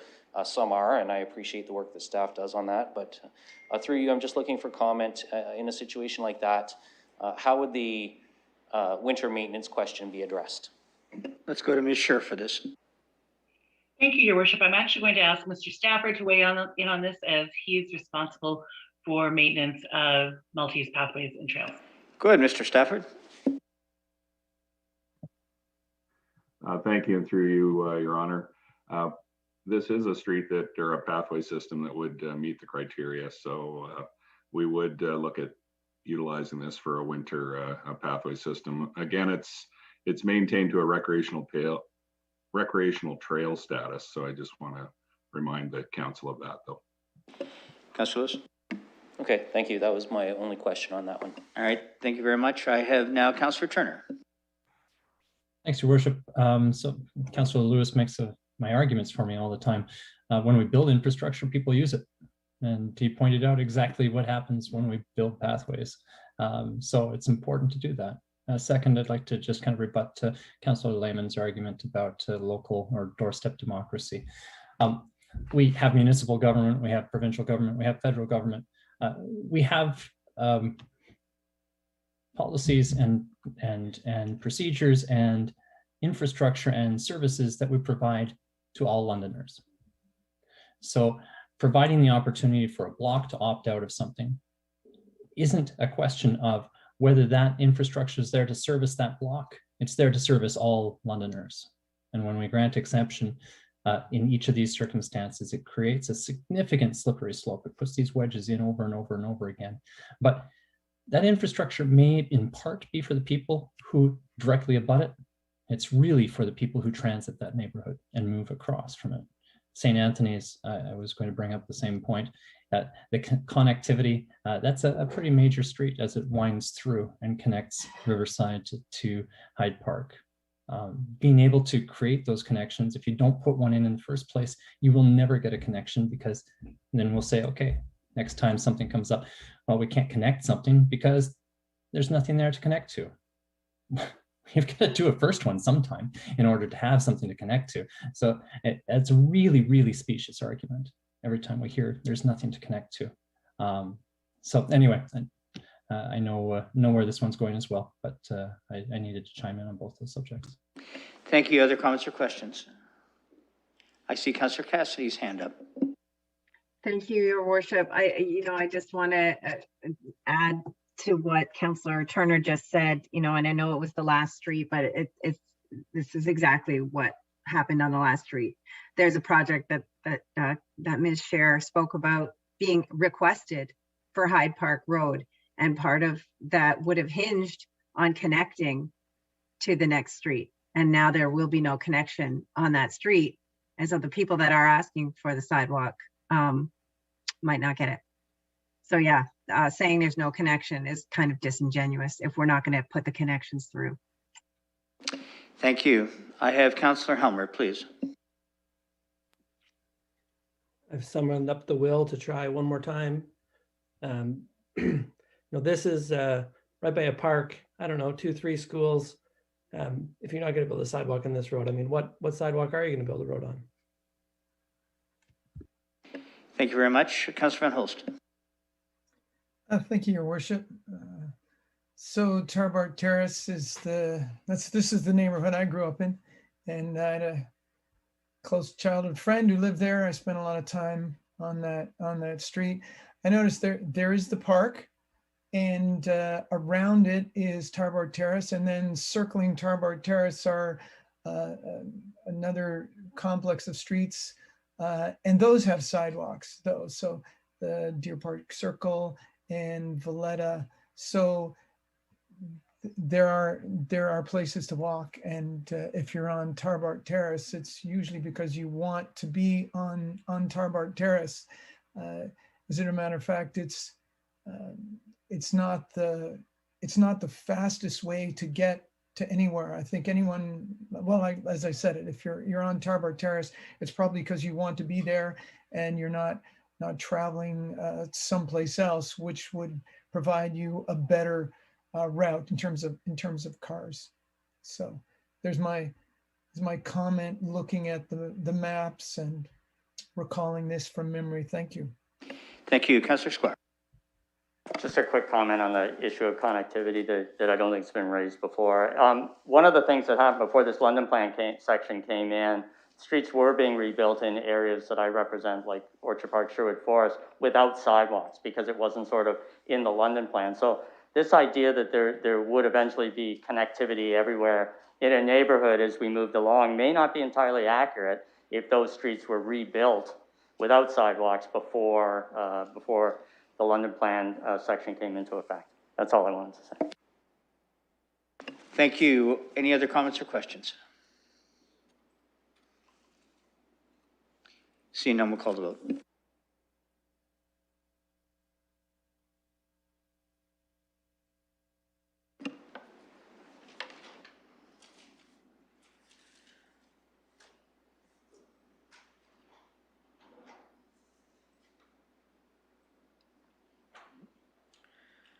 Closing the vote and the motion carries 8-7.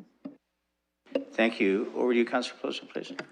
Thank you, Your Worship. Next up, having provided wording, I would like to call on Councillor Hillier in regards to East Afton Place.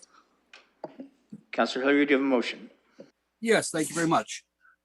Motion to approve that notwithstanding the requirements set out in the London Plan and the warranted sidewalk program with respect to the installation of the sidewalk infrastructure with the proposed new sidewalk to be located on East Afton Place be removed from the approved road construction project for the subject street. Thank you. Is there a seconder for that motion? I see Councillor Squire. Do you want to comment, Councillor Hillier? Yes, please. Thank you. And please, everyone, excuse the tone of my comments. I have been talking to residents all day about this and they got me very going. So I watched, and so did the residents watch, the Civic Works Committee regarding new sidewalks. And we were very disappointed that the road in my ward was not brought up, not even discussed. Why was it that only roads that were talked about were made it into the motion? Is a petition from an entire road not enough to get action or at least acknowledgement? Or do they need to come and speak at a meeting as well? Because I had residents today that asked me point blank, what do they have to do to be heard? Now, committees are for the discussion of current residents' concerns. And if the residents are taking the time to show their concern by writing letters, sending in petitions, and there is still no discussion, then where is the democracy for them? East Afton is a dead-end street. It doesn't go anywhere. So what is the point? How did this even get here? Like, they understand they have to have road reconstruction, fine, and they're going to lose a couple trees, but they don't need a sidewalk going halfway around a dead-end street. Are you kidding me? I ask you, please support this and respect the wishes of my residents. Thank you. Thank you. Usually in parliamentary language, I'm not sure, are you kidding me, is considered proper. So we'll take that in the spirit that it was. Thank you. All right, other comments. I see Councillor Hopkins and Councillor Turner. Go ahead, please. Yeah, thank you, Your Worship. And through you to staff, I would like to, I understand that East Afton is under review and could be an exemption in the London Plan. If I could get confirmation through you. Let's ask Ms. Yeah, sure. Let's ask Ms. Sher that. Thank you, Your Worship. Yes, this is a street that is specifically exempted in the description of when sidewalks should be installed. It is included for the consideration of council because it was raised specifically at the Accessibility Advisory Committee. Councillor Hopkins. Thank you. Councillor Turner. Thanks, Your Worship. And just in response to Councillor Hillier's question, in order to get it on the agenda or to have a motion made, anybody can bring that forward and participate in any of the committee meetings where it was discussed. Those opportunities are always available, and Councillor Hillier is taking advantage of doing so now. So that's how it happens. Thanks very much for that clarification. Any other Councillor Hillier, you've spoken. You don't get a second chance. Sorry, sit down, please. That's unparliamentary as well, just for the record. Other comments or speakers, please. Then we'll call the vote.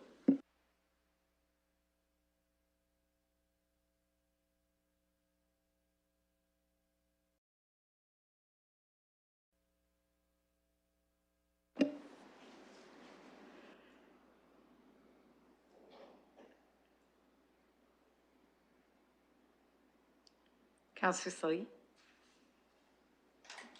Closing the vote and the motion carries 9-6. Councillor Plaza, back to you. Thank you, Your Worship. Not been discussed yet that it would still move forward with street reconstruction with sidewalks are Paymaster Ave, Elm Street, and Culver Place. Having not heard anything further, unless somebody has a motion, that would conclude my portion. Then let me just open, in the spirit of this full, thoughtful discussion that we've had on all of this, do any of the councillors who represent those particular streets wish to comment on them?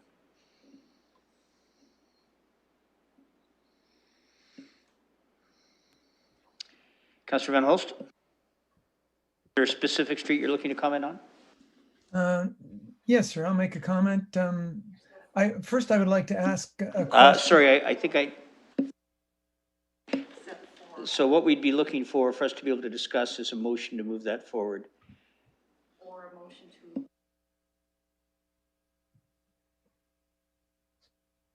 to. If you wish to discuss that, we'd ask you to put that motion forward. Otherwise, we'll come back to Councillor Plaza to consider that we approve this motion as amended. Councillor Van Holst, do you have a motion? I do not have an motion, Your Worship. All right, perhaps there might be a capture of your comments as we look for an amended motion. I'll look to Councillor Plaza for that, please. Thank you. I will move the streets to be approved as amended, and then we can do comments of other streets at that time. No, that doesn't work either. For Councillor Van Holst can make comment on his streets. Sorry.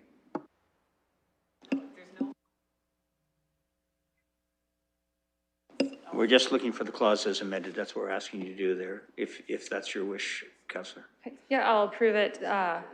You'll move that? As a move it, yeah. Do you have a secretary for that? Councillor Lewis? Comments or questions? I think Councillor Van Holst, you wanted to make some comments? Thank you, Your Worship. I did have a question regarding Culver Place. Was that one of the streets that could have been exempted in the London plan? I know it's another little cul-de-sac. And Let's ask Ms. Scher on that. Thank you, Your Worship. Yes, Culver is the third of the streets that we have added for consideration and discussion as a result of discussions with the Accessibility Advisory Committee. It's less than 200 meters. It is a dead end. It technically could be exempted. Councillor Van Holst? okay, so I guess at this point it won't be exempted, but I'll leave that to the ward councillor. So I would comment again. I have two streets on there, Paymaster and Elm, and I think those are excellent places for sidewalks. I'm glad my residents didn't challenge them, because in this case, I think I would have been conflicted there. I believe those are good places for it. And having said that, I think the money saved from these sidewalks could be put back into the new sidewalk program, and put sidewalks on places like the two in my ward where they were wanted and a really good idea. So I hope to get from staff at some point how much might have been saved by the changes that will take place if all these amendments go forward. Thank you. Thanks very much. Any other comments or questions? We have a motion as amended. Duly moved and seconded. Oh, Deputy Mayor Morgan, go ahead. Yes, generally on the sidewalk program. So I appreciated the debate and discussion. I also appreciated, and I would say this is probably one of those issues where we had a very large volume of people participate in the process, whether that was through petitions or writing us or calling us or talking to us when we visited their streets, of which I also did the same as a number of other colleagues, although I didn't go with Councillor Squire. No offense to you. And it's not that I didn't want to walk around your streets with you, but was on the way home and I took the opportunity. So I will say, and it's been said a couple of times, I'm hoping we come forward with a process to deal with this in a different way in the future. And I know a revisitation of the policy is something that could happen. This certainly was a difficult process, I think, for many of us to go through, and a frustrating one for a number of colleagues. I think we entered into a process at some point of deciding that it was a good idea to do a bunch of delegations on an issue. And when we did that, of course, people gave a lot of feedback, and it's very difficult not to try to listen to that feedback as part of your decision-making matrix on this. So certainly that's what I did. It wasn't just about the ward councillor, it was about the people who wrote in, the views of the ward councillor, the views of the neighborhood, the views of those who participated at the delegated meeting, and of course, previous comments on the policy. But I certainly think what we need to endeavor to do now is find a better way to address these issues, whether it is through adjustments to the policy or process or design of some kind. And I look forward to that particular discussion, because certainly I don't think any of us think that the time spent tonight, although very important, is something that we could do each and every meeting. Thanks very much. Any other comments or questions? Councillor Helmer, please go ahead. Just as a way of wrap up, I actually don't think the policy is the problem, maybe to the surprise of nobody, but the policy aims to get 2 sidewalks on both streets and recognizes that's not going to be possible. And one side of the street is the compromise. And if we follow that policy, eventually over time, we would fill in all the gaps in the sidewalk network over time, and we'd replace all of the trees that get impacted by the construction projects, and they would grow into beautiful, mature trees. We could get to that kind of city, but only if we actually fill in the sidewalk gaps when they come up. All these streets are going to turn over around the same time. A lot of these neighborhoods are built at the same time. And holding out a process where you say, I know our policy says 1 on both sides, or 1 on one side, unless you organize a ton of opposition and your ward councillor says, I don't want to see this sidewalk, then we just won't build it. It will be inequitable. Some parts of the city will get sidewalks, depending on who their ward councillor is, and I guess how many allies they have on council. And other people will say, you know what, this street needs a sidewalk. And they'll have to take all the political heat for that every time. And I'm telling you, it's a bad process. The problem is this process of hearing exemptions. The policy is actually a good one that strives to get a compromise in retrofitting existing streets. I will tell you, we've had sidewalks in my ward come forward on very small streets, like Cecilia Place is a good example, had to be rebuilt. Everybody on the street was against it. My answer to them was, this is going to be built because it connects to a pathway. People use it to walk through this neighborhood. There's a school on the south side, there's a grocery store on the north side, and it's filling in a gap. I know you don't like it, but it's important. We had a reconstruction of a road on McCormick, and I had a very successful business down at the end of the road. They threatened to move their business out of my ward if we built a road with a sidewalk and impacted the public parking on that street. Because we were changing it from angle parking to parallel parking. So some spots were being removed. Now, the reason we need a sidewalk there is because we have a whole residential subdivision planned for the McCormick factory. Now, it's not built yet, but it will be built.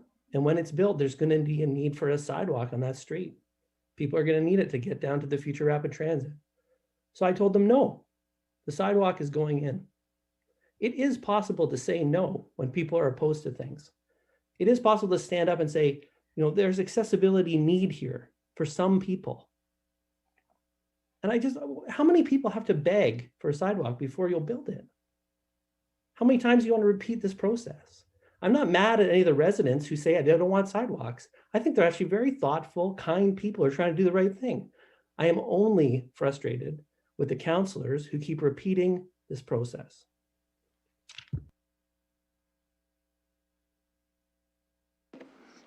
I'm reminded that that council said what we need to be is a little bit kinder. And I think that's probably a good opportunity to say that. So for all of us and for all of our sakes, Councillor Van Meerbergen, go ahead. Thank you, Mayor. I just wanted to just say a big thank you to the countless number of Londoners that stepped forward, that were involved in these various streets, that worked so hard and so tirelessly to get their voices heard. And I hope that they feel to some extent heard tonight. I think they were participating in firsthand democracy. I think Councillor Lehman calls it doorstep democracy, which I think is an excellent term. But again, their council heard them, and their council by and large listened to them. So again, I just want to say a big thank you to all involved. Does anyone have any other final thanks, acknowledgements, or comments they wish to make before we put, because we're at a point where we have to vote on this as amended? And I'm not trying to stifle comments as I say that. Seeing none, then we'll call the question.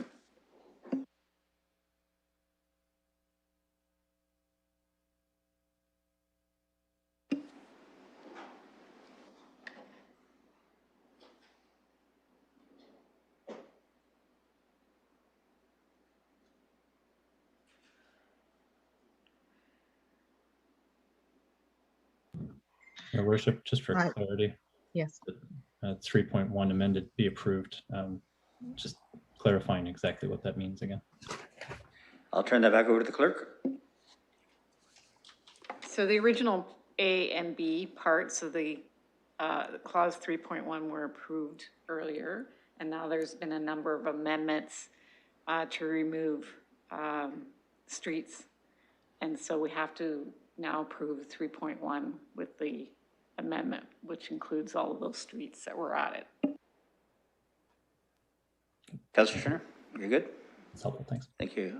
Colleagues, are you all good? I'm not, if you have a concern about what this means, you'll please say so. Councillor Cassidy. Yeah, I'm not clear. I thought it was clear until the clerk's explanation, and now I'm less clear. Well, she does Are these that. for the 3 streets, the Elm Street and the other 2 streets, to go forward and have the sidewalks built? Clerk. So clause 3.1 originally, as recommended by the Civic Works, had an A part and a B part, which have been approved. There have been a number of additional parts, C to whatever it ends up being, based on the number of streets that came forward to be removed. Those are all of the amendments. So it's A, B plus all of those streets is 3.1 as amended. Councillor Cassidy, is that better? I think so. Kinda? Councillor Kaibaga, I need your vote, please. Councillor Kaibaga, you have a comment or question? Yeah, I don't think I understand that. I wasn't able to understand it. Well, we'll see if the clerk can take us through it one more time. Perhaps please. if I read it out. So Go ahead. the recommendation that came forward from Civic Works was that the following actions be taken with new sidewalks in 2021 infrastructure reconstruction program. Part A, the Civic Administration be directed to consider the following. 1, narrowing pavement widths to 6.5 meters or as narrow as 6 meters if necessary, in order to reduce the risk of the destabilization existing trees as well as curb-facing sidewalks. 2, removal of on-street parking on one side of the street. 3, sidewalk widths of 1.5 meters. And 4, implementation of construction techniques that may be more labor-intensive but could increase the likelihood of retaining more of the existing trees while adding sidewalks. And B, the Civic Administration be directed to move the proposed sidewalk on the west side of Imperial Road to the east side of Imperial Road. And then it being noted that a number of delegations were received, a number of communications received. And then there's a new part C that relates to removing Abbey Rise from the program. New D, removing Friars Way. E, removing Doncaster Avenue and Doncaster Place. Where am I? F, removing Bartlett. G, removing St. Anthony. H, removing Tarbert. and what was I at, H? And removing East Afton Place. So those are all of the amendments. So now you have to approve 3.1 as amended. As amended. Is that helpful, colleagues? Councillor Hopkins? I apologize. First of all, I have already submitted my vote and I think I did it wrong, but I am even more confused. And now, given that I've supported parts of the amendment, the amended motion, but not all of it. So do we need to start pulling out all these sections? I just need clarification because I still don't understand. It's very difficult sometimes when I don't see the wording in front of me here and I'm just going by what I hear. Well, what this would mean, and the clerk's certainly welcome to jump in on this, is what we have approved originally, which deals with 3.1A and B, carries on. The difference is the streets that were asked to be removed that were supported by the majority of council. Those will be removed from the proposed new sidewalk locations. So everything, by supporting this motion, everything you got everything that councillors supported in A and B stand. And in addition to that, by supporting the amended motion, then the streets that have been removed from this list are removed from this list as has been voted on by council. Clerk, if I've muddied that, you'll tell me, but I think I had it right. Through you, Mr. Mayor, that's true. It's the same as any other motion where you ask for, it may have an A and a B part and someone brings forward an amendment to an added part C and somebody may not agree with C. So there's a separate vote on C that shows what your vote is on that, but then you still have to prove the clause as amended. And if you want to change your vote, I haven't closed the vote, you can resubmit it.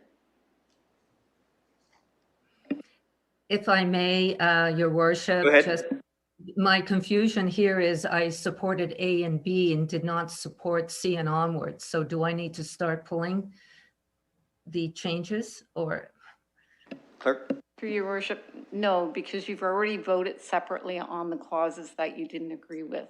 All this is doing is acknowledging that 3.1 was amended by adding a number of additional sections to it. That is much clearer. Thank you. We knew we'd get to a better place of understanding at least. Any other comments or questions? Councillor Kaybaga? So just because I just want to make sure that what the clerk just said is what I heard, we're about to vote just to acknowledge that 3.1 has been amended, and that's it. The clerk gave me the most vociferous nod yes that you could imagine. Yeah, thank you. Thank you. Any other comments? Then clerk, if you don't mind bringing the question up again, please. Or having folks, as it has not been closed, to complete I'm their just vote. waiting for Councillor Kybaga's vote. Okay. Unless any of the other members wish to change what they had originally. Just let me know and I won't close it until I hear otherwise. Councillor Hopkins? Your Worship, I would like to change my vote. Just click on voting in progress and then resubmit it.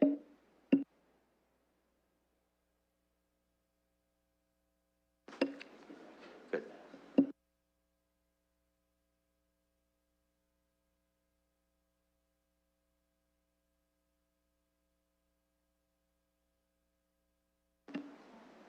Councillor Hopkins? I did resubmit it. Have you received it yet? I vote yes. Yes. Thank you. So I'm going to close the vote now and the motion passes 12-3. Thank you, colleagues. I think we've earned 5 minutes, and I think we probably need 5 minutes if we can. Just simply, we can have a quick refreshment pause, moved by Councillor Lewis, seconded by no one. Deputy Mayor Morgan, thank you. Just a show of hands, please, just light up and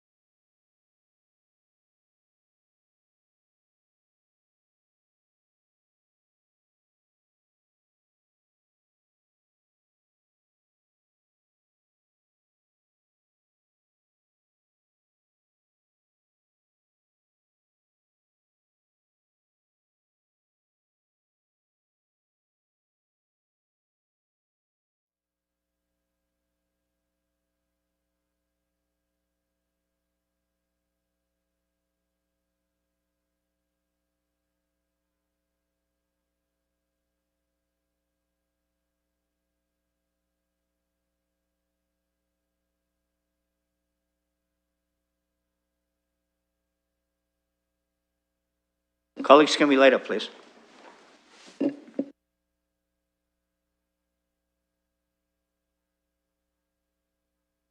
Thanks very much. And colleagues, thanks very much. That was, I know, a very extended and long portion. We still have much ahead of us. And in fact, the next is the fourth meeting of the Planning Environment Committee. I'll turn to the chair, Councillor Squire, if you would, please. Thank you very much, Mr. Mayor. I have not had anyone ask to pull anything as of yet. So I'm prepared to move the whole agenda unless someone wants something pulled. Does anyone wish any items dealt with separately? Councillor Van Holst? Thank you, Your Worship. If you'd pull number 13, the application for 403 Thompson Road. Thank you. Any other items colleagues wish to have dealt with separately? So then let's go back to all of the items then on the schedule with the exception of item 13. Comments or questions? Councillor Turner. Thank you, Your Worship. Thanks to the Planning Committee for hearing a couple items. I just wanted to speak briefly to number 14 or 3.8, which is the application for 345 Sylvan Street, as well as item number 16, which is 3.10, the application for 122 Baseline Road West. Both of these are projects through the Housing Development Corporation to build affordable housing, 3-story, I think both are 3-story, maybe one's 4-story, low-rise or mid-rise medium density apartments for affordable housing. There are some communications from some residents in the ward who have some concerns with specifically with respect to 345 Sylvan Street, mostly around issues that are site plan related. They pertain to parking, traffic, the amount of site that's being taken up, some of the potential impacts associated where they believe there might be an increase in crime. So there's been a fairly good information provided by the housing services as well as the Housing Development Corporation. Community meeting was held where they provided that information. The comments that came back again were site plan related for the most part. I asked the committee at the time to see if they could apply an H5 holding provision to allow for a public participation meeting associated with the site plan when that time arose. And thanks to the committee, that was approved. So that's included in the motion here as well. There have been some comments about whether the site could be used as a park. There's a low representation of park space within Old South. This land was purchased specifically to address a housing need within the community. I've done my best to try and identify that affordable housing doesn't mean increases in crime or that necessarily that this is these are shelters or anything like that. Nonetheless, in any of those circumstances, housing is one of the number one stated priorities of this council, and it's one of the areas where we all agree. And so I'm happy to see these move forward. I'm happy to see the support for that as well. I do think it's important that the community does have an opportunity to have some influence over how this the plan is cited, the fencing, the lighting, the parking, those kind of things. And I look forward to hearing from the community and bringing those forward during the site plan meeting as well. With respect to 122 Baseline, there was a lot of very inflammatory false information that was spread door to door through leaflets that claimed that 122 Baseline was going to be a homeless shelter built out of shipping containers. And that was a big distortion from affordable housing built in a modular style where it's prefabbed offsite and brought into the site. I'm disappointed to hear those arguments being made forward. It's taken a lot of discussion with the community to identify what really is being proposed here. Once those corrections were made and identified, there was much more support for the project as it's moving forward. So I just wanted to highlight those things. I think it was important to represent the concerns that the community has voiced to me so that the rest of the committee could hear them as well. And again, I look forward to seeing both of these built within Ward 11, because I think it's bringing much needed housing at an affordability scale that's really needed within our city. Thank you, Councillor. Councillor Cassidy. Thanks, Your Worship. I just want to comment on 2.2 from the committee agenda, and that's the draft Masonville secondary plan. It's been working its way through council over a couple of years now, actually. And I'm just happy to see this continue to move forward. I want to thank staff for the work that they've done. It keeps getting better and better every time I see it. I also think it's important for the community to understand what this means, and it's interesting because every time there's a new development, it gets circulated to the surrounding area, and then there's a new group of people that hear about it and ask questions about it and get interested in it. And I think we keep seeing new people coming out because the answers coming from staff, the information coming from staff clears things up for the previous questioners, and it's always new people, it seems to be coming out asking about this. So it's just really important for the community to understand that a secondary plan is not the city proactively building things or developing things in an area. So this area of the Masonville area, the rapid transit village place type, that is how this area is currently zoned, gives certain zoning permissions and development permissions to, for example, quite a high building height is allowed in this zone. And what the secondary plan does is gives the zone some more specificity. So rather than see the tallest buildings that are envisioned, 15 to 22 stories as a possibility, the secondary plan would move those kinds of higher density developments to the more arterial roads, so closer to Fanshawe, closer to Richmond Street. And as part of the secondary plan, I really encourage area residents to really look in deep into it to see that the area parks that are being planned, 3 different quadrants of the area could see some parks being developed here, some connections, some pedestrian connections, some cycling connections, really just making the area a livable, walkable, connected zone. And right now what we see in that intersection of Fanshawe and Richmond is a lot of asphalt parking, and so the secondary plan would sort of guide the development that we know is going to happen in the area, guide it to be more thoughtful, more holistic, more livable. And so I think this is a really good thing. Gives certainty to the neighborhoods that don't have a single family home and they don't want to see a high rise right next door to their single family home. That's what the secondary plan is seeking to have more of a transition down into the lower density neighborhoods. So again, thanks to staff for bringing this forward. Really looking forward to see it continue to progress. Thank you. Any other comments? So colleagues, there's a motion on the floor to support the Planning Environment Committee report with the exception of item 13. We'll call the question.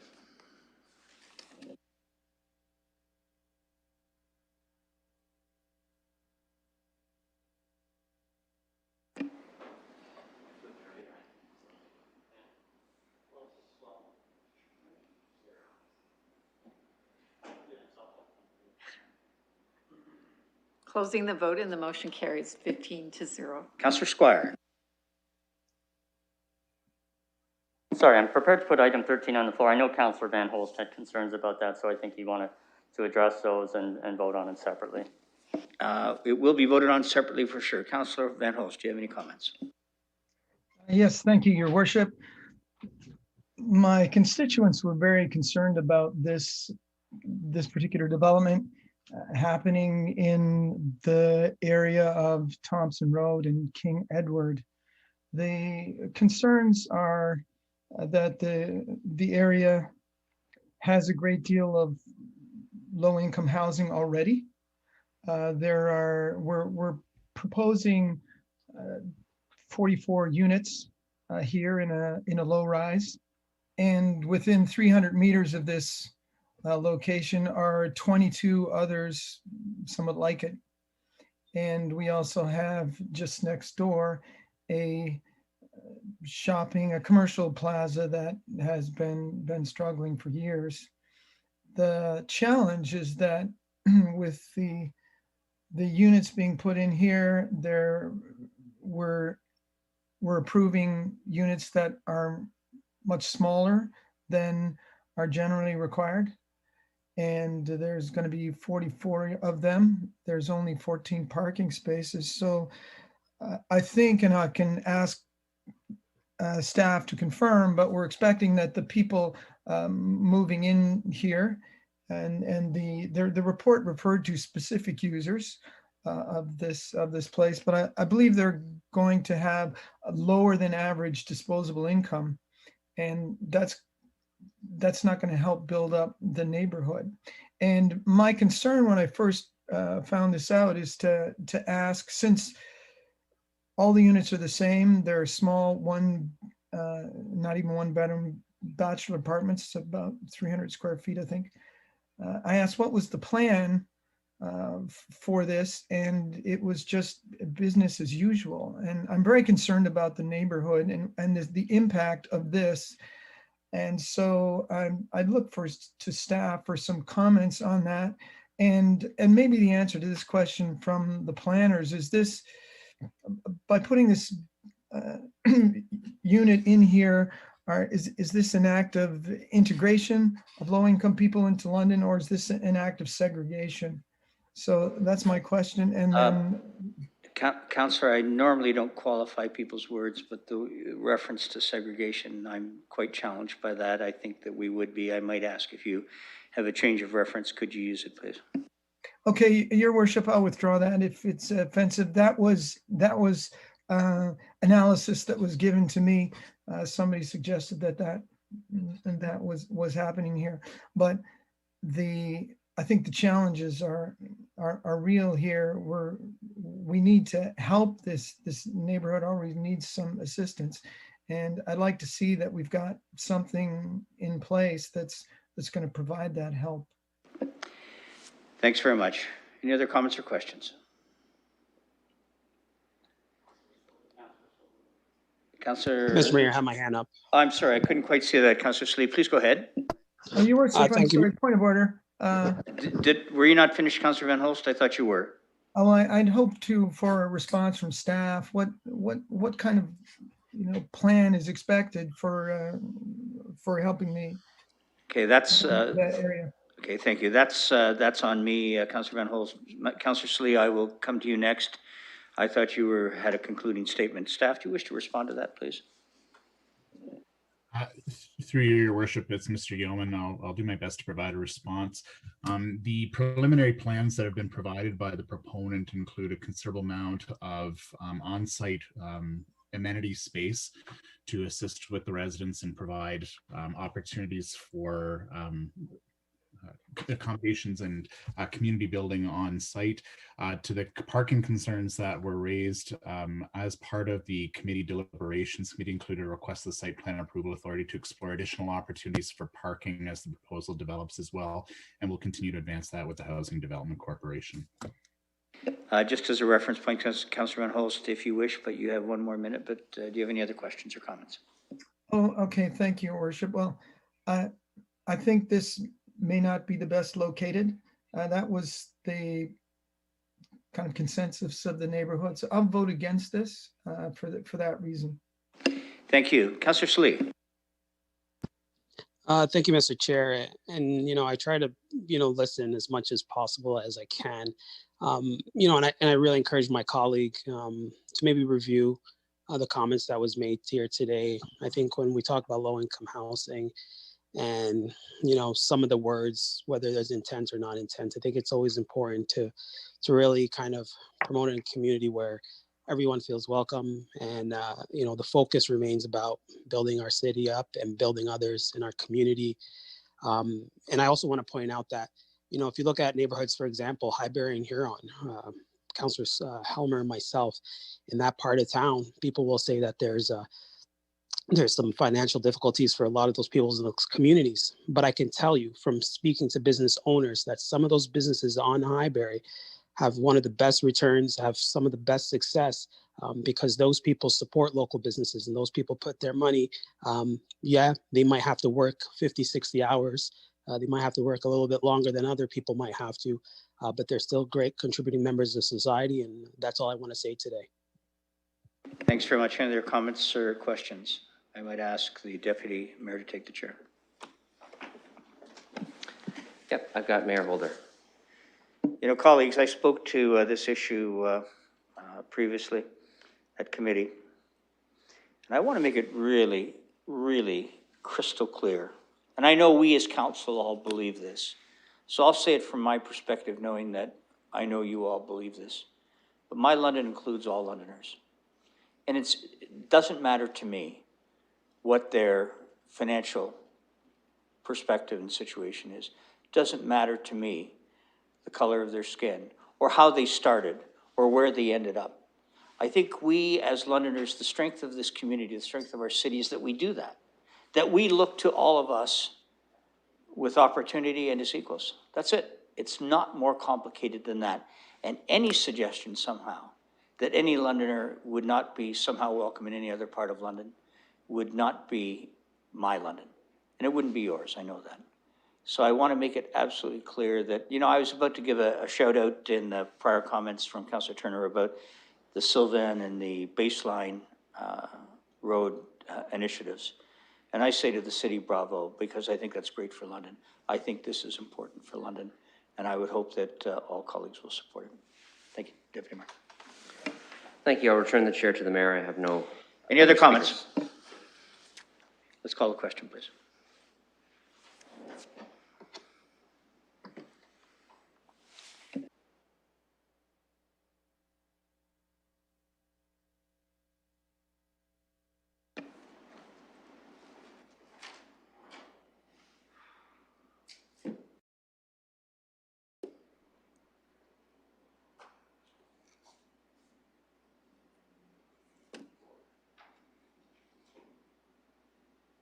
Councillor Van Meerbergen and Councillor Kaivaga.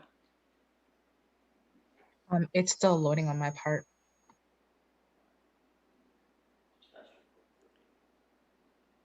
Would you like to give us your verbal vote? I vote yes. Thank you. Closing the vote and the motion carries 14-1. That's a wrap. Thanks very much. You got off late tonight, Councillor Squire, compared to Councillor Pelosa. We now have the Community and Protective Services report. I'll call on Councillor Helmer, Chair.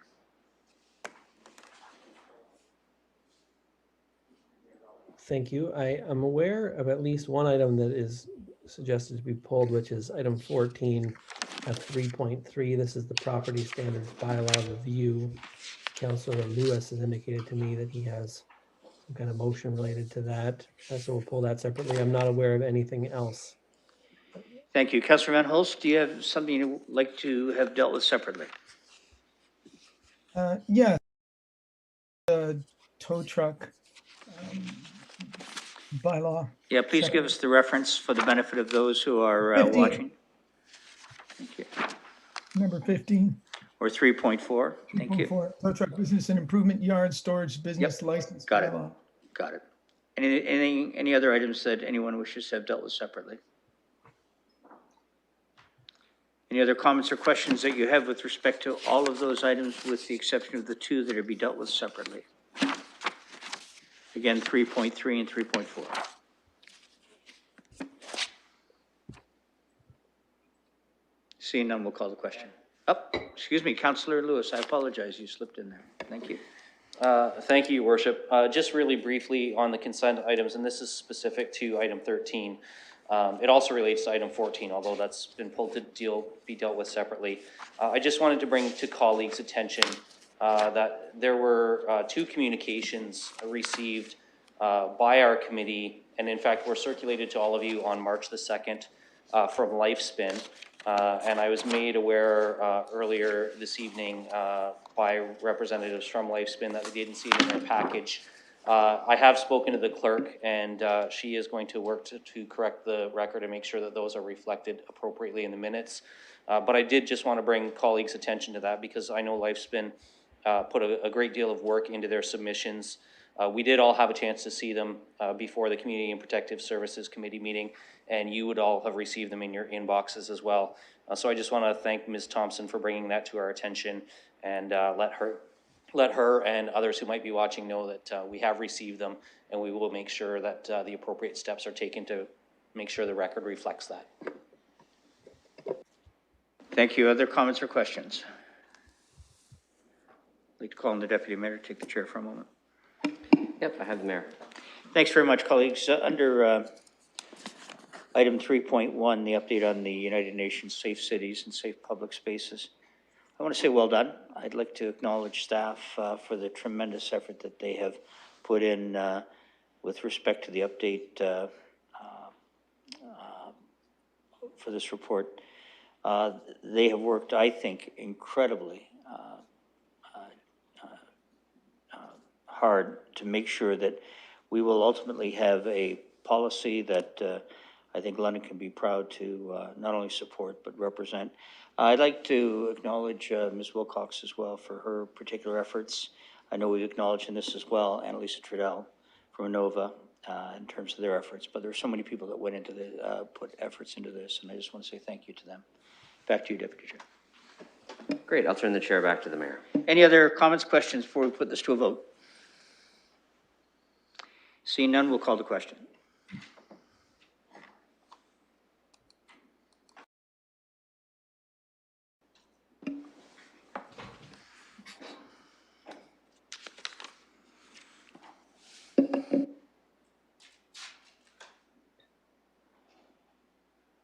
Closing the vote, and the motion carries 15-0.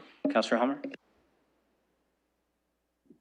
Thank you. Item 13, I think it's 13, yeah, 14, sorry, 3.3, the property standards bylaw on the floor. Colleagues will see that we had quite a long Community and Protective Services Committee meeting. We had a number of public participation meetings, and we heard from a lot of people. The changes that are proposed here in the property standards bylaw were discussed at some length by committee, but there's also a related motion that was brought up by Councillor Kayabaga and Councillor Salee, which we also spent some time discussing, which is a part of this recommendation coming from committee, but is somewhat removed from the changes to the property standards bylaw itself. And so I'm not sure exactly what Councillor Lewis has in mind, but I do want to explain that the recommendations kind of got two parts. One is the staff recommendation that came forward that we had the PPM about, and the second part is the part that Councillors Kayabaga and Salee brought forward with an amendment that Councillor Lewis added about a task force. So there's sort of three parts there. I want to make sure we deal with them appropriately. I guess I'll turn it to the mayor if he wants to go to Councillor Lewis. Thank you. Councillor Lewis, do you wish to have a comment?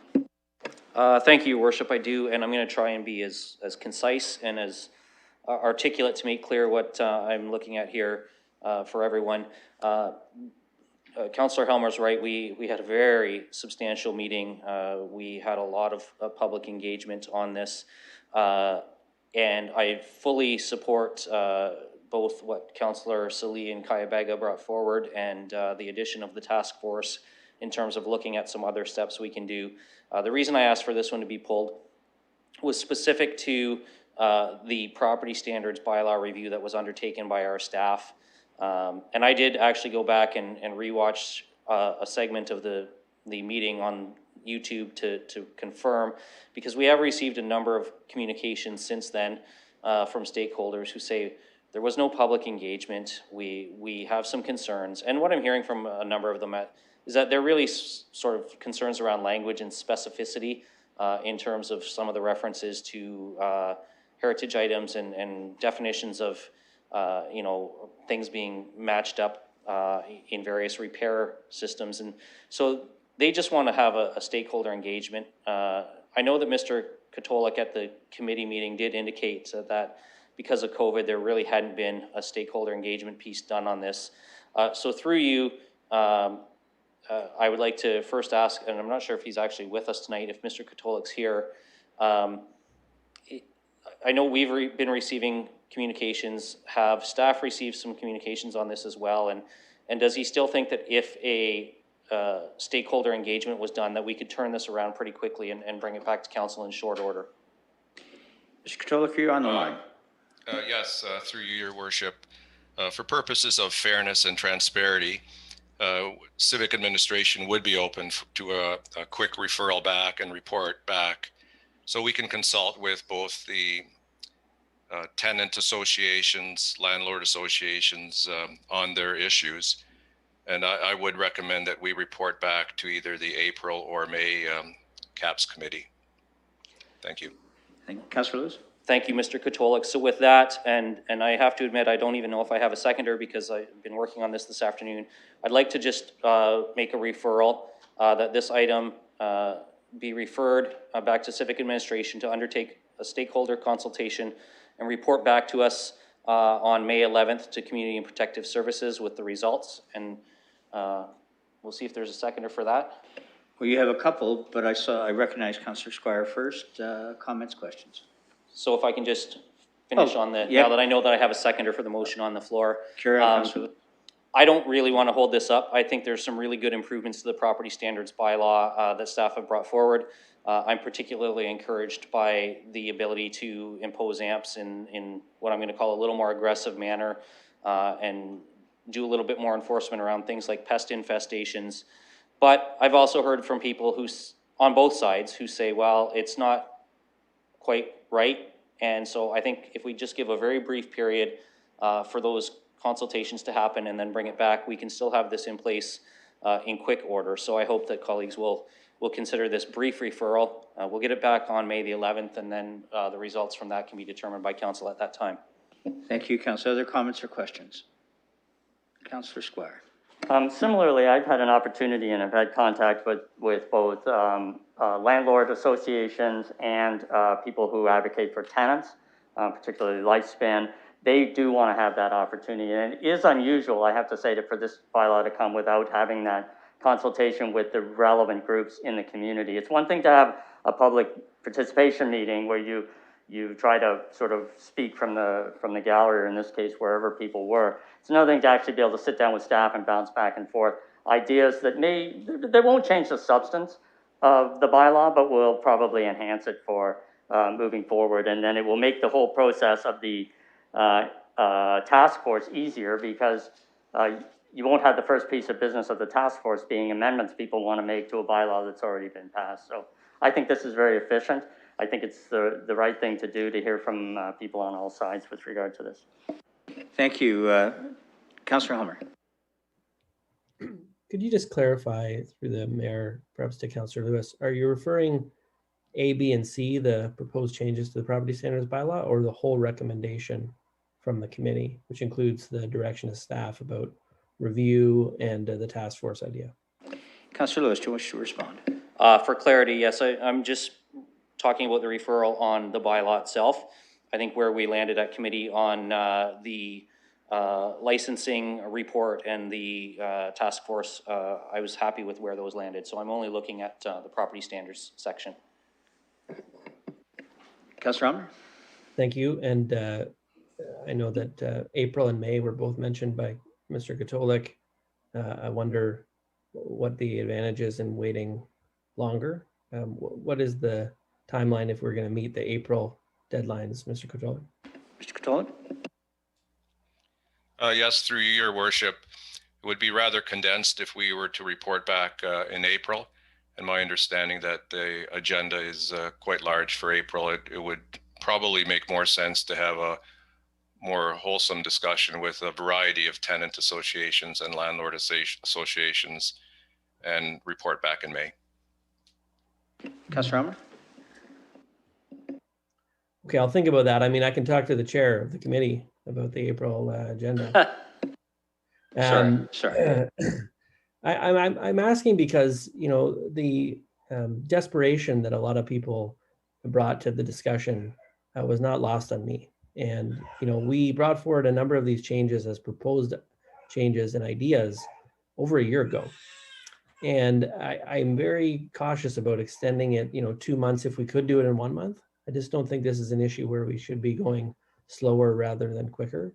So I'll think about that. I think the idea of taking a bit of time to look at it again, I think that's okay.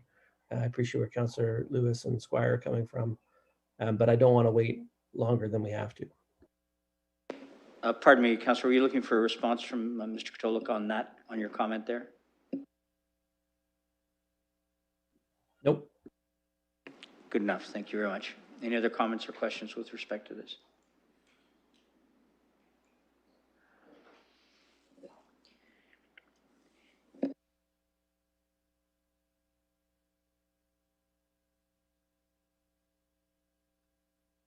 I believe, Your Worship, the clerks have some language. Let's go to the clerk for that language then, please.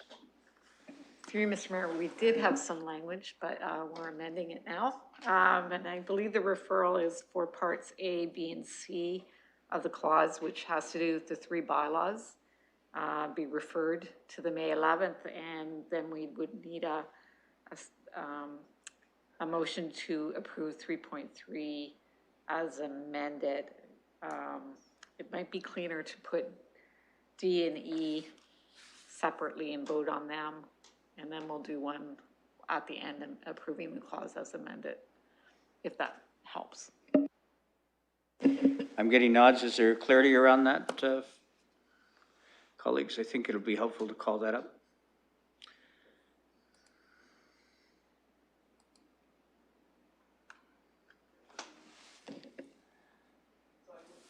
I'm waiting for that.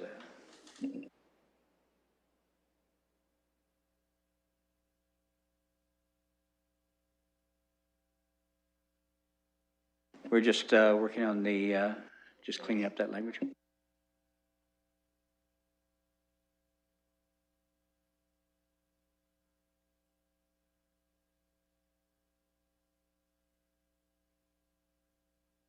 So the motion that's on the floor is that the proposed bylaws in parts A, B, and C of item 14, 3.3 of the 5th report of the Community and Protective Services having to do with the property standards bylaw be referred back to the Civic Administration to undertake further stakeholder consultation and report back to the May 11th, 2021 Community and Protective Services Committee with the results of that additional consultation.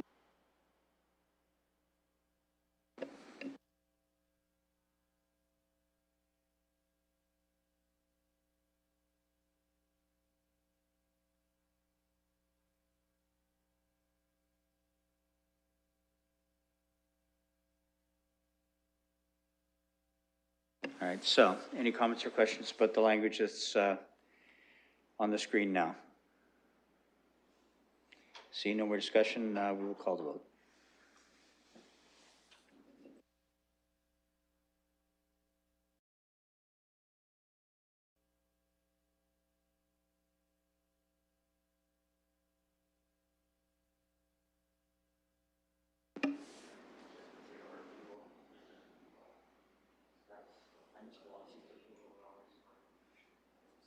Councillor Salee and Councillor Turner.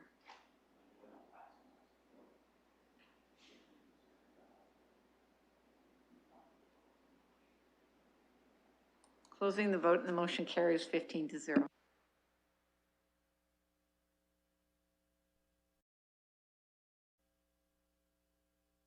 Back to you then, Councillor Elmer. Use the remainder of the clause, which is parts D and E. I haven't heard that anyone wants to deal with those separately, so I'll move on. Oh, sorry, I apologize. Thank you. Comments or questions on D and E? I see no questions. Let's call the vote.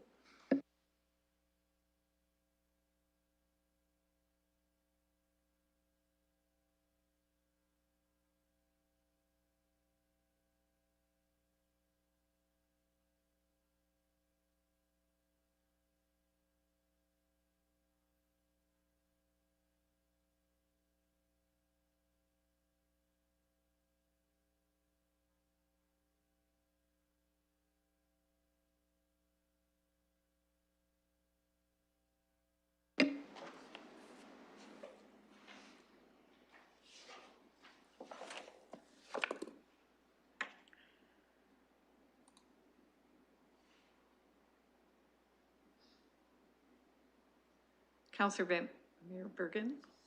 Closing the vote and the motion carries 15-0. Okay, that brings us to item 15 or 3.4, the tow truck business license bylaw amendments. This was the last of the public participation meetings that we had, and although I would say there was some disagreement from people who weighed in, and a lot of concern over the police contract, which we pointed out is dealt with at the London Police Services Board. There were a lot of support for the changes that were actually in the bylaw itself, and people across the range of operators seem to think they made a lot of sense. So though I put that forward, hopefully council will support it. I think it's a good step forward, and thanks to Councillor Lewis for bringing it forward in the first place. Thanks very much. Comments or questions? Councillor Van Holst. Thank you, Worship, and I agree with the assessment of Councillor Helmer. The recommendations that have made, I think, are excellent, and the complaints I've had, as I have a number of businesses of this nature in my ward, were more towards the police contract.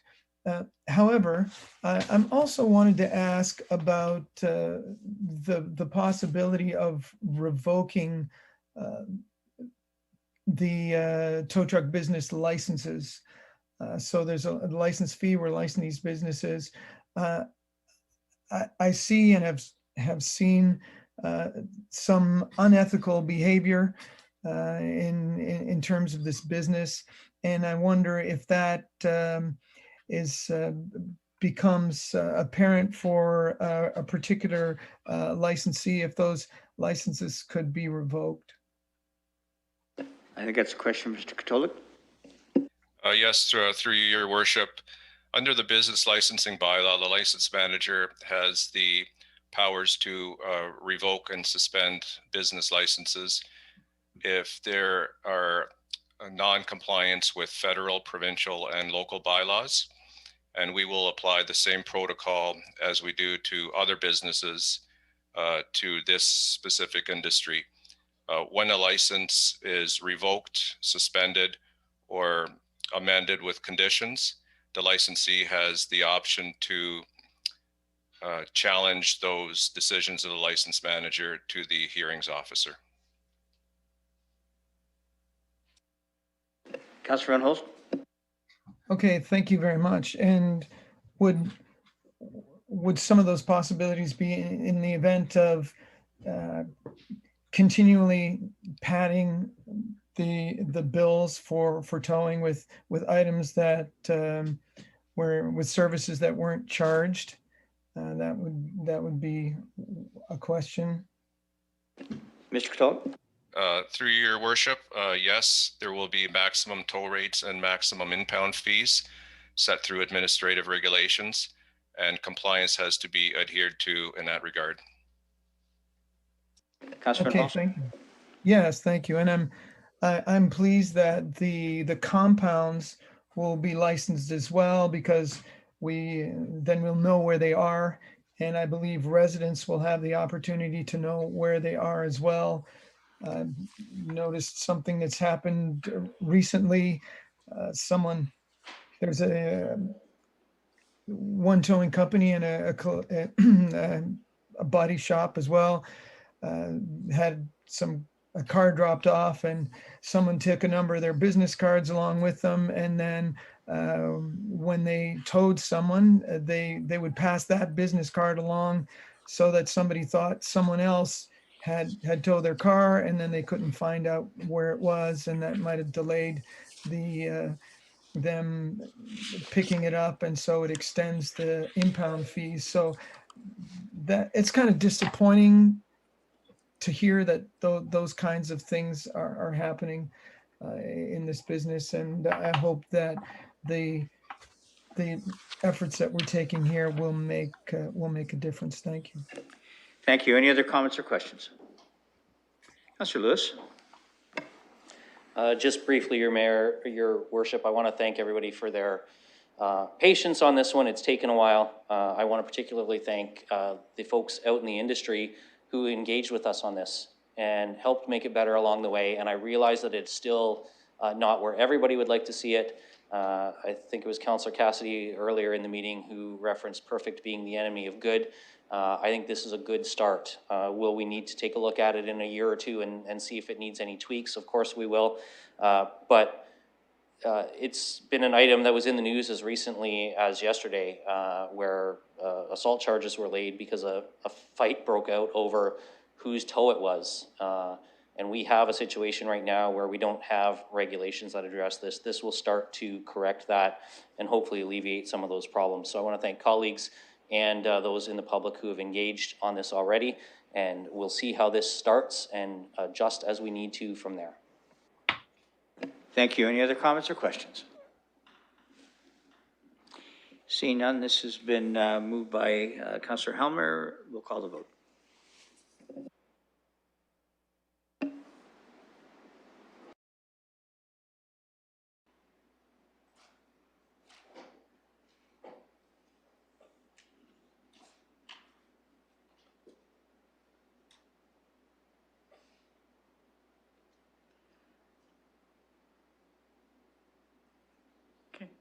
Closing vote and the motion carries 15-0. Thank you. And Councillor Helmer, thank you. With that, we'll turn to the Corporate Services Committee and Councillor Cassidy.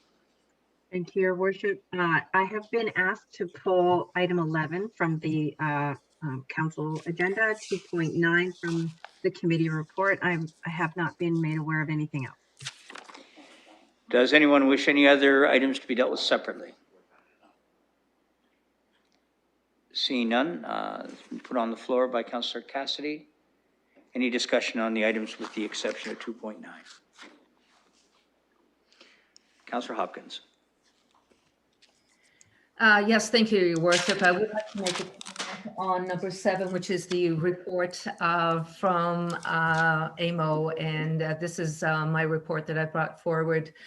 And I'd just like to make a couple comments. It has been, or was, a busy year, obviously, for municipalities having to deal with COVID and the challenges that municipalities are experiencing. And I do want to recognize the advocacy that we've been doing with the provincial government at AMO for the need for municipalities to receive funding, obviously from the federal government as well, but in particular from the provincial government. I do believe that for us to recover in our economy, we as municipalities do need to be whole again. And the funding that we've received, in particular the SSRF, which is the Social Services Relief Funding, has really gone a long way with, it's been already mentioned here at Council tonight in terms of transit, but also dealing with the homelessness. And we've gone a long way here in the City of London with this funding. But we need to continue the work that we've done here. We also need more funding. So I think it's important to thank the government, but also to acknowledge the need for funding. Last year, AMO for the first time had the virtual conference, and this year it's going to be in the City of London. Again, it's going to be virtual, but given that it is going to be virtual, we not only will be having the conference in 2023, but also in 2027 as well. Hopefully by then we'll be able to meet in person, but for now this year, I would like to encourage my colleagues for London to be sort of a part of this conference, that we do get some support here in our city from Council. And the last thing I'd like to acknowledge too is the work that is done by the Government Relations Department. I cannot do what I've been doing at AMO without the help of staff, in particular Nick Steinberg. He is just the information and the support he gives me, as well as Adam Thompson and my assistants at the clerk's office as well. So I just do want to acknowledge the work that they've been doing, trying to make our municipality as whole as possible. Thank you. Well, thank you, Councillor. Deputy Mayor Morgan. Thank you, Your Worship. I want to talk about item 10, which is the 2021 tax policy expectations. In this particular report, what it outlines is a number of important things council should be aware of. One of which I know everyone is astutely aware of, and that is what the changes to the business education tax rates will start to look like on tax rates in London for commercial and industrial properties. To remind colleagues, the province made a reduction of from 1.25% to 0.88%. The 1.25 is the rate that those buildings constructed after March 22nd, 2007, or before that date, were paying. After that, there was a slightly reduced rate, and so there isn't as much of an impact. But it is a significant overall impact for businesses in London. It equates to about 20.95 million each and every year. From the report, and I want to read this part, assuming no changes in tax ratios, the estimated property tax, municipal and education for commercial and industrial properties where the building permit for construction was applied before March 22nd, 2007 would decrease. So their taxes will decrease by 8.279% on average. And for buildings after that point, they will also decrease, but only by 0.689. In other words, the businesses and industrial properties in our city will have a reduction in taxes on average next year. And I want to thank a few people again for their work on this. On the staff level, Mr. Logan, who for many years has flagged the inequity in the policy as an issue, convinced myself, Councillor Helmer over the years to do this, and Mayor Holder picked up the charge and really hammered it home in the last little while. And we were able to get this done, not just for businesses in London, but across the province of Ontario. The other thing I want to outline in this report is it's important to note that the freeze in the MPAC assessment in 2021 is going to mean that there will not be any shifts based on MPAC between the different tax ratios. This is where we set a budget increase, and sometimes the burden shifts towards businesses or residential homes or away from it, depending on the way that they appreciate. You won't see that this year, and so it will only be changes in the tax ratios that we consider that would make those adjustments. In other words, the rate that we passed in the budget on average will be the rate that the different classes will face, with the exception of those that will benefit from the education tax reduction.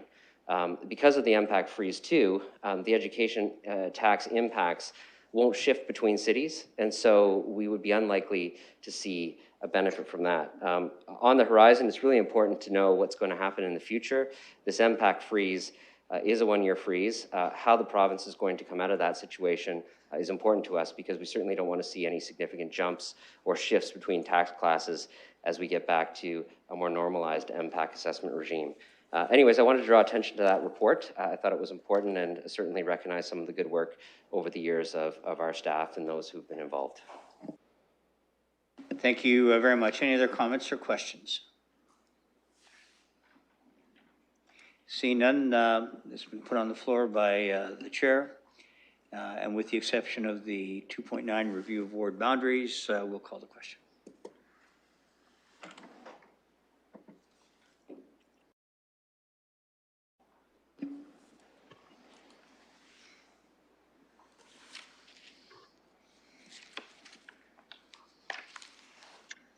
Closing the vote, the motion carries 15-0. Councillor Cassidy. Thank you, Your Worship. So I'll put the final item on the floor, and it is the review of ward boundaries. So the clerk's report had a recommendation that there would be no action as far as adjusting the ward boundaries this year. The clerk's review felt that the fluctuations amongst the wards was reasonable. Councillor Morgan added to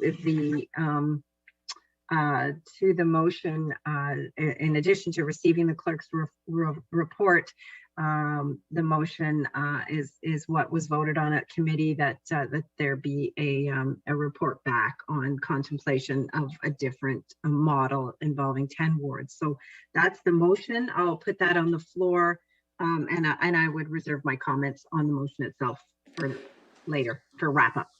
Thank you. Anyone wish to make any comments with respect to this issue? Councillor Lewis.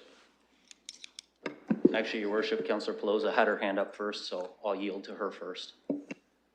I'm used to seeing Councillor Pelosa across the way. Councillor Kayabag, then Councillor Pelosa. Did I get that right? Yes, I put my hand first. Thank you, Mr. Mayor. I would just like to put a motion on the floor that we accept staff's recommendation. Thanks very much. And I'll look That's for a but second. that's all. The staff recommendation is on the floor through Councillor Cassidy. Bear with me. No, that's not what's on the floor. What's on the floor is the motion that came out of committee. And I would like to put a motion to accept staff's recommendation, if I can get a seconder. I've been advised by the clerk that your motion is what was brought forward. So this motion would have to be voted down, and then you could reintroduce that then, Councillor Kabaga.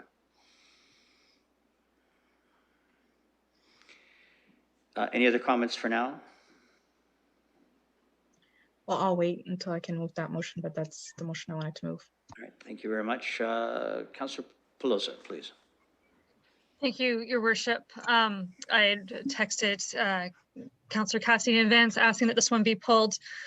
My concerns are that any changes that we would like to make to this model would need to be done in advance of January 1st, 2022 to allow time for the election coming up, the municipal election in 2022.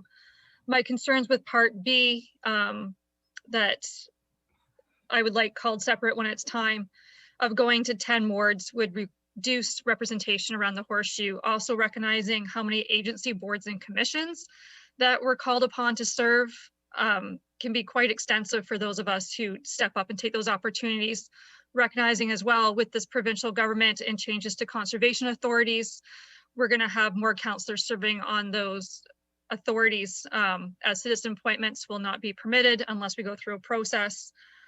Also recognizing that there's a lot going on in this report, recognizing that the population has not spread evenly throughout the city.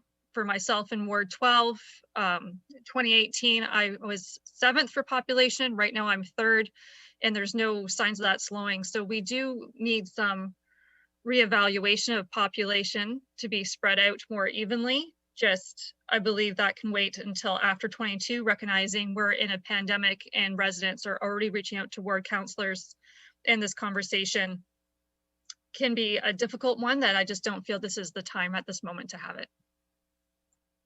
Thank you very much. I now have Councillor Lewis. Thank you, Your Worship.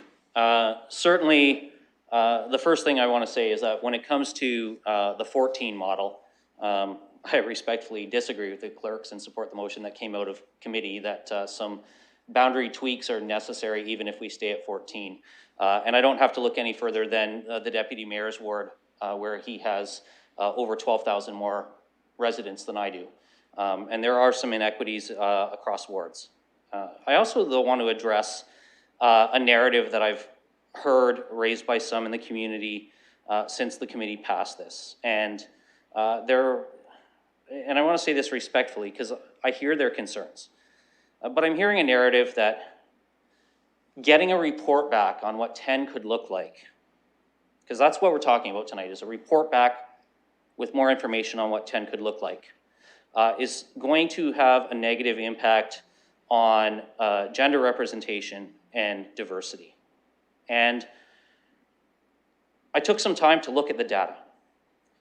And I specifically, in this case, put on a gender lens, and I will say that I did not do a deeper dive into representation from the BIPOC or the LGBT community, because frankly, when you look at councils that are out there right now, you don't know who might identify with one of those communities. And so I wanted to be respectful of that and look very specifically through a gender lens at this. And so I want to share a little bit of information with colleagues. And so I've got this in front of me. Bear with me as I take a look at this, and if I'm looking down, that's why.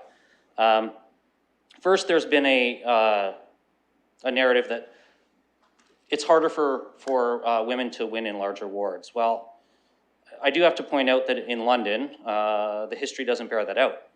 Anne-Marie DeSico, London's longest serving mayor, ran citywide and served in that role for 10 years and was a councillor before that. Gina Barber somebody that I worked with for a number of years, and I know Councillor Hopkins did too, ran citywide and was elected to Board of Control.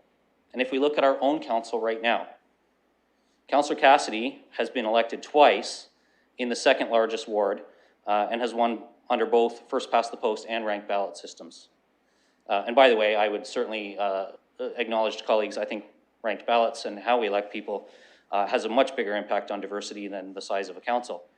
Councillor Pelosa was elected in the city's third largest ward, and Councillor Hopkins, although other wards have grown since, in 2014 was elected in the fifth largest ward under first past the post. And if we take a look at the last election, now, and I'm rounding numbers here, but about 30% of our council are women, and about 30% of candidates who ran were women. So when we look at the gender situation in London councils, women are roughly elected at about the proportion that they run. So there are barriers to running, yes, I absolutely acknowledge that, and there are some very serious barriers, and they're not unique to London. Because I look around at other Ontario cities, and here's a great example. Kitchener, with a population now of about 480,000, so about 80,000 more than we currently have, has a council of 10. They have 5 women elected. They've hit 50% with a smaller council. Toronto, 26 councillors, 8 women. Pretty close to the same ratio that London has, although they have many more spaces at their council table. Other Canadian cities, if we look outside the province of Ontario, in Winnipeg, a 16-member council has 5 women. In Montreal, a 65-member council. 65. I don't know how you even have a 65-member council, but in a 65-member council, 29 of those representatives are women. So we're still under 50% there. And in Vancouver, we have an 11-member council with 8 women elected. So they're doing much better with gender parity than we are with a smaller council. So I absolutely acknowledge that there are barriers to candidates with diverse backgrounds from running. There is the workload. There is the hours that we're asked to work, and often those hours mean arranging for childcare for people with families at home. There is the compensation issue, which, you know, for London, we're quite poor in that area. There are the barriers in terms of how the public perceives candidates from different backgrounds. But the one thing that does not represent a barrier in terms of the data is that there's not a direct correlation between the size of council and its diversity. So I hope we will take a look at least getting the report back. And then when we see what it looks like, we can have a very fulsome debate about the merits of it, as well as how we overcome some of the barriers. But what I do want to emphasize tonight is that size, in this case, does not impact the diversity or the gender parity. There are other systemic barriers to that out there that need to be tackled. And whether we're 10 or 14, that won't change those barriers. Thank you, Councillor Squire. So I want to start with Councillor Lewis's point. I say this with the utmost respect. I think he's missed the point in a pretty large way on what people were saying to me. And what they were saying to me, and I want to deal with this first because I have a larger issue. What they're saying is we have 4, am I right? We have 4 female councillors now.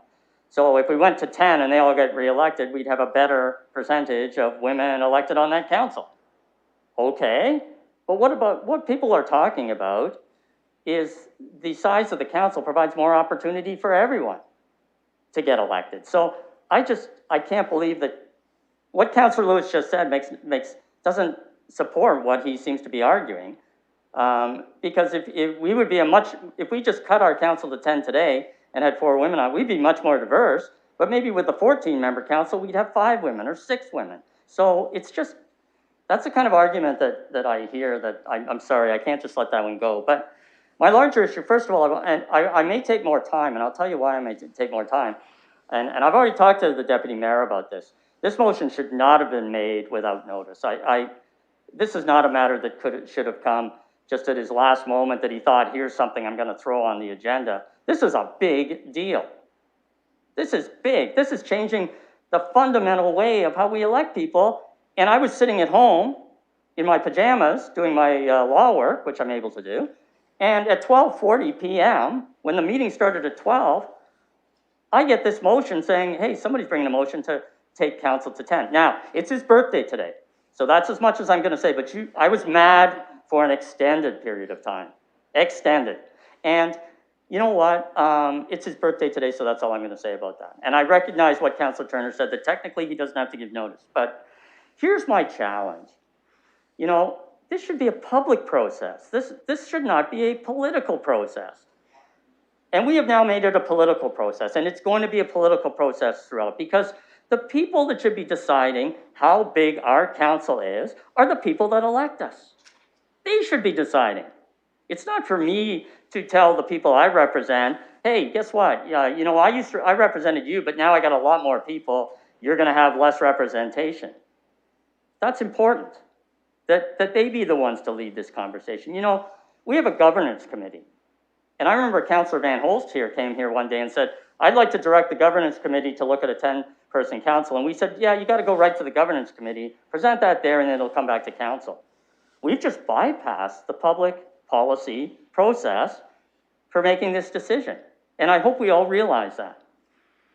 The second thing is, this didn't come from the public. This came from us. It came from one of our, it's not coming from us. Have any of you heard a constituent come to you and say, you know what I'd really like is if you guys cut the council to 10? Like, when was the last time that happened? The other thing is, we got to be clear about this. I've heard all kinds of talk. Last term, there was a councillor who came in my office all the time to talk about how much we made. And one day came in and said, I'm going to bring a motion tonight to increase our wages to $80,000 bucks. And I said, you can't just do that. You've got to have a public process. So guess what we did with our wages? We referred it out to a public committee. Members of the community, they came back to us and told us what they wanted. We didn't tell them how much money we wanted to make. That's not our right. And I would argue that we've got this exactly backwards. And you know what? The other thing I'm going to say about this whole full-time counselor thing, you can't pass a law to tell anybody, any of us, we have to be full-time. Again, guess who that's up to? That's up to the voters. If you want to run against a full-time counselor who's not working at counselor full-time, run against him or her and raise that as a campaign issue. Councillor, I might mention two things, about 30 seconds left, but also we're talking about the issues that are in the review. I think I am. C and D. I think I am. I'm talking about, I'm very agitated about this one, and I get it. And I'm gonna let my colleagues talk about it. But the reason I cannot do this is because it's a political process. Guess what's going to happen? The 10-ward map is going to come back, and we're all going to look at this map and go, "Hey, I like this. I like this. I'm keeping my area and getting a little more." Some other councillors are going to go, "Wait a second, I'm losing everything." And so I want to oppose it now because I don't want people to say, "Well, Squire is only opposing it because he doesn't like the map." I don't like it now. And you know what? I'd be more than happy to have a process where we referred this out to the public, created a committee and said, you guys come back and tell us what you want. But us telling the public that we want to decrease the size of council, I'm sorry, that just does not, that will never fly with me. Thank you, Councillor. I now have Councillor Turner on the list. Thank you, Worship, and thank you, Councillor Squire. You made a lot of the arguments that I want to make too. And in this case, I agree. This was one of those ones that probably should have had a bit of notice because it is substantive. It's a massive policy bomb.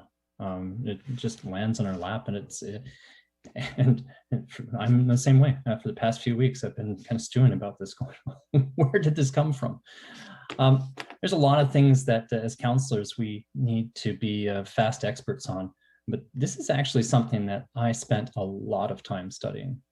My master's major research was on London's electoral boundaries.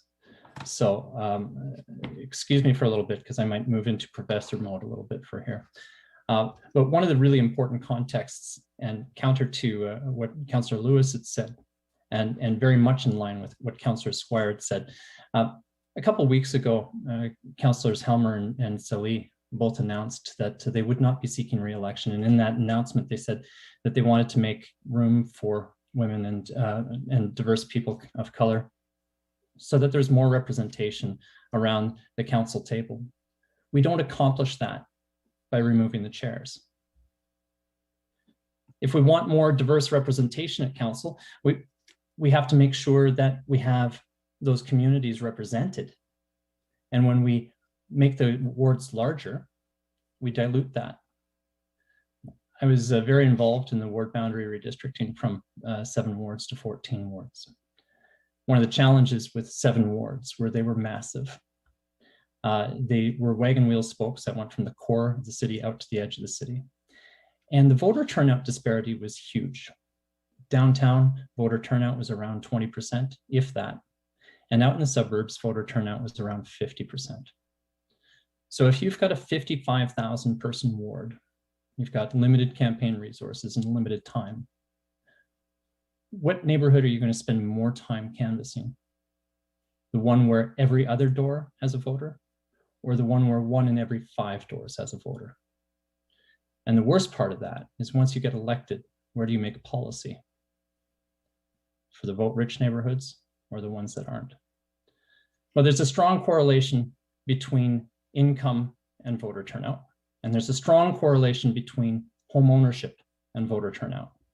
And so the ward boundary map was redesigned in order to reflect some of those disparities and inequities and to focus on communities of interest. When Councillor Morgan spoke about his motion to the Corporate Services Committee, he talked about the need to have general alignment in sizes of wards so that they were generally the same. And that comes from a Supreme Court case, a Carter challenge, which set the table for making sure that there was no more than a 25% variance on ward boundary size or ward sizes or electoral district sizes. It was specific to federal ridings, but it's used in application for provincial and municipal districting as well. So the creation of those wards to 14 wards changed significantly the amount of voter turnout and narrowed the gap between the high vote rich neighborhoods and the very affluent neighborhoods and the less affluent neighborhoods. In fact, those wards in the core specifically saw their voter turnout go up significantly. Those on the edge, not so much. It stayed relatively the same. So the gap decreased quite a bit. Now, I know the deputy mayor certainly wasn't intending it this way, but the effort of expanding districts could easily be seen as a method of voter suppression because it further dilutes those communities.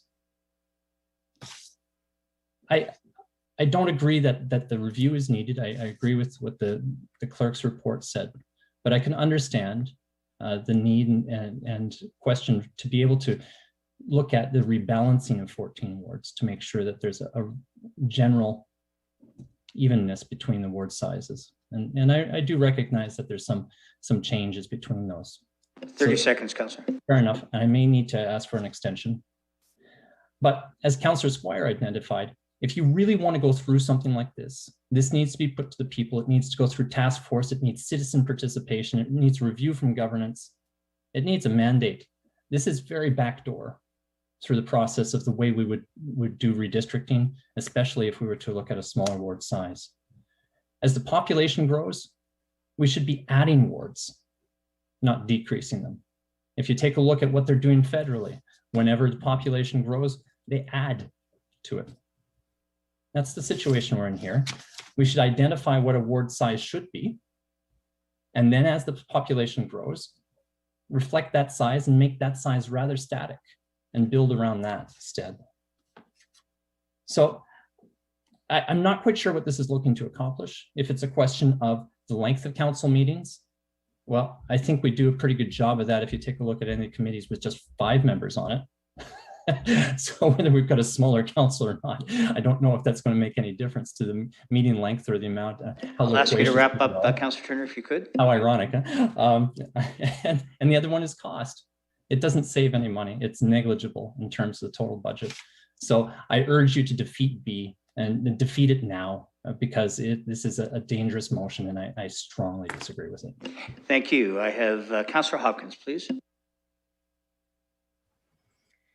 Yeah, thank you, Your Worship. And I'm just going to start off with saying it's not too often that I come forward and want to die on a mountain, but this is one I am going to die on. I am nowhere near supportive of a report back to look at 10 boundaries.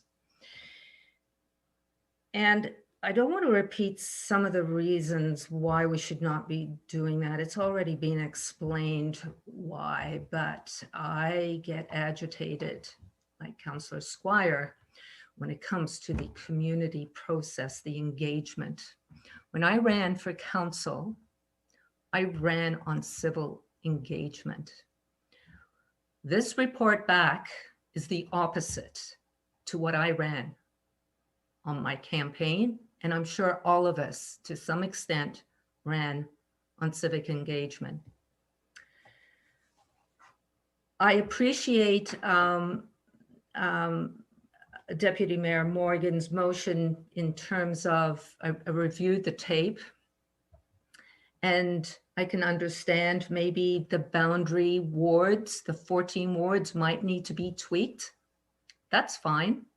I know the staff's report did not recommend that, but if there is a concern there that we need to balance the 14 wards, that could be a conversation.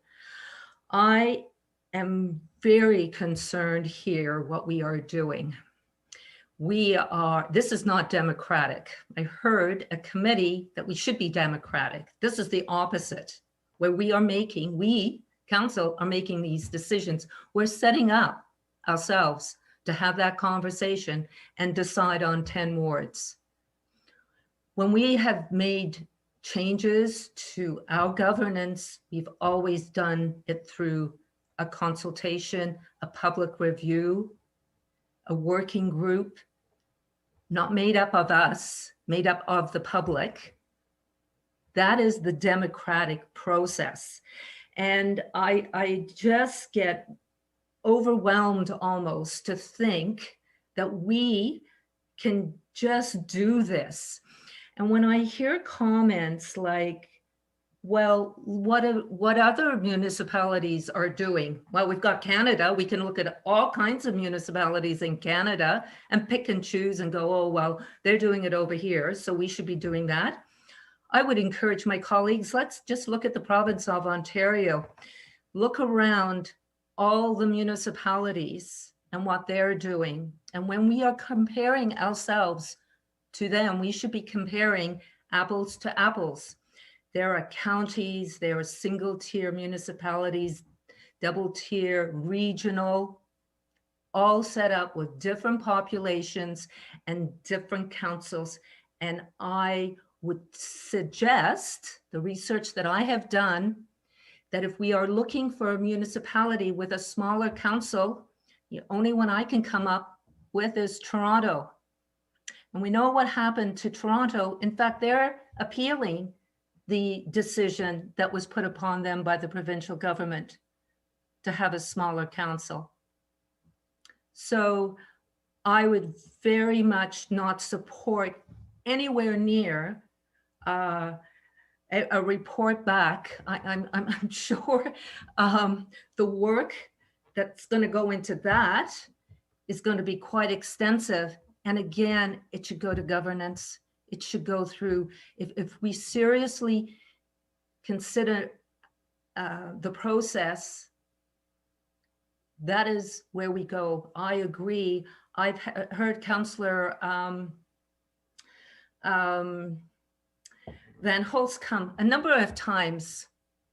Well, we should review this and we should do that with our council. And he's always been told it's got to go to governance. And I don't have any idea how we as a committee have already made a decision that doesn't have to go there, that we're going to look at 10 boundaries. So I'm not even going to support a report back. Thank you. Thank you. I next have Deputy Mayor Morgan.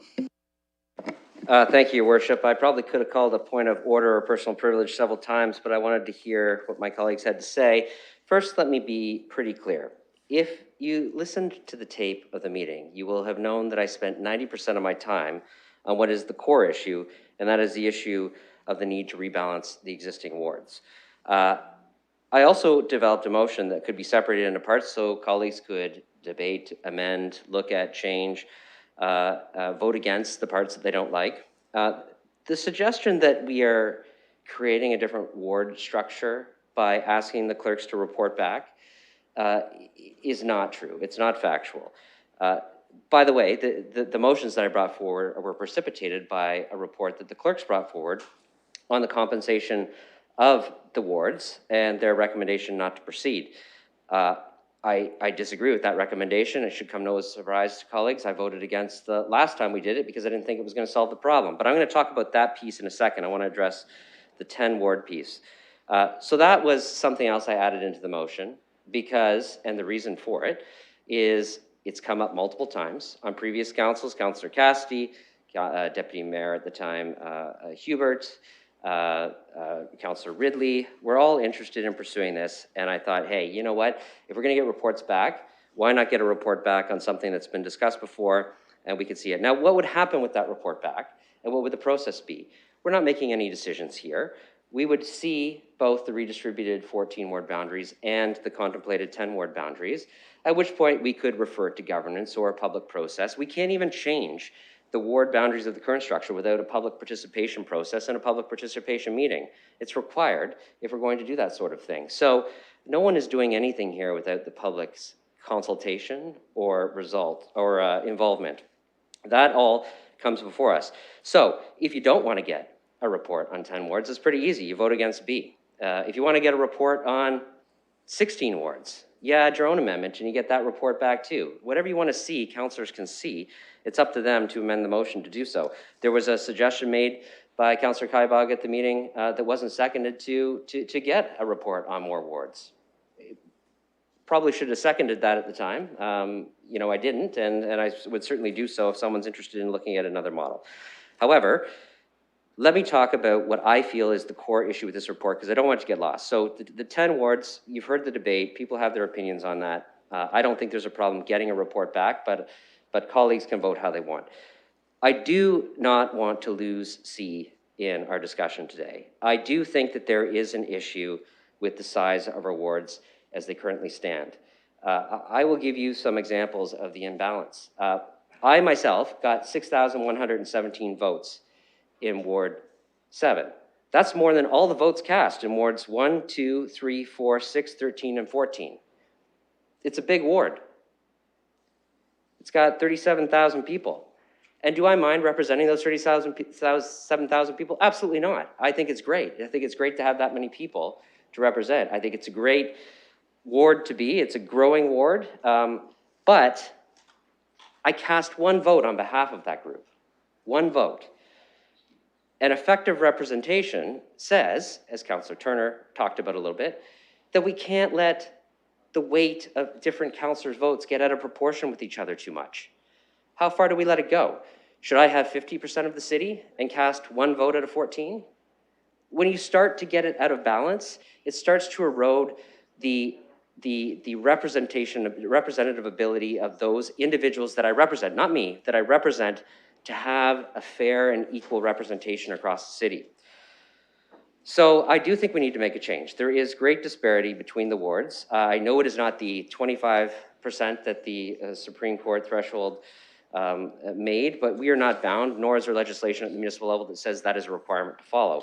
And I certainly think that the fastest growing wards in the city are the largest, and you know, there's some level of rebalancing that needs to happen. So regardless of how you vote today on the other pieces, I would implore you not to vote against C. C is really important to make sure that we get the right distribution of the wards, that we make it fair, that we follow the principle of effective representation, and ensure that, that the voters that we represent have relatively equal representation across the different wards.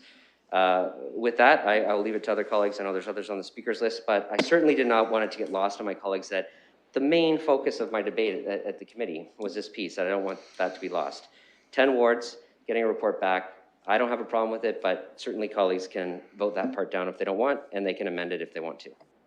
Thank you. Councillor Kayabага.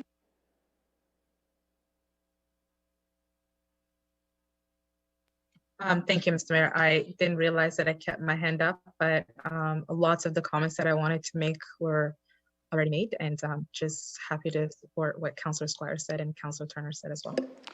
Thank you very much. Councillor Hillier. Thank you. You'll forgive me, I've been around a while. Some of us have, all the way back to border control and the number of elected representatives you had on council. And I have an issue with this because 2 elections ago, I'm actually on record of speaking about full-time council and 10 wards. And listening to everybody speak and reflecting what Councillor Kayabага said, I think it was a week or 2 weeks ago, and a few others, I just can't see 10 wards right now, but I am not opposed to hearing a report. I am not. The number of wards is important. The lines need to be looked at. We have 427,000 people now.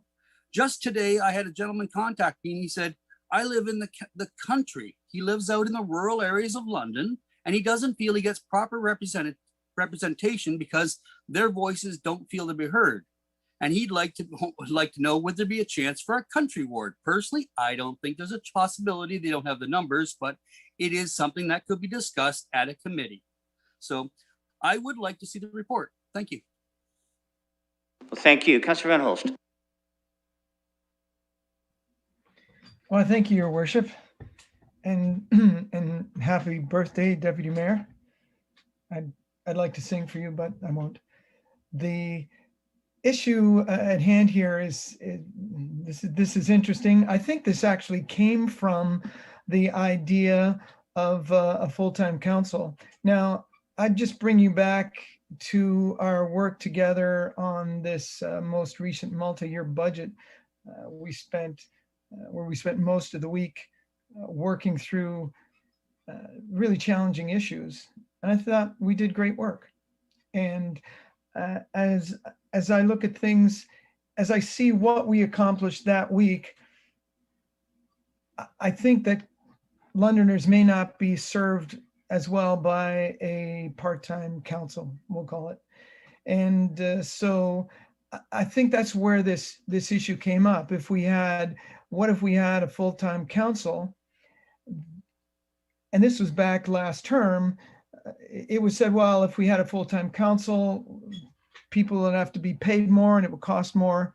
And then there was the suggestion that, well, we could have fewer full-time counselors, and then the total remuneration would be about the same, but we'd have fewer wards. And that was something that a number of counselors brought up, and I was happy to entertain that.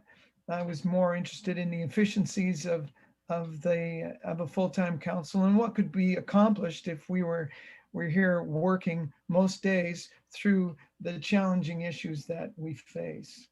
So I, at the time, in my mind, didn't think fewer counselors was necessarily the way to go. And I like my colleagues. I thought they all had great things to offer, and I think that's I feel the same now. But and as Councillor Turner pointed out, the cost isn't that significant in terms of council's pay. We take up I think maybe a few dollars a year per person. So that's not the significant thing. However, there was the issue. Some people thought, hey, if we went with the full-time council, we would need fewer seats. And so for that reason, I'm happy to support this, see what it's like, and our constituents will be able to decide what they think. But I think in connection with this will be a little later on the discussion about how we work. And it's one that I brought up a number of times. I think I brought it up last term. And it was always said, well, the timing isn't right for this discussion. The timing's not right. And it's almost humorous that we're getting almost to that point again, where it's almost too late to have the discussion. So I hope we do. And we have the debate and see what can happen. So I'll support this. I don't think there's a harm in finding out about 10 wards. I don't know if I would support it in the end, but I'll support that now. And I want to thank the deputy mayor for bringing it forward, because it has been an issue that was brought up many times. And I think it was a smart move on his part to bring it up at this time, because there would be a number of us who would like to see.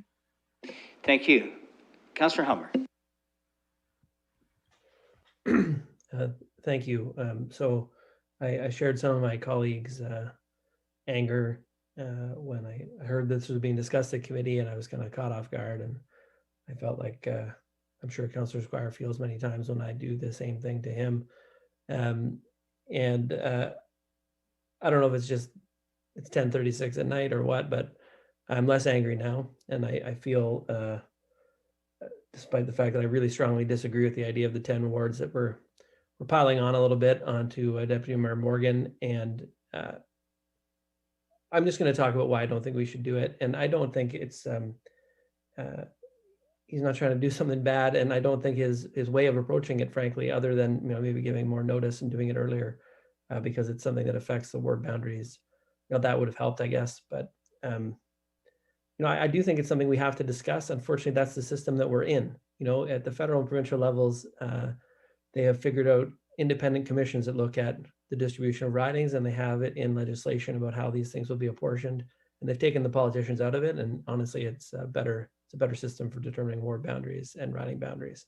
It's more neutral, and it's more given to fair and equitable distribution.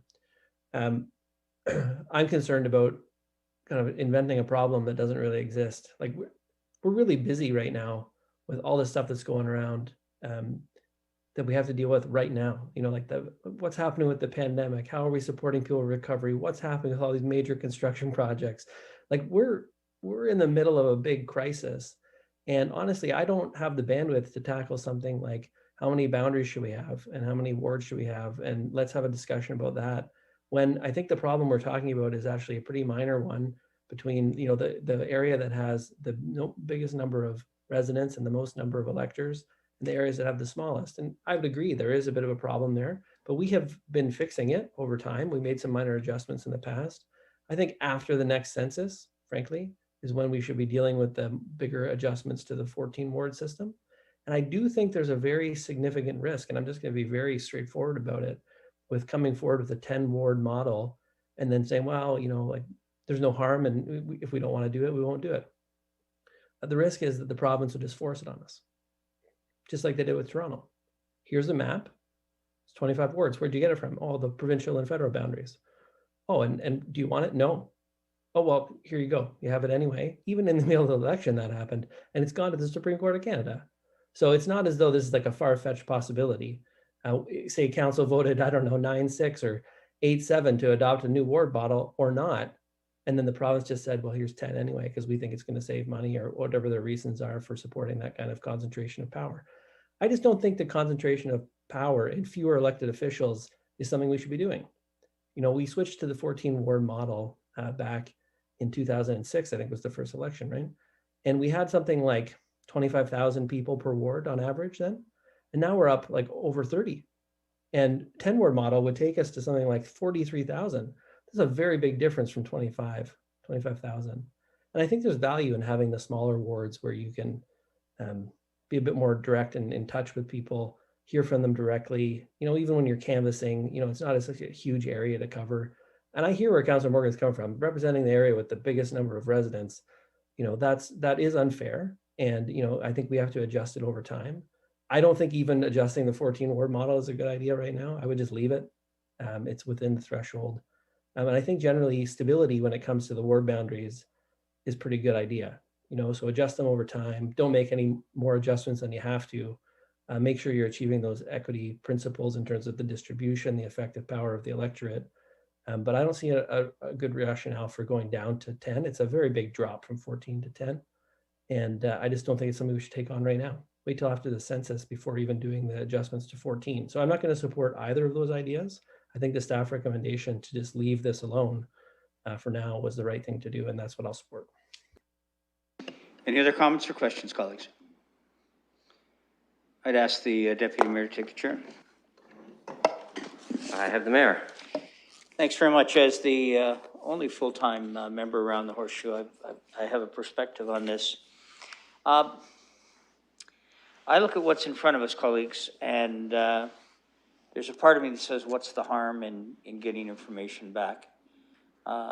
Having said it, what I get particularly concerned about is it's not like our clerks and all our staff, for that matter, when we often hand them assignments, they're not actually waiting for us to provide that work to them.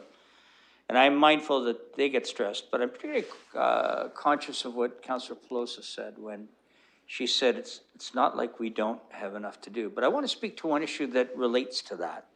I find that as I look around the Horseshoe, we have some members that frankly do a huge role, and by virtue of whatever circumstance, some do less, and for whatever legitimate reason that might be. But I think what we need to have is a better distribution as it relates to committee work, vis-a-vis advisory boards, vis-a-vis the commitments that we serve on, to better distribute that work. And what I'm particularly concerned about is that if we do ultimately consider a move from 14 to 10, all we do is put more pressure for the huge workload that we already all have. And I'll accept myself out of this for just a moment, because to be fair, in quote a part-time role, when I can tell you as I look around the Horseshoe, many of you treat this as a full-time plus position in terms of the hours. You all treat it as full-time in terms of your commitment right here. I know that. But when it comes to the committees and advisory boards that you sit on, some folks really go above and beyond. And what I'm concerned about is what a reduction does is it puts more stresses and more pressure on council members. And I am quite concerned about that. What I don't have an issue with is reviewing the equity in the distribution of electors, voters, population in each ward. We did that as a council, as part of the federal government. We always did it right after the census. You heard Councillor Herman make a reference to that might be a time if there was one to consider it. But that's when we would do it as a federal government. It was always done after every national census was done. Whether it's absolutely critical we do it now in terms of reviewing the inequity of some wards over others, we can decide that. And maybe the best way may well be that we look at these various items. I mean, no one's going to have an issue with that the report be received, and then the others may well have to be dealt with separately as well, and we'll be at the pleasure of council in terms of how you want to handle that. So I'm not a fan of going to 10 wards at this time. I think that's challenging. But having said it, I do think having a strong look at the equity amongst the wards to have a broader and clearer balance amongst voters in each ward, I think that's a worthwhile pursuit. Thank you, Deputy Mayor. I'll return the chair to the mayor. Any other comments, questions? Now, Councillor Cassidy, bear with me here just a moment. Go ahead. Sorry, I have to look to see on my my list here who's spoken. Would you care to comment? As the chair, I just was ready to wrap as long as everybody else is finished. Do you have a point of order, Councillor Kaivaga? No, I just wanted to put my motion back on the floor.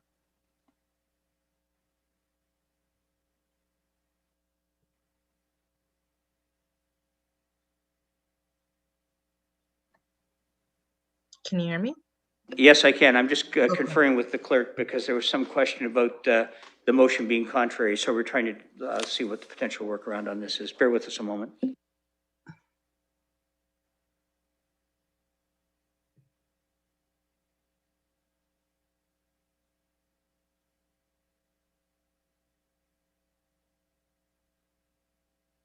So the clerks advised that we, as I had discussed earlier in my comments, that we can deal with these, that we could certainly, it's our pleasure to deal with these items separately. If you do, then what you get through that, Councillor Cavaga, is A, which is that the report dated March 1, review of ward boundaries be received. And I think that's where I think you were going with this. And then you can choose to, if it's the pleasure of council to deal with these other items separately, they can support defeat as appropriate. Are you comfortable with that? So are we separating the motion right now? It sounds like we would, but Okay. we're gonna let Councillor Cassidy wrap on this first. Actually, I think the formal expression is reply, as opposed to, I know we use wrap because we think we're rappers, but it's not that. I think it's, if you look at the bylaws, which I read from time to time, it's actually, would you care to reply, Councillor Cassidy? Yeah, sure. Well, I haven't made any comments at all either, so I'm happy to make my comments now, reply, wrap, however you want to. Then you can wrap and reply. Away you go. Yeah, and a lot of the points and even more have been made tonight, but I did vote in favor of this at committee, and so I feel that I should speak to this because I will not be supporting B tonight, and I did give the deputy mayor a heads up on this. We had a conversation about it. I've supported the idea of looking at a smaller council in the past. I've supported a lot of different things that have come forward. The most recent thing I think that Councillor Van Holst brought forward was the idea of daytime hours for daytime meetings. And I would note that if we did start this meeting at 9 o'clock this morning, it would only be just before 3 o'clock in the afternoon right now. And I hopefully wouldn't feel as tired as I do right now. But I have listened to a lot of people, talked to a lot of people. I did read Councillor Turner's master thesis over the weekend, as a matter of fact. So I've had a good long time to reflect on all of this. I do support Councillor Morgan's desire to review the ward boundaries and balance the populations amongst the wards. I hear what Councillor Helmer has said about maybe not now being not the time, but when I look at the wards that are above that the higher threshold, so 3 of the 4 largest wards by population right now also are experiencing pretty explosive development and growth. So I think the imbalance is only going to get greater and I don't think we need, I don't think I need the census to tell me that. I know if you look at the councillors that come to the planning committee as regular guests, now that I'm no longer a member, it tends to be Councillor Morgan, tends to be Ward 5 that's seeing a lot of development. And I know that the plans that are coming down the road as well in the ward, and the Masonville site alone, Cadillac Fairview, has future plans to develop that site out, which would see, I think it was last count, 1,600 dwelling units on that site alone. So that's not counting the subdivisions that are in progress right now. So I do think we should look at the rebalancing. I don't think that there's any harm in that. I agreed with a lot of what Councillor Squire said.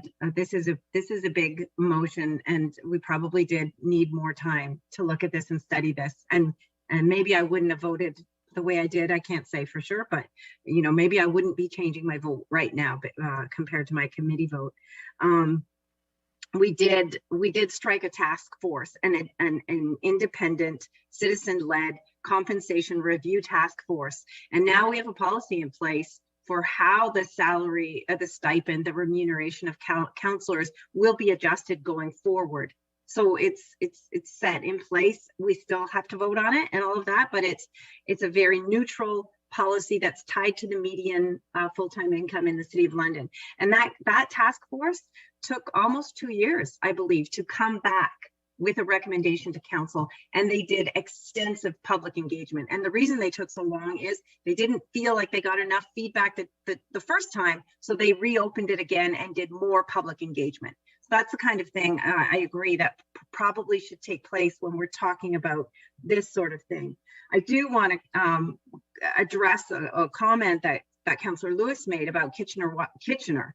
It's Kitchener-Waterloo, because it is a two-tier municipality. They have double representation. They're represented at their municipal council, which is 10 councillors, that's correct. But the population of the city of Kitchener that is represented by those 10 councillors is only 242,000. The population of the region of Waterloo is 594,000, and there are 15 councillors at the regional level representing 7 separate municipalities. So it's a completely different situation from London, and arguably they have more representation because they are two-tier, and they already do have more on a per capita basis than we do here in London. So our population is growing, not just in wards 5, 7, and 9, but across the city. We already were growing at a fast pace. And I think lowering the size of the representation, lowering the size of council right now is not something that we should be doing when we are seeing this growth happening. And what really 30 seconds, Councillor. Thanks. What really struck me on reading Councillor Turner's thesis was when 5 positions on council were eliminated with the Board of Control, there was only, I think, something like a 4% savings to the overall council budget. So we would see the need for support staff increase as the size of council goes down. And as we all know, council remuneration is probably amongst the lowest of City Hall staff. So adding salaried employees with a higher rate of pay is not going to result in cost savings overall. I would just want to add, Mr. Mayor, as well, I did listen to some of the Supreme Court challenge going on about the City of Toronto challenge, and there were a number of interveners that spoke about the size of council and reducing representation, especially for marginalized communities. Councillor Turner went into that much more eloquently than I did, but that was a huge issue that came up time and again in the Supreme Court challenge that Toronto has brought forth. Thank you. So, Mr. Mayor, I do recommend that we vote separately, A, B, and C, and I will put, I would be happy to put A on the floor to start. And before we do, colleagues, I note that we turn into pumpkins in about 7 minutes. Officially, and it's my hope that you will support us going beyond to finish our business. We've got SPPC, we've got confidential items. Councillor Morgan? Yeah, well, in an effort to make this the best birthday ever, I'll move a motion to extend past 11 p.m. Councillor Hopkins, are you seconding? Thank you very much. Please, no comments. Because it's in East Grive, and let's do that, and then we'll carry on. We'll go back to you, Councillor Cassidy, if we could, please. Turn your attention to the screen as we vote. I know it says review of ward boundaries, but I know it really means extension past 11 o'clock. Yes, it's just attached to that.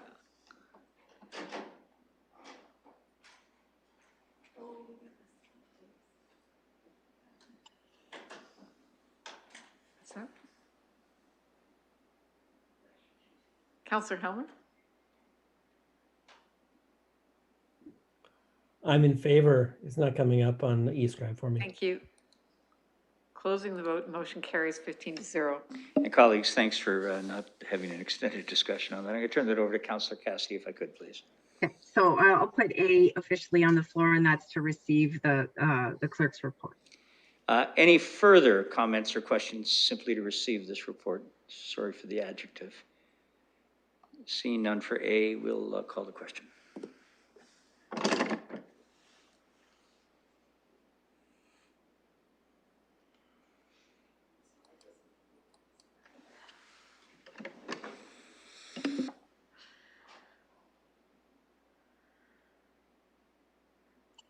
Closing the vote and the motion carries 15-0. Councillor Cassidy. So B, I'll put on the floor, and that is the item about directing the clerk to report back on the 10 ward model. So noted, thank you. Any other additional comments or questions? Thank you. Seeing none, we'll call the question.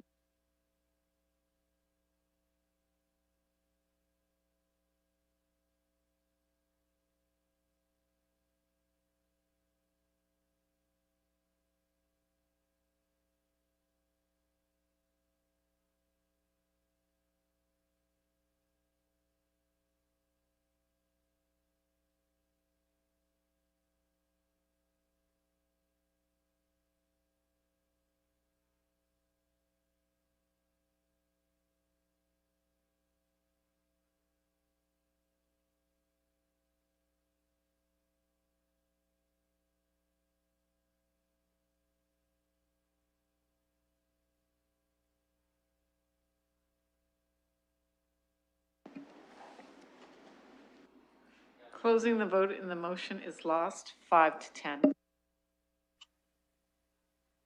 Counselor? And item C is to ask for a report back on the existing 14 ward system, resulting in a more balanced population between the wards. Any discussion? I see Counselor Hopkins. I just have a question. If the clause needs to be amended, it being noted that the reviews I saw outlined that, in yeah. C, maybe just deleting B and C. I can assure you we will correct that. That will be amended appropriately. Thank you for the catch, Counselor Hopkins. Counselor Hillier? I was just seconding. Then you were equally wise, but we actually don't require a seconder in that this is being forwarded by Counselor Cassidy, and so this will be yes or no. Any other comments? But thank you. Any other comments or questions? Then we'll call the question.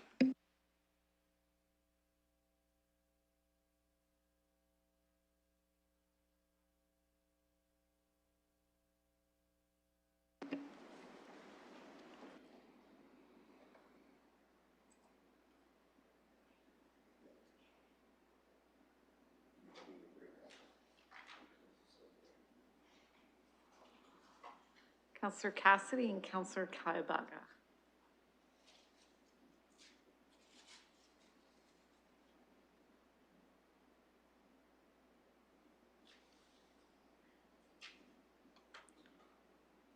Councillor Kaibaga.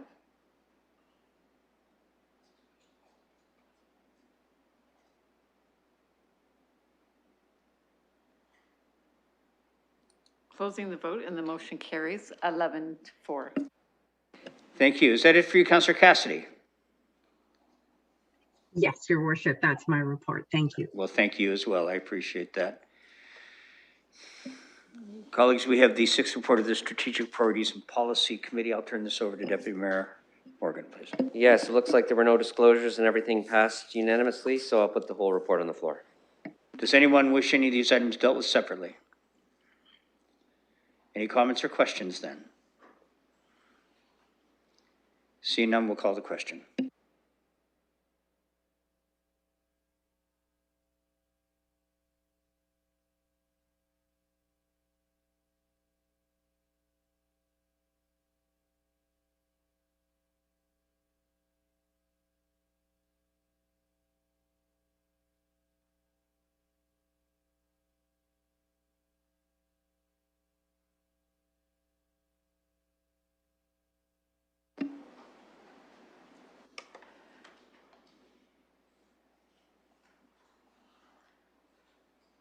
Councillor Kaibaga. Closing the vote and the motion carries 15-0. Thank you, colleagues. Thank you, Deputy Mayor.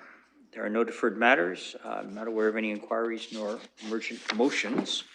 However, as we look to the bylaws, colleagues, you'll see that we were looking for consideration of bills 90 through 129 inclusive, but actually we will exempt bylaws 95, 98, and 100 because those are based on the property bylaws review that we have referred. So as a result of that, we will be looking for a mover for the introduction and first reading of bills 90 through 129, accepting 95, 98, and 100. Is there a mover, please? Councillor Hillier, seconded by Councillor Pelosa. We'll call the vote.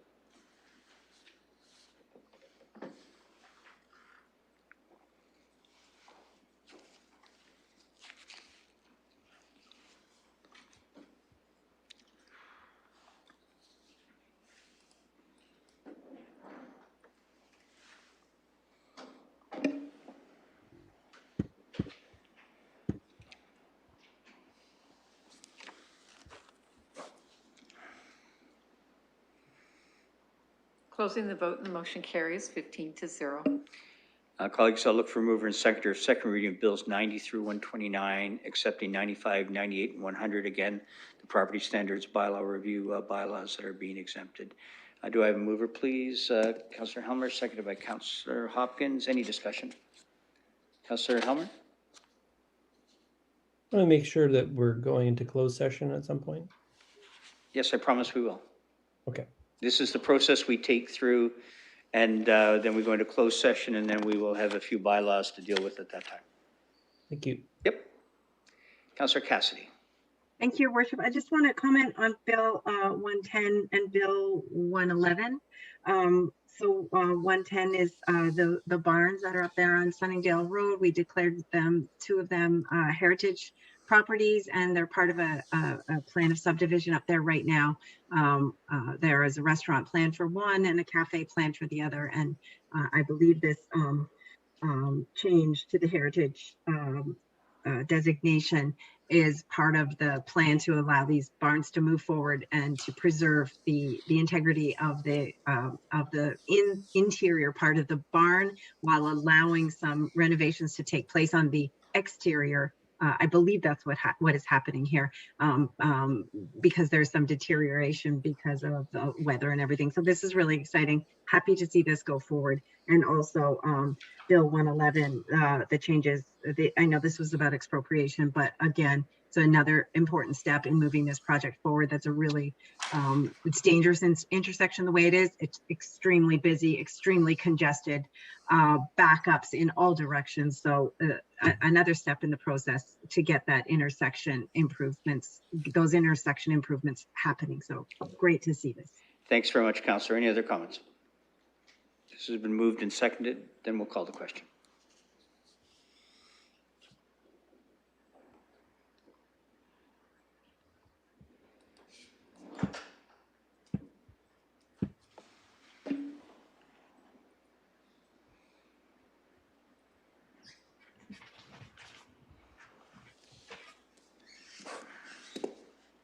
Closing the vote, the motion carries 15-0. Colleagues, look for a mover and seconder for third reading and enactment of bills 90 through 129, accepting 95, 98, and 100. Could I have a mover, please? Councillor Cassidy, seconded by Councillor Lewis.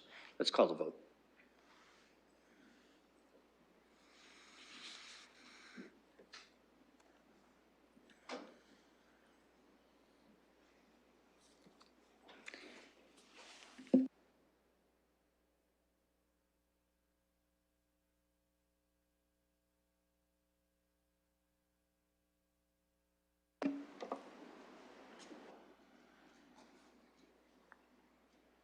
Closing the vote, and the motion carries 15-0.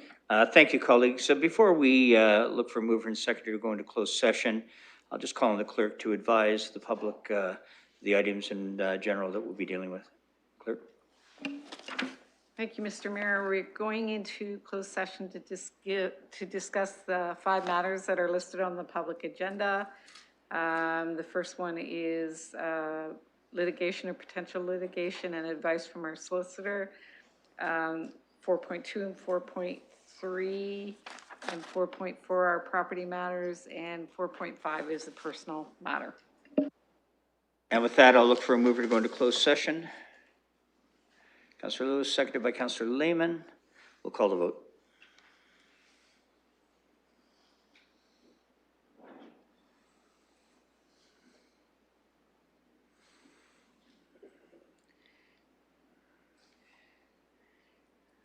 And as that vote's coming up, colleagues, I'll note that this is the latest I think we've been in a council meeting together.